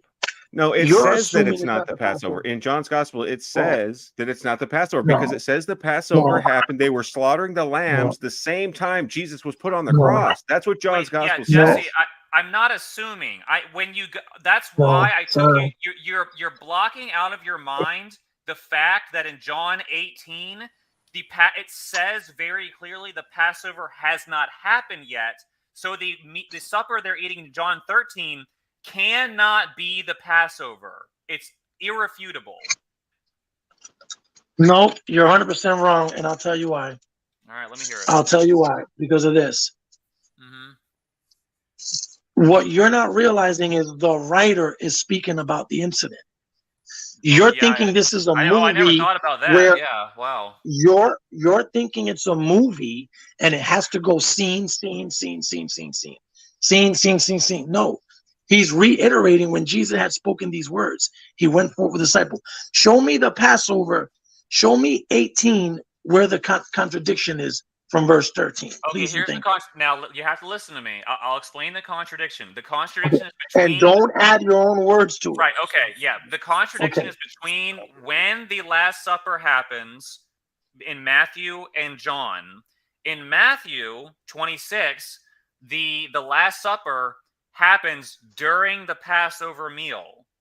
In John, the Last Supper is not the Passover meal, and the Passover meal happens in the future after this event. So that's the problem. It's very clear. No, here's the problem. Here's the problem is that there is a meal that comes right after the Passover. In verse 2, the very next verse, you can't accept that that's also the meal that is talking about. That's why you keep saying it's some meal. That's the same thing. Same thing, No, bro. Washing of feet. Well, here's Same what you're thing. missing. You can't Jesse, here's accept what it. you're missing. It's when does the Passover take place? During this supper in John 13? Let me regurgitate it for the second time, and I'm not going to yes or stay no? stuck on this. Is this supper the Matthew 20. Is this supper the Listen, Passover? I'm going to read it for you. Okay. I'm going to read it for you. Okay. Matthew 26. They're getting ready for Passover. Then 1-2 verses later, they eat. Yes. John 13. They're getting ready for Passover. 1-2 verses they eat. It's the same thing, bro. Same exact story. So in you Matthew, can't grasp the fact. wait, in you Matthew, can't grasp. Hold on. You can't grasp the fact that John 18 re-talks about it after he ends up talking about Peter denying him. That's what you can't get. No, that he re-talks about it. What I'm trying to explain to you is in Matthew, and I have you're not going to get it, but in Matthew, the Last Supper happens during the Passover. In John 13, they have the Last Supper, but the Passover hasn't happened by John 18. So we know that in John 13, it's not the Passover meal. Yeah, but how do you get that when Matthew and John have the same exact language? In Matthew, it says it was the Passover meal. In John, it's not the Where Passover does it say? Where does it say when they ate it was the Passover meal? Show me that. Because you admitted it already. No, dirty. Yes, don't save him. Yes, he you did. Just lied again. No, you where admitted does it it say already. Dirty, Jesse, dirty. You where said. Does Matthew say? Listen, dirty. Can I speak? No, where I was responding to what you said, and then you just keep interrupting me. Every time I open my mouth, I can't get a word out because you keep interrupting. Where does it say in Matthew 26 they ate the Passover meal? You just read it. You already admitted it. Rewind the tape, and you'll I see admitted you that admitted that they ate the Passover I admitted in Matthew. Ate. No, I said they ate. I read it word for word. You did, and I said, and as they well, did all right. Let me prove it to you again because you want to deny. All right, because your guys' contradictions are so weak. I know, but just because they're weak, that doesn't mean they're not contradictions, though. That's the point. It means even if it's just a small, tiny, itty bitty detail, it's still a contradiction. No matter how small it is, it's still a contradiction. Can I please complete a single sentence without you interrupting? Yeah, because you don't have the understanding. Except that. No, you're just scared. You're scared. You're terrified that if you find one contradiction, then that means God doesn't exist. That's your problem. You think if there's a contradiction, then that means God doesn't exist. And you're scared of that. You're absolutely terrified of that. To realize that you're wrong, Dirty. You're wrong, bro. You're scared. You're scared. Of course, don't be scared, man. Dirty. Just take me as an example. I know there's a contradiction, and I still believe in God. So it is possible to believe in God, even though there's contradictions you sound like in the Bible. Satan. So you can take. You sound like Satan. You sound like Satan. Let me ask a question. You sound like Satan tempting God. You guys said the Passover meal falls on the first day of unleavened bread. Yeah.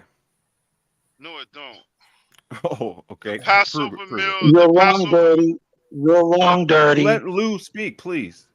The Passover meal falls on the 14th day, and the first day of unleavened bread falls the next day. No, that's incorrect. Oh In my the God, let bro. me Well, look all at right. the if you Well, go to verse. Deuteronomy, Lou, can I respond to Lou? If you Hold go on, to Deuteronomy, it we gotta go to, says hold on. We gotta go to Exodus 14 to see the Passover and the you go to Deuteronomy where the Passover is in Deuteronomy, and it says, "You shall not eat any leavened bread with the Passover meal." You're not allowed to eat any leavened bread while you're eating the Passover meal. You're supposed to eat And the what day lamb. is that? I'll look it up. It's in Deuteronomy, I think, chapter 16 or All right, something. but more accurately, you should go to Exodus because it happens. Well, no, first. that's not true. Deuteronomy is the most accurate. Why would I not go to Exodus when that's Because when the Exodus has Passover lies actually in it. happened? Oh God, bro, you are let me Satan. hold on. Let Holy me answer Lou's There- question. Lou, I'll answer just- your question. My voice is full. All right, Lou. Let me Yeah. talk with Lou because Lou is slightly more reasonable than Jesse. Though that's not hard to do, but so let's read Matthew 26:17 to find out what's going on here. All right. So if you start at Matthew 26, verse 17, it says, "Now on the first day of unleavened bread, the disciples came to Jesus and asked, 'Where do you want us to prepare for you to eat the Passover?'" So it's the first day of unleavened bread, and they're going to eat the Passover. All right. Exactly. So the Passover is yet to happen on the first day of unleavened bread.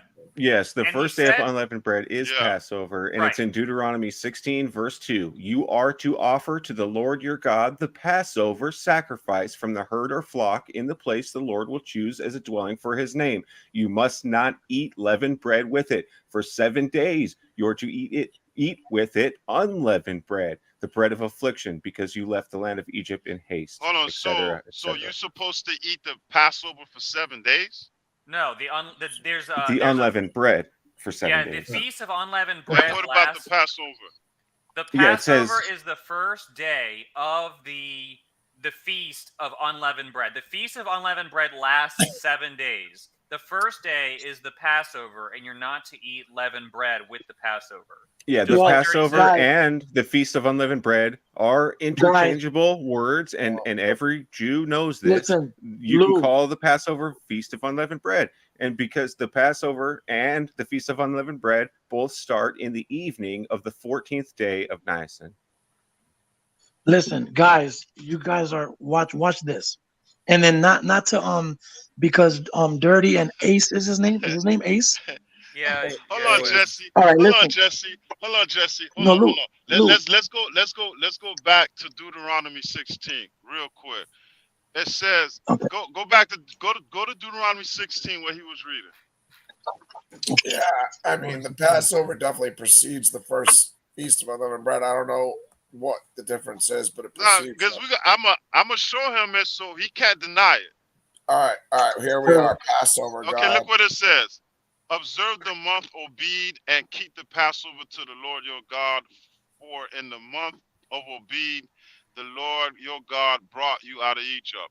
And you shall offer the Passover sacrifice to the Lord your God from the flock of the herd at the place that the Lord will choose to make his name dwell there. You shall eat no leavened bread with it. 7 days you shall eat with unleavened bread, the bread of affliction, for you came out of Egypt. Okay. It doesn't give a day when to eat the Passover lamb. Yes, it does. Yeah, Lou, you actually proved Dirty right. That's exactly what Dirty just read, All and right, it guys, proves us correct. Lou, there's a missile coming right now. Watch this. Everybody stay silent. You guys are 1,000% wrong. Watch this. Matthew's 26:19. This is where Ace took us. 18. Well, let's go to verse 17. Now, the first day of the feast of unleavened bread, the disciples came to Jesus, saying unto him, where wilt thou we prepare for thee to eat the Passover? Watch this, guys. And he said, go into the city to such a man and say unto him, the master says, my time is at hand. I will keep the Passover at thy house with my disciples. Watch this, guys. And the disciples did as Jesus had appointed them, and they made ready the Passover. Now, when the evening was come, he sat down with the 12, and as they ate, he said, verily I say unto you that one of you shall betray me. John 13. Now, before the feast of the Passover, when Jesus knew that his hour was come, that he should depart out of his world to the Father, having loved his own, which were in the world, and at the supper being ended, the devil having now put into the heart of Judas Iscariot, and he betrayed him. That's the same meal in the same day. You guys are done. No, bro. it It's isn't. also No, in Done. it Exodus. isn't. Done. It's not. It's also in Exodus 12:18, the Passover. It says in Brian, Exodus. I'm going to sleep, Brian. These guys are done with. This is the same Okay. exact said. And the Jesse. supper being ended, devil having now put into the heart of Judas Iscariot, Simon's son, to betray him. You're Same fixed on day, the same meal. wait, Jesse. Here's your problem. You're Jesse. Ryan, Here's your I'll problem. talk to y'all Okay. later. Jesse, hold on. Let me speak. Let me speak. I let you I'll speak. talk to y'all No, let me later, speak. and we'll do Jesse, it I again let you tomorrow. speak. Now let me You speak. guys are done. God Jesse, willing, let God me willing. speak. Come on, man. Don't do this. He's gone. He don't want it. Jesse. I want to respond to Lou real quick. Wait, hold on. Exodus. Give me a minute. Just give me a minute, Okay. Dirty. I'm sorry. But you're fixated on the word supper. What you need to do is focus on when is the Passover. In Matthew 26, the Last Supper happens on the Passover. In John 13, the Last Supper, yes, you're correct, supper happens before the feast of the Passover, and the Passover happens in the future on another day. So that's a huge problem. Absolutely. Good point. Why I haven't picked a side yet on this discussion because I was upstairs. I missed. Let me help, Larry. Let me run it through with you, Ryan. Yeah, go ahead. Give me. Can I just real quick? I got one verse to read. Okay, it's go, Exodus 12:18, and the title of the chapter here is the Feast of Unleavened Bread, and it says in verse 18, in the first month you are to eat unleavened bread from the evening of the 14th day until the evening of the 21st day. For 7 days there must be no leaven found in your houses, etc. So there you have the first. Yeah, It's the Passover lamb. The Passover precedes it. In the first month, you are to eat unleavened bread from the evening of the 14th day. That is the Passover. The Passover is for 7 days. So no, the Feast of Unleavened Bread is 7 days, and it starts with the Passover meal in the evening of the 14th day. Where does it say Passover meal? Okay, you got to read on. It says, for 7 days there must be no leaven found in your houses. If anyone eats something leavened, that person, blah blah blah. And then it says, go at once and select yourselves a lamb for each family and slaughter the Passover lamb. Take a cluster of hyssop, dip it into the blood in the basin, blah blah blah. You can read this for yourself, dude. It's Exodus 12. This is common knowledge. Every Jew, just ask any Jew. The first day of unleavened bread is the Passover day. That's the Passover. You shall let none of it remain Then until. what's the preparation day for the Passover? If it's the first day. The Passover starts in the evening of the 14th day. So during the day of the 14th day, that's when you prepare the Passover meal, and then you eat the Passover meal in the evening of the 14th day. And that's the same day that you're not allowed to have leavened bread with the Passover. You're not allowed to eat leavened bread while you're eating the Passover. You have to admit the Passover precedes unleavened bread, though. It's not the same. No, it doesn't. It's the same exact Dirty. day. I just read. We're reading it right here in Exodus 12. You're not supposed to do no work for 7 days, right, Ryan?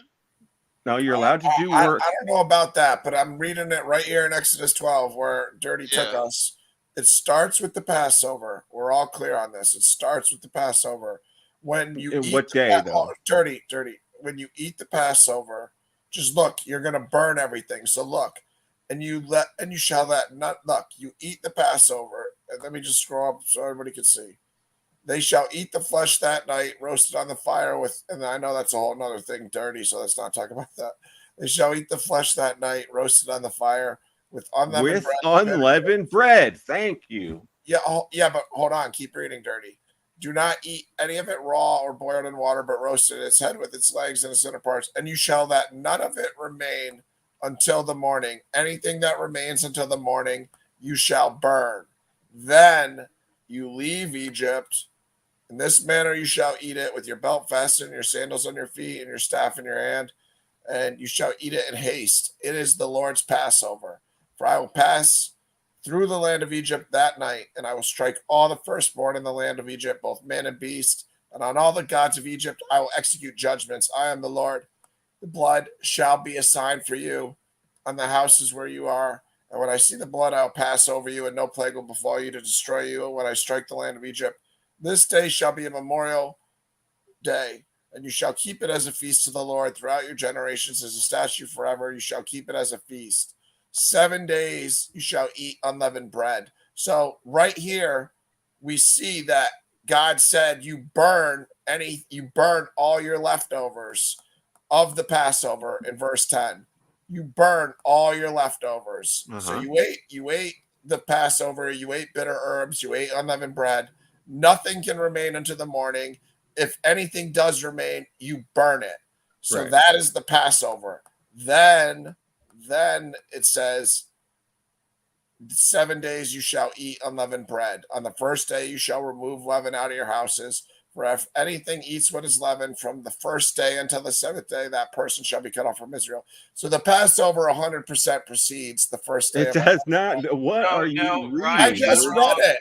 No, you're misunderstanding it. It's saying on the first day you should remove leaven out of your houses. So that's before the Passover meal. How do you burn all your leftovers? Hold on, time out. How do you burn all your leftovers, then start unleavened bread?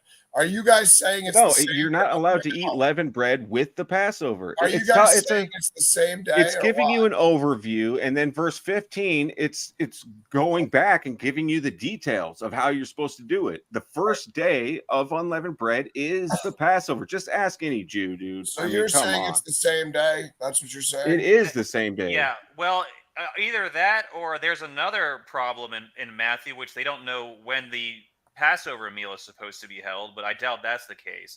Ryan, you are misreading it. It's just what it's basically saying is exactly as Dirty said. It gives you kind of a rundown of what you're supposed to do on the first day of unleavened bread, the Passover, and then it also stipulates that you shall not eat unleavened bread for 7 days, including that first day, which is the day of the Passover meal. Exactly. And ask any Jew, man. They'll tell you. Yeah, this isn't a problem for us at all. Dirty's right. I want your training. I'm going to go. I got to go. I got to work tomorrow. So thanks for having me up. All right, cool. Good chat, man. All right. Good job, Dirty. All right, I want to kind of run you through it, Ryan, to see what your opinion is. I missed what you were trying to argue. I'm curious. Go ahead. Okay. Run me through it. So go to Matthew. We're going to start in Matthew 26, verse 17. All right, you can show me what you're trying to present here. My voice is crushed from yesterday's 11 hours. So. Oh my gosh, dude, that was crazy. Yeah, I know. I can't keep myself from yelling and stuff either. So. All right, so let's run through this. This one's pretty clear, and I think Jesse finally started to realize what's going on with this one. I'm not sure, but maybe. All right, so we're going to read from verse 17 until verse 20. All right, well, you read it because my voice is shut. I will read it. All right, now on the first day of unleavened bread, the disciples came to Jesus and asked, "Where do you want us to prepare for you to eat the Passover?" And he said, "Go into the city to a certain man and say to him, 'The teacher says, my time is near. I am to keep the Passover at your house with my disciples.'" The disciples did as Jesus had directed them, and they prepared the Passover. Now when evening came, Jesus was reclining at the table with the 12 disciples. As they were eating, he said, so on and so forth. Now we finished what we need to read. This is what you need to ask yourself. Is Jesus eating the Passover here? In Matthew 26? Yes. In Matthew 26:20. Right there. Yeah, it seems, yes. Okay, so this is the Last Supper. If you look at that conversation, sure. All right, so let's jump over to John 13. All right, and that's another story of the Last Supper. I got you. I was looking at it while you guys were talking, trying to catch up. All right, so Right. that's another account, John 13 of the Last This is Supper. yes, this is the Last Supper as well. But look Okay. at what it says in John 13, verse 1. Now, before the feast of the Passover, Jesus, knowing that his hour had come, and he so this is the last, and then it says during in verse 2 it says during supper. So this is the Last Supper. But notice in verse 1 it says before the feast of the Passover. So the question is, could the supper be like during the feast of the Passover? Well, first of all, right away we're seeing before the feast of the Passover means it's not the Passover. But some people, like Jesse, try to do, well, it just says before. It could be 15 minutes before, and then the supper is during the Passover. Okay, well, I'm going to disprove that very clearly. So go to John chapter 18. And I Hold know we're on. jumping around a little bit, but this is where. All right. I'll walk through Okay. in the order you're trying to just explain it, then I'll ask you questions. Go ahead. John 18. All right. Go ahead. Okay. So go to John and go to verse 28.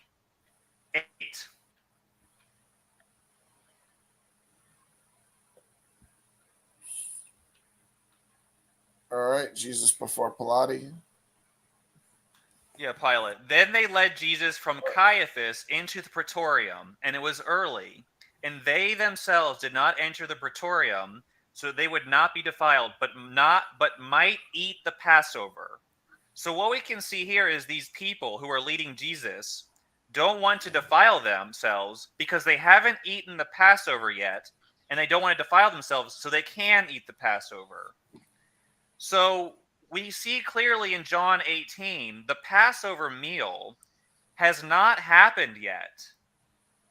So that confirms what John 13 said when it said that the Last Supper was before the Passover, whereas in Matthew 26, the Last Supper was the actual Passover meal. So this is the contradiction. In Matthew 26, the Last Supper is the Passover. In John, where did they eat the Passover in Matthew 26? in verse At that 21. man's house. At that man's house. Yeah, in verse 21. So you're saying in the book of John they don't eat the Passover anywhere because you're saying chapter 13 is the closest it comes, but they don't do it in John chapter 13. I mean, I see what you're saying. It seems to not fit, but I'm saying in the book of John, there's nowhere where they eat the Passover or potentially except for chapter 13. Well, yeah. No. It's very clear in John 13. It's not the Passover because John 18 tells us that the Passover has not been eaten yet. So John 18 comes after 13. So in John 13, it simply cannot be the Passover meal. So in Matthew 26, the Last Supper is actually the Passover meal. In John 13, the Last Supper is not the Passover meal, and the Passover meal hasn't happened yet. And okay, but according to the law, Leviticus 25. Hold on. Leviticus 23, verse 4 and 5. It says the Passover is to be eaten on the 14th day, and the unleavened bread starts on the 15th day. So on the first day of unleavened bread, back in Matthew 26, where it says on the first day they prepared the Passover meal on the first day of unleavened bread.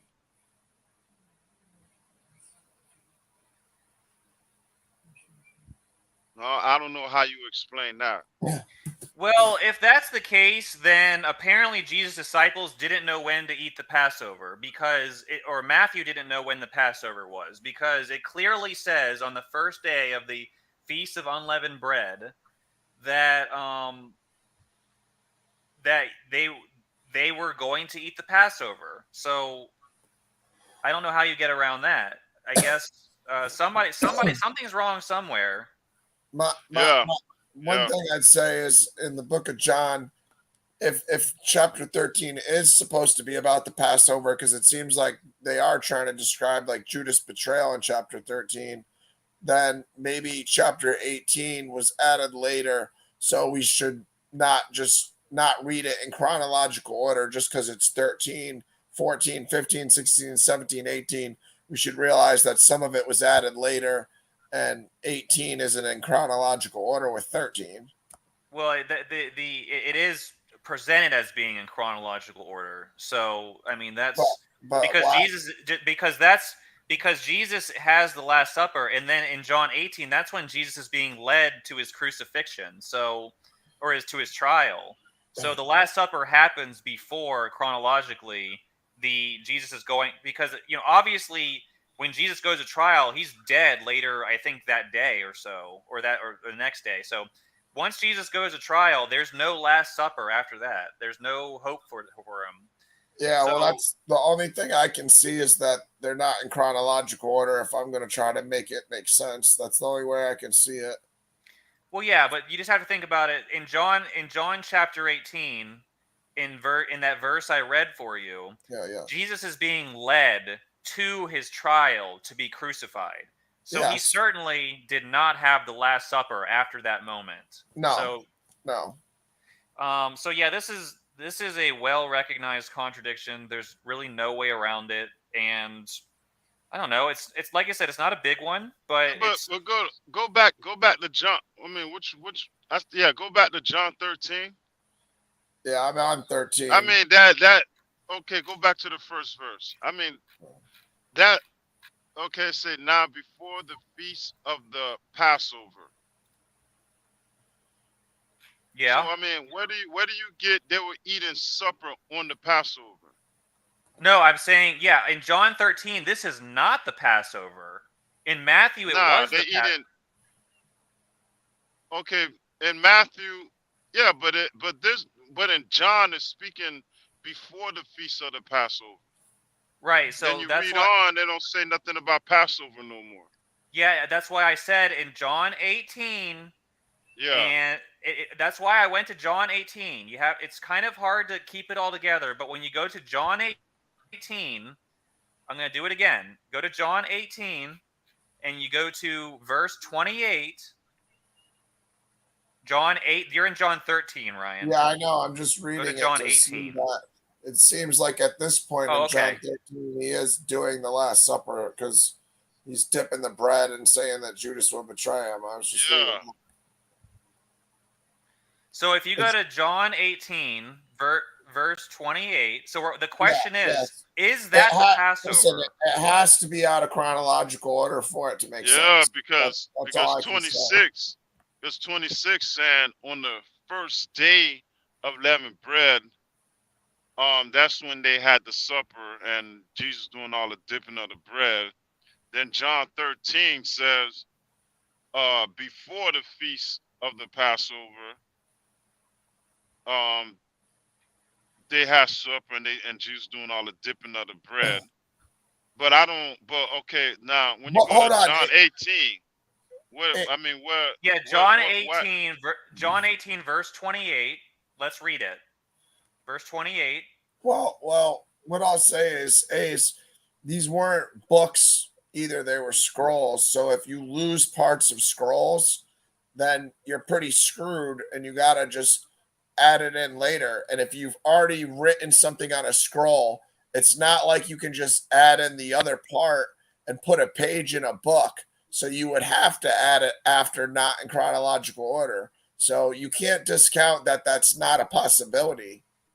I don't see how that resolves the situation. In Matthew 26, Jesus has the Last Supper at the Passover meal. Yes. In John, no, he has it at the first which is the 15th day. well, it doesn't. It does. Well, Lou, let me try to help you. He dropped Jesus, off. the Last Supper He dropped conversation. off, so I don't think he's even hearing you right now. So you might want to Okay. wait till All he right. comes back Well, on.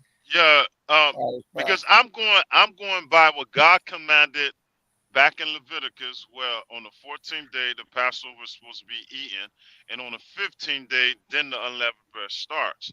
Then you go to Matthew 26, it says about preparing the Passover meal on the first day of unleavened bread. Right. So Right? maybe Matthew got that wrong. That's another error. That would be another error, No, Luke. that's the Jews. That's the Jews switching it around. They No, don't here's celebrate the Passover how it is in the Old wait. Testament. When that is irrelevant, Lou. You're getting into irrelevant things just like Jesse. You need to focus on the problem. In Matthew 26, if What's they are what's eating, the problem? they're eating the Passover meal. We've established that. They're eating the Passover. That's what it says. If you think it's on the wrong day, that's up to you. You can argue with the author of. You can argue with Matthew if you want, but they're eating the Passover. All right. I don't see how you can dispute that. Where in Matthew 26? Go. Let's Okay, read it. okay. Let's see. Hey, A's, the only thing I can use to explain it, which is a logical way to explain it, is like what I said, is they write on scrolls, and if you lose a portion of the scroll, it's not a book. You don't get to just insert the page in the chronological order. You would have to write it after the fact. So in John 13, it's still a con. I mean, okay, okay. No, what I'll point out to that show doesn't you, resolve anything. Nothing. yes, it does. But hold on. Let me just point this out though. I will acknowledge from verse 1 to 2, there's a lot of possible confusion and ambiguity, at least, because it says now before the feast of the Passover. So if we're going to take that, we want to have a time frame of when is the supper, when is the last supper. But verse 2 does seem to answer that question by saying during supper. Could it be more direct? Of course it could. It could say during the Passover supper, but it only says during supper. So it is ambiguous. But like I said, the only way I can explain that John 18 says before the feast of the Passover is to say that it's speaking about. I see your issue too, though, because if in John 18, when he's getting arrested, it says it's before the feast, I see the contradiction there. So yeah. I understand what you're pointing out there. Let's try with Lou. Now, Lou, this is what I want. I want to read through Matthew with you. And the only question. Go to Matthew. Yeah, go to Matthew. Go to Matthew 20. Let's go to Matthew 26, and we're gonna run through this again. And I want you to focus on this question: are they eating the Passover meal? Forget the unleavened bread thing is a distraction. Don't worry about it. They're not eating the Passover meal in Matthew 26. All right, well let's find out. That's okay. So you don't think they are? Let's okay. Well, let's read it. Let's read it. Well, yeah, Matthew 26:17. Now on the first day of unleavened bread, the disciples came to Jesus saying, "Where will you have us prepare for you to eat the Passover?" And he said, go into the city to a certain man and say to him, the teacher says, my time is near. I am to keep the Passover at your house with my disciples. Yeah. The disciples did as Jesus had directed them, and they prepared the Passover. Now, when evening came, Jesus was reclining at the table with the 12 disciples. As they were eating, he said, truly I say to you, and so on and so forth. So they and if you share my screen, believe it or not, I'm reading the NASB. This section is called the last Passover. So these scholars who translated this translation think this is the Passover. So starting in verse 20, like, I mean, I could share my screen, but it'd probably be a waste of time. But yeah, no, I already understand. So before you go on, between verses 17 and 19 you just read, where does it say they went over there to eat the Passover?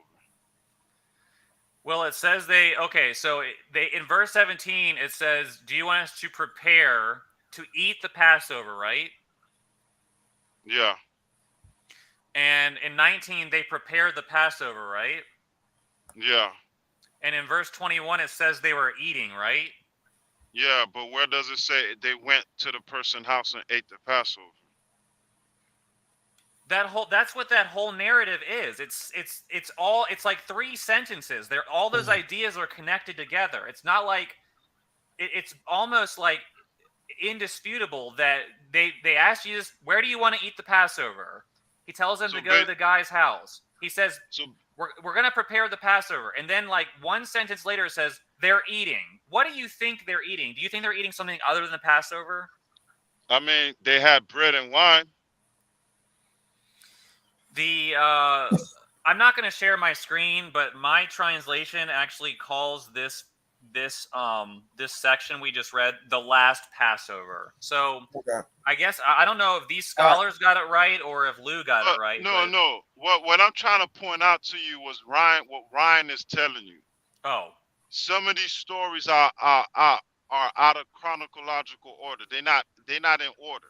yeah. Well, no, You know, because it don't is. say nothing about them going to the house and go eat the Passover, the place that the Yes, Lord it said says prepare the exactly that. It says exactly that. It says Where? go to the city to a certain man, and then it says the disciples did as No, Jesus had. I'm saying the verse don't say they had went there. No, Christ yes, stayed where he actually, was at. it does. It does. It literally says that. It says the disciples Where? did as Jesus had directed them, and they prepared the Passover. So it Okay. literally All says right. they did. They All right. prepare. Hey, It say Ace. he said prepare the Passover at the house, and that's exactly what they did. No, what it said. But they No, don't say it. Don't say they stayed there and eat the Passover. Okay. It Okay. says. Let me tell you this. Okay. The disciples went over there and prepared the Passover, right? Yeah. They prepared for the Passover and ate there. Where was Jesus at when they went there to go prepare the Passover and ate there? I don't know. Well, Jesus came there and ate with them. Apparently, Where does it say that at? Well, when he did the Last Supper. Yeah, it's literally the next sentence. It's Okay. literally the next sentence. Hey, Ace, I want to ask you my question from what I'm seeing here, because like I said, no, hold on. Lou wants this thing. Sentence 20 has nothing to do with sentence 19. Okay, Lou, if that's what you want to tell yourself so you can go to sleep tonight, good for you. No one's going to take you seriously if you think that way. But, that's... Think yeah, what way? okay. If you want to do that, that's up to you. That's silly, and it's ridiculous, but that's your choice. So, But that's what Ryan was telling you. Some of these stuff is not in chronological order. Okay, well, if you want to assume that and assume that, Matthew was really stupid and What didn't the know other that... accounts say? What the other accounts say about this very situation? What it say about it?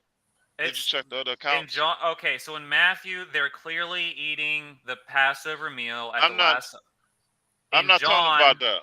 Yeah, in John, they're not there. It's the same conversation, but it's not. Okay, I'll come back to you. Let me go look it up myself. all right, Yeah, Ace, what I want to ask is if in John 18:28, because I see the problem that they have at the end of this, but could eat the Passover. I'm wondering if that has changed from but could eat the Feast of Unleavened Bread. Does that fix everything or no? Well, I don't think it works because the Feast of Unleavened Bread, I think, is a 7-day event. Yeah, but so they're not defiled, so they could eat the Feast of Unleavened Bread. I think it was the Passover where you couldn't do the defile thing. So I'm sure you I think you'd have to look. You can go to Bible Hub and see what. I'll actually do that right now. I'm going to go to Bible I'm pretty Hub. sure you probably couldn't be defiled to eat the Feast of Unleavened Bread either. I'd bet some money. Yeah, that's true. That's so true. I'm wondering if you change this, just verse 28, just this aspect, but could eat the Passover to could eat the Feast of Unleavened Bread, if it fixes what we have going on here. It seems to me that would fix almost everything. Let me read what the actual okay, so that word that's translated Passover is Pashka or Pascha. 3957 in Strong's Concordance. The Passover supper or lamb. Oh, Aramaic transliterated word Pascha. Yeah. So sure, but the manuscript could have the wrong word. So my question is, if that's changed to Feast of Unleavened Bread, does everything fit in chronological order you now? know, I haven't thought about that, but so I can't answer that question. But It seems to fit. I think if we change that, I've only been listening to this theory for 15 minutes, but it seems like if we change this to Feast of Unleavened Bread, I think everything's in chronological order and things fit. well, you have to understand that the Passover is held on the first day of the Feast of Unleavened Bread, so it actually doesn't, because if the Feast of Well, Unleavened Bread, that would only support my point that if it is the same day, they might be using Passover interchangeably for Feast of Unleavened Bread. well, here's the thing: if the Feast of Unleavened Bread hasn't started yet, then neither has the Passover. No, the Passover precedes the Feast of Unleavened Bread. I think it actually is the same. The Passover is the first day. Well, actually, I don't see it too much of an issue here because, but could eat the Passover if the word Passover is being used interchangeably to describe the Passover feast itself and the practice of the Feast of Unleavened Bread. I don't. Then everything fits in chronological order. Well, it doesn't, because remember, we're talking about John 13. It says that the Last Supper was held some indeterminate amount of time before the Passover. By John 18, when Jesus is being led to his trial, Hold on. hasn't happened yet. Why in John 13 wouldn't it fit? Because of verse 1 saying before the Passover? Verse 2 clearly is a time. The first words here in verse 2 is a time reference during supper. So they're eating a supper. That tells us this is a supper. This is the last. I agree. It's ambiguous. It's the same conversation. So this is the Lord's Supper, but the difference is that in Matthew it was taking place during the Passover meal, whereas in John, what was taking place during the Passover meal? The Last Supper took place during the Passover meal. Yeah. In John 13, it says, now before the feast of the Passover, Jesus knowing, so on and so forth, during supper. So this supper is not the Passover meal. No, that's an assumption. I don't agree with that type of logic. Why? Well, it has to be, because no, it does not have to be. You can't. Well, in John 18, the Passover meal hasn't happened yet, and he's being led to his trial. Well, that's what I'm saying. Hold on. Days, what I'm trying to point out is if that word is being used to describe the Feast of Unleavened Bread, because like you said, it's the same day as the Passover, then it fixes everything here. No, it doesn't. It doesn't. It actually doesn't, because the Passover is the first day of the Feast of Unleavened Bread. So if the Feast of Unleavened Bread is in the future, then the Passover is in the future. That's the problem. It doesn't solve anything. Okay, let's go back to what you're trying to say there, because it's before because it says before the Feast of Unleavened Bread, before the Passover. Yeah, so the Passover has not happened yet during the Last Supper in John 13. All right, but if what this is referring to is they would not be defiled but could eat the Passover, is referring to could eat the Feast of Unleavened Bread, I think it does fix everything. I'm explaining to you it doesn't fix the problem, because because the Passover is the beginning of the Feast of Unleavened Bread. So but they ate the Passover in John 13. That's what I'm saying. The Passover would have already occurred in John 13. Then if we're keeping this in chronological order, we already understand that the Passover has been eaten. So if this word that maybe, which very likely could be interchangeable, because if it's the same day, they may be referring to it interchangeably, or at least some scribes or some Hebrew people may.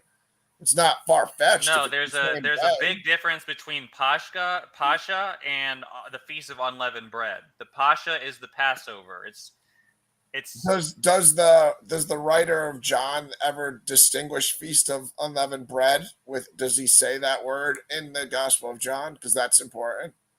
Because then it wouldn't be consistent for him to not use it in this context. You know what I'm saying? I think he does actually. Okay, Let me look well for it. that would be relevant, at least for my position. You know what I mean? I think I actually know where it is. Let me see if I can find It it. would be relevant for my position. You know, Yeah, let me see if I can because find it. if in the Gospel of John they don't use the word Feast of Unleavened Bread, then that gives me more likelihood that what I'm saying is possible. Even if it is used once, it doesn't totally discount it, but it definitely hurts my position. Well, honestly, I think I thought um.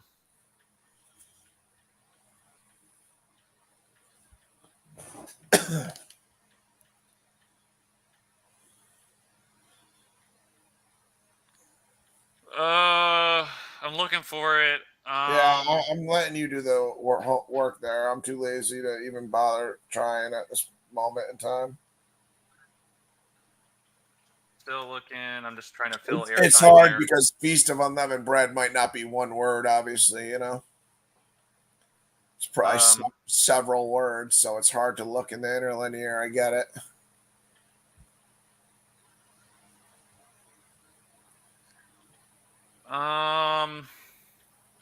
But I can't find it. But okay, but in a logical sense, don't you agree that if we replace Passover with but could eat the Feast of Unleavened Bread, you don't think that fixes things? Because to me, it seems to. Just on surface level, I'm just asking you to think about that.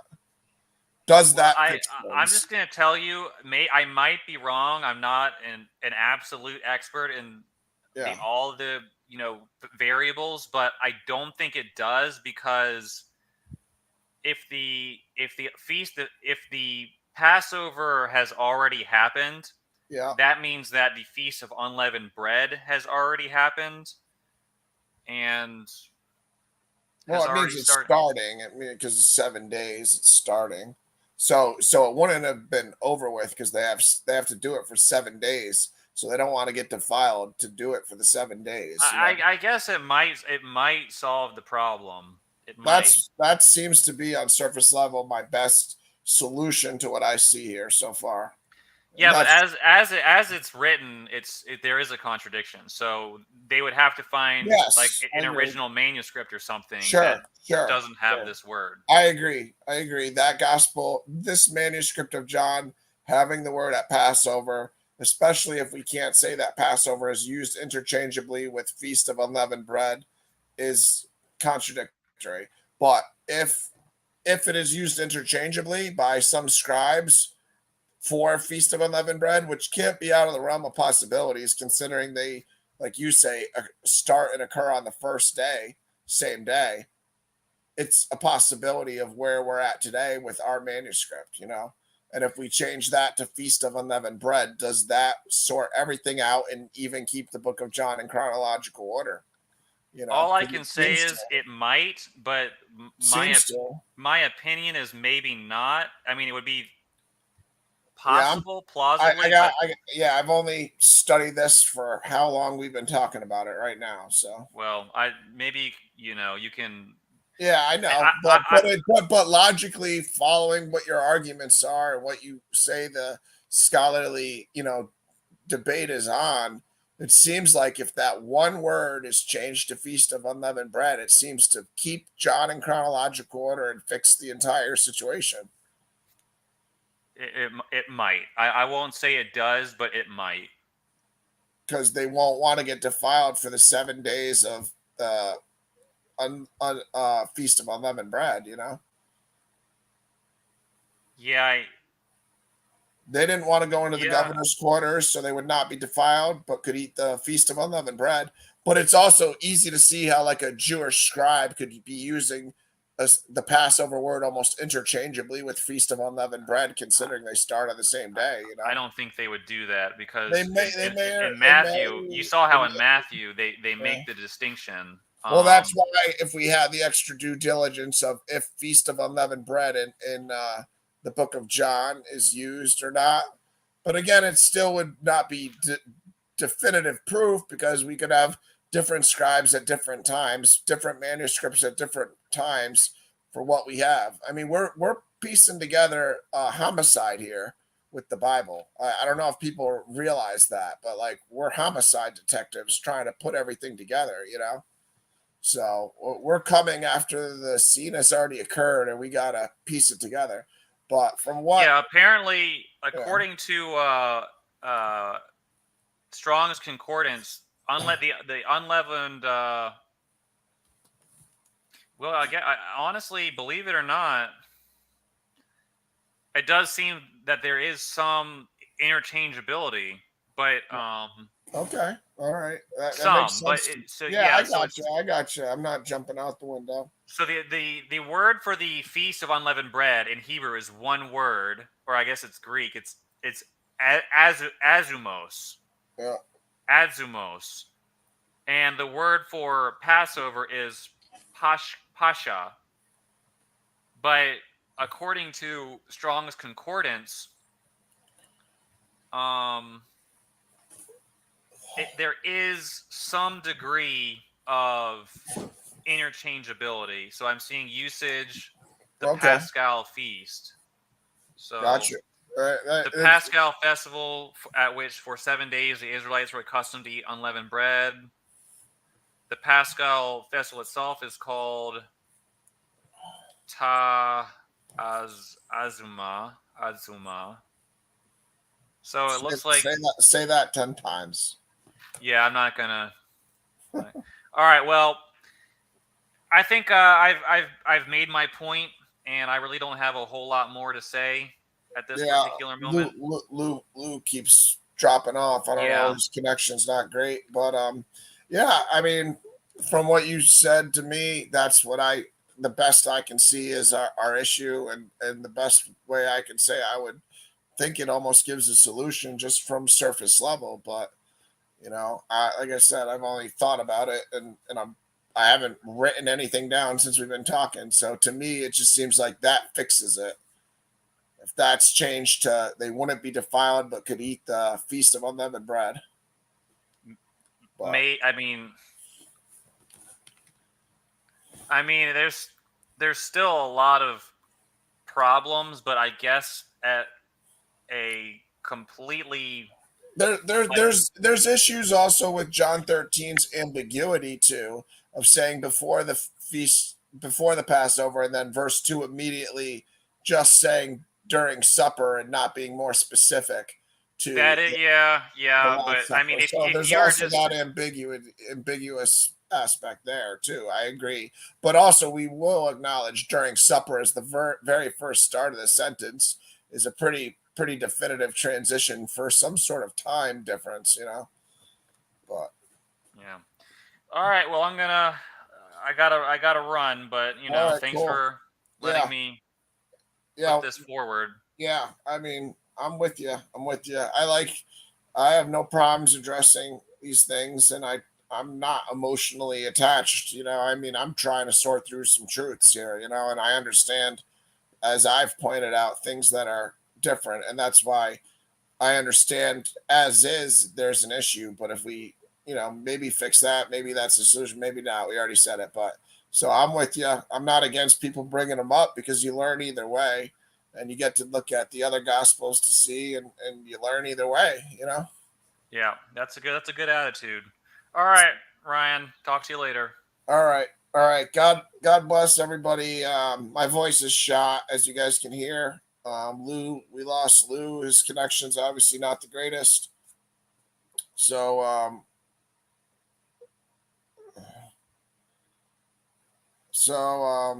don't know. I'll call it tonight. Obviously, up here by myself. I don't want to just be up here rambling, guys and ladies. So, I'll try to, you know, do another show in the near future. I don't know if I'll definitely do one tomorrow or not because of my voice. But beyond that, just take care of everybody. And thank you, Sherry, Chris, Lucas, Troy Taylor, you know, Rudy, Babeloff, everybody that's watched, Pam, anybody, everybody that was up on the panel with me, Dirty, Lou, Jesse, Lewis earlier, everybody that's watched and was on the panel, thank you. Brandon, obviously, Hefe also. So sorry to name names. I don't want to forget anybody, but thank you for watching and God bless.